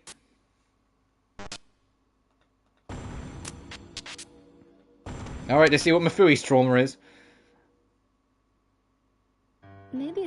Hospital near here in Mobius is identical to the one I was admitted to. What do you mean? The doctor said it was hypoglycemia.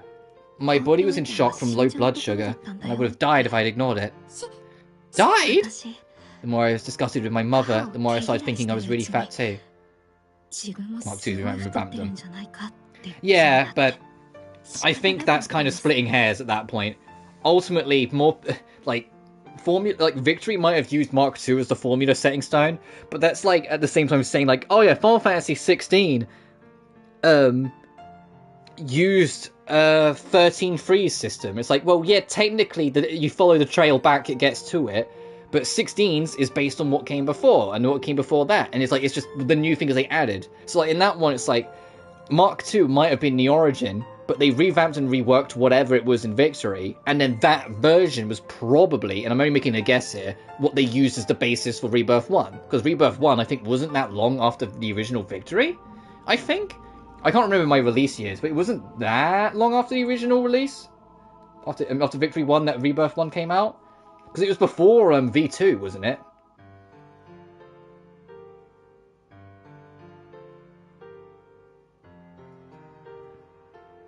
But yeah, but I still feel like, honestly, dude, that it's almost like 2011. Yeah, I think I don't know if the whole trilogy was out before V2, but I think at least the first one was out before V2 of the Rebirth games. But I still feel like each game used the previous as its evolution for the next, right? Or at least at the time, you know, before they kind of like completely redid everything, the gameplay with V2R. Yeah, V2 2016, so yeah, way later. And obviously now SVS, where it's going for more of like a middle ground system. But back at the time when they were still doing that system, I always was under the impression that like, you know, like Rebirth 2's gameplay just felt like a slightly better refined Rebirth 1. That they took Rebirth 1 and did that. Rebirth 3 felt like a slightly more refined version of like Rebirth 2. Well, I'll say like more refined, slightly more balanced, because, you know, they had some weird supers in Rebirth 1 and 2 that were kind of crazy. Yeah, like it's I won't know until I play it myself properly, but from what I've seen, it still looks like command based and command cooldowns. Like it's closer to an ATB than and things like that. But until I actually play it myself to feel it out, much more in line with Mark 2. Which, if that's the case, that's actually pretty cool. But that's actually pretty cool if it's like if SVS more like Mark 2, because it's the next Netgear game, you know? It's the next Netgear dedicated story per se. But anyway, we're getting off topic. The point is, it's like I get what you're saying. We're saying, like, you know, like Mark 2 was what led to Victory, and then from there is what led to like Rebirth 1 and whatnot. But I also get why a lot of people say Victory, because Victory was what was just before it, and so they probably did use Victory's version of the system as the basis to reconfigure, balance, or whatever to go to Rebirth 1. Use what's the most balanced previous version, or they probably didn't go back to Mark 2. So like both opinions are valid, I think. Anyway, Discussing with my mother, the more I started thinking I was really fat too. It wasn't long before I hated a lot of things about my body and how I looked in general. I'd spend days not eating, or I'd give in, eat, and then throw it up. Keeping that up, I lost a lot of weight. Skeleton, added the muscle. Yeah, that's probably a much better way of putting it. That I'd probably, I'd say probably agree with, because I haven't played Mark II, but would probably agree with. Because like a lot of people forget, like, when I go to bring up Final Fantasy again, like 13.3 was the first one to kind of lean into action and not have turns. I mean, technically 12 didn't as well, but 12 was fully, everything had charge timers. It was like an MMO-styled game. And then 13.3 set the precipice, and then 15 just, like, you know, expanded on it being more action-y, even if it lost something in the translation a little bit. And then with 7 Remake, which felt like a pseudo Kingdom Hearts game, and now FF16, which is going like full-on Devil May Cry with its combat. Like, each game, you can see, like, the step up from what it was. Well, I say that. 15 was the only one that felt like a bit of a step down, but that's because it was also an open-world game. 13.3, from the little I played of it, was super technical and like, on precision level with its action. Whilst 15 was a lot looser, because you could literally hold the button and the combo would do it for you, but that's besides the point. But you could do it like this, like, you could see the evolution between them. But if I still had to, like, pick it, I wouldn't be like, you know, 13.3 like was the original, then it was 15 in terms of like how the action went. I'd look at 16 and go, yeah, it's the Devil May Cry combat director, and it's taking some cues from 7 Remake to be not as overly technical as Devil May Cry, but at the same time not as loose as 7 Remake. Like, it's somewhere in between.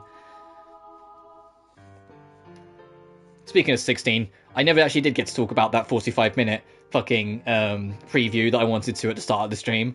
That looks amazing. It's got 4 sections to it. It's a castle exploration, so you can actually see, like, exploring an area, some basic combat and whatnot. It's a mini-boss between Garuda's underclasses, which is a reference to 14 as well, which is kind of nice. The major boss fight against Benedicta, and the actual boss fight with Garuda. So basically, it's like this whole Garuda section is what they previewed, but in, like, chunks. Like, you got the before the boss chunk, you got the mini boss chunk, the major boss chunk, and fighting the summon chunk in the preview. And you got like exploration, you got basic combat, you got how bosses will work, and you got how major bosses will work, and you got like a general idea of how it works. Skin theme. It was like a shoot M2 game with less frame cuts. Well, I'll figure it out when I get to SVS, whether I like it on its own and whatnot. Because I say a good example of ATB is Ryza 1. So Ryza 2 becomes far more actiony, but Ryza 1 is super ATB. Because everything has charge commands, everything has cooldowns. It's active time battle. The battle keeps moving, but every command still has like almost like turn restrictions or turn limits. That's fine, dude. That's fine, dude. I'd rather you avoid spoilers. I said I'll get to SVS eventually. SVS currently is looking like it's going to be immediately after Ryza 3. Because now Atelier Marie is in the summer. I was like, it is in July. That was when I was going to originally cover SVS. And I don't want to have 2 JRPGs going at the same time. You know?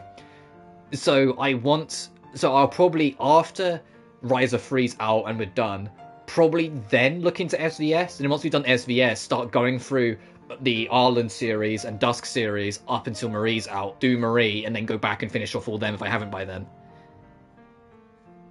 SVS story is value. Yeah.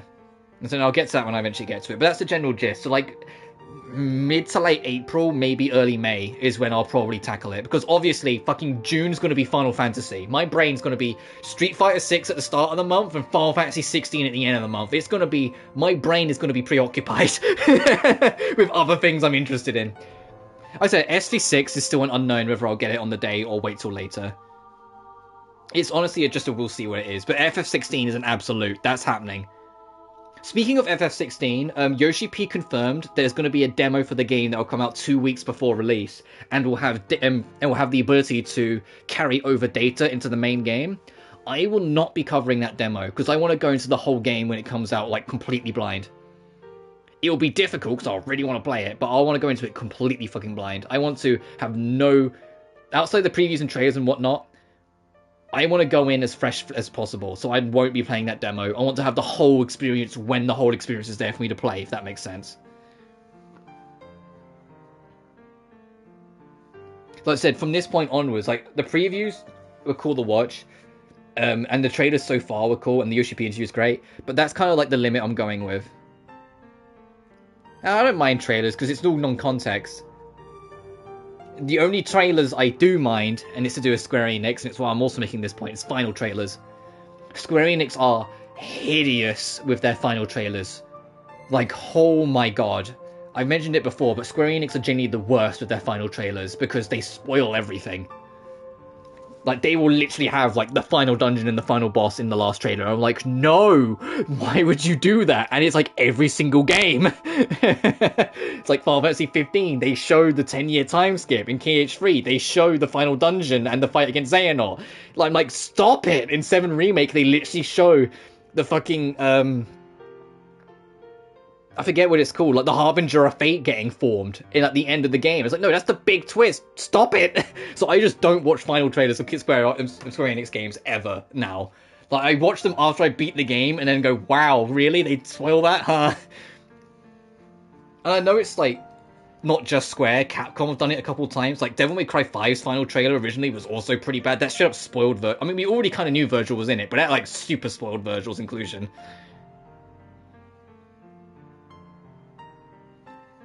Given I've lost weight, my skin and hair got pretty destroyed. Seems like that's what happens when you're malnourished. I couldn't go to school anymore because of it. Mum and Dad fought every day, always about me. My home sleep became a war zone. And one day I collapsed from having low blood sugar. I was hospitalized and had an IV every day. I see. I came to Mobius after hearing a new song in my hospital room. Suddenly I had a healthy body and a skinny mum, but the real me is skinny Finn and sleeping in the sickly Finn and sleeping in that same hospital bed. Oh, Jesus. I don't want to go back to that real world anymore. I don't want to be in that body again. Then stay until you die. No. Good looks don't fix an ugly heart. Yeah, the most important beauty is inside your heart. Stay like this and you'll be ugly forever. I know that. I can have a healthy body now. Maybe I can eat anything I want and be fine. All the more reason I'm so scared of going back to that body. You're strong enough, Mafuri-chan. Strong? What do you mean? Yeah, you have a tough reality waiting for you, and yet you resisted this world. An ordinary person couldn't do that. You must have been so scared. I'm sure it was a relief to be able to eat till you're full here in Mobius. Oh, you're more than strong, you're amazing.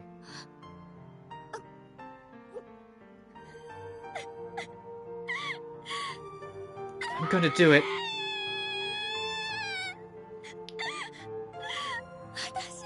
I'm gonna do it, Arya. I didn't know when the line was. You! We're gonna find her mum's copy, no matter what, for Mafui!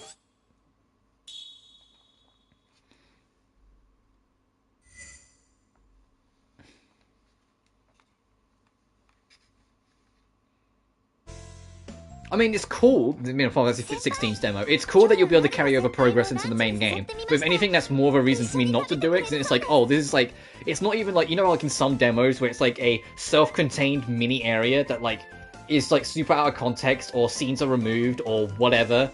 Like Devil May Cry 5's demo is a good example of it, where you do mission 2, but it cuts out like the whole middle of mission 2.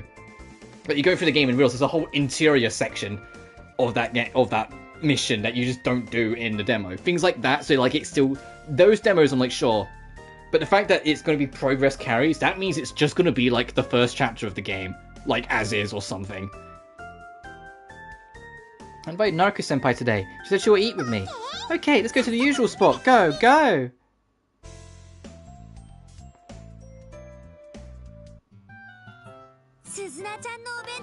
Your bento looks so good, Suzuna-chan. Did you make it yourself? Yeah, I always made mine, along with my mum and dad's. You made it for your parents too? Oh, that's amazing. Stop, you're making me blush. I can take a picture of your bento or on my phone. Oh, sure, though it's embarrassing. Not embarrassing at all. You should brag about this on social media. Click. Seems like Suzuna's relaxing a little. Though Naruko's playing with her phone as usual. Don't know about this. You mess with your phone while eating too, right, Suzuna-chan? I don't look at my smartphone, but sometimes I read books. Oh no, I don't like poke around social media. I'll either put on like a YouTube video or my podcast if I'm eating. But if I've got other people, then no, I put my phone down. I engage with the people. I just remembered, the book you lent me was really good. It was really easy to read too, like a fanfic. That's good. You have a lot of books, right, Suzuna-chan? You could read some too, President. This one. Oh, it might be a little too easy for Senpai, but sure, take it if you want. Thank you. You like books? I was a library officer in middle school. I was always suggest books to my friends. Is library officers a thing in schools? We never had that in my school. Senpai Ayo-chan, thank you so much for today. I feel like I've gotten better at asking you to do things with me. Oh, of course. Now ask the guys of the Go Home Club next. You guys, you're right. I'm a little worried, but I'll try.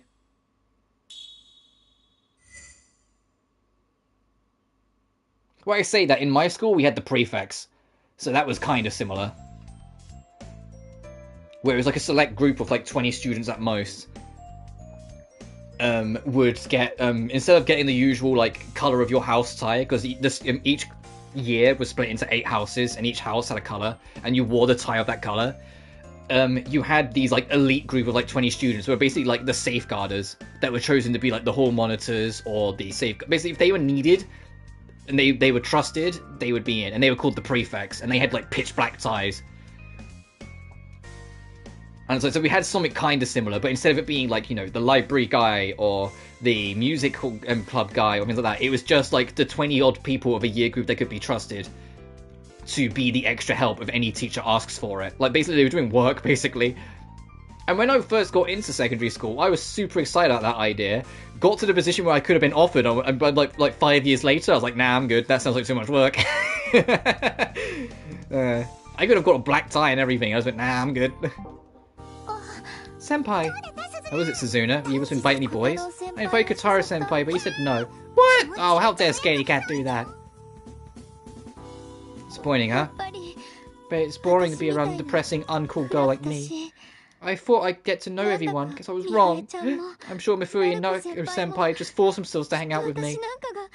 How could I have got so cocky to think that I could ask people to hang out with me? Me, worthless me. Are you trying to say, hey, Suzuna? Sorry.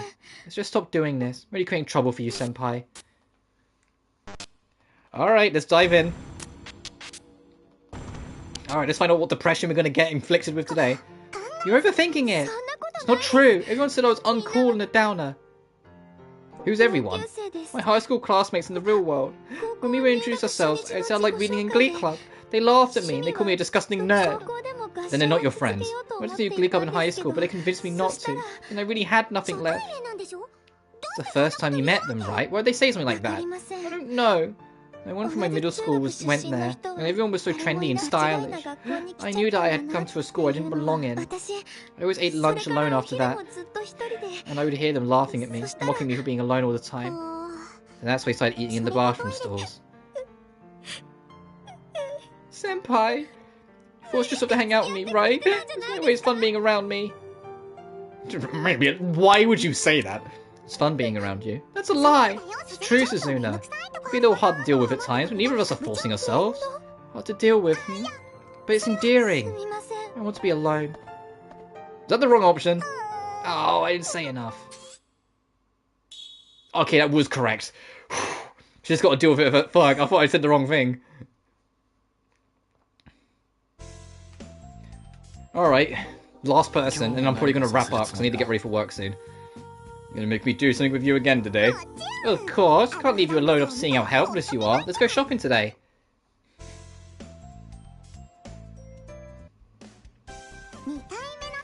Second test is, drumroll please, solo clothes shopping. Ah, so scary. Buying clothes for yourself can be pretty difficult, you know, so Izuru, your job is to put together a lovely outfit. A lovely outfit, huh? I'll try. Uh-oh. Welcome! You have anything particular today?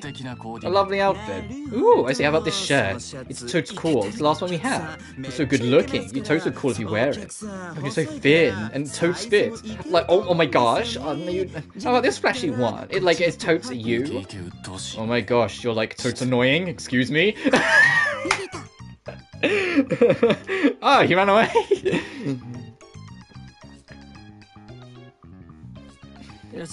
Welcome, you're very particular today. A lovely outfit. How about Velo boots? They're in season right now. This one's really comfortable. They come in black, brown, and beige. You can find your size. What do you usually wear? Breath smells. Please excuse me. Welcome! You can hold the items to get a closer look if you'd like. Are you looking for silver jewellery? That one's good for everyday use. Don't come near me. Is it good for your girlfriend? How about this ring is how you feel? Stop following me. You should walk fast. Those earrings are on sale right now. This is no good. Okay, the first one I can kind of understand. Getting on Uzuru's nerves, like, to an extent. The second and third one, however, come on. All these salespeople, they're more annoying than Dehya heads. Can't shop in places like that. You're just bad at dealing with people. It's hard to survive in life if you can't even exchange pleasantries. What did you do when girls asked you out? I tell them I didn't like them and that they should stay away from me. And then what happened? My entire class bullied me. You could do better. I was just being honest so they'd leave me alone. Does it have the opposite effect? You really don't get it, do you? Are you still committed to being alone? Yeah, I know it makes things harder for me, but it's what I'm comfortable with.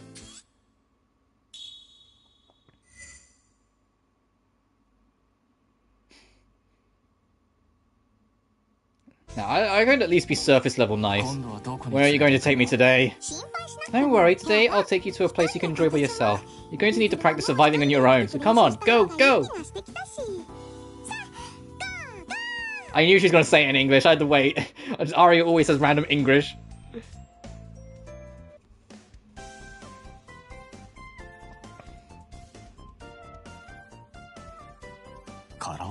Karaoke? How am I supposed to enjoy this alone? Going to karaoke by yourself is a thing. Go have fun, enjoy it. Well, I don't mind. I guess he went in the booth. Oh, fair enough, dude. So there's a karaoke box. There's a first time for everything. Excuse me? You alone? You won't even have to sing with us. Would that be cool? Who are you people? Get out. It's been an unexpected turn of events. Ooh, so you want a little aloof type? That's so hot. You have a favourite artist? I love the band Two Doors Down. Maybe you should sit 2 doors down and do karaoke there. What should we do? Do we jump in and save him? 2 doors down? Oh my god, I really want to hear. I'll put it on there. Beep boop bop. Oh, but sing with us. Well, your face is so really beautiful when I set it up close.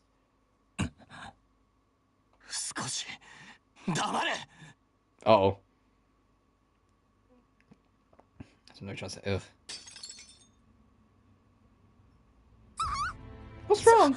Hey, that girl's dangerous, stop. You don't want to sing with me even if my face looks like this? What's going on in there?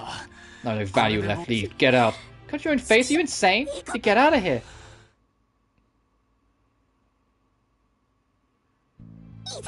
Izuru, what did you do? What do you mean? I just chased them out because they were annoying. Why'd you do that? You could have hurt your own face. Wait, where are the cuts? You can see, any color put on my face, heal instantly. I need them. Or not. No, I think my theory's right. I think his face is scarred in the real world, and he hates it. What's that supposed to mean? My apologies. None of this concerns either of you. Izuru!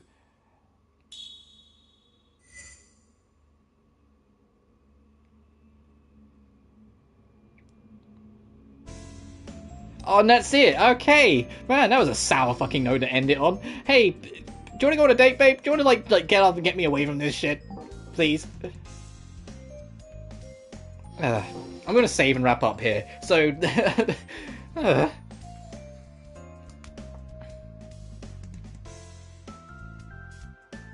And then probably on Sunday I'll come back and do more of this. But I haven't figured out my schedule yet, so I'll keep you posted in the community post as always.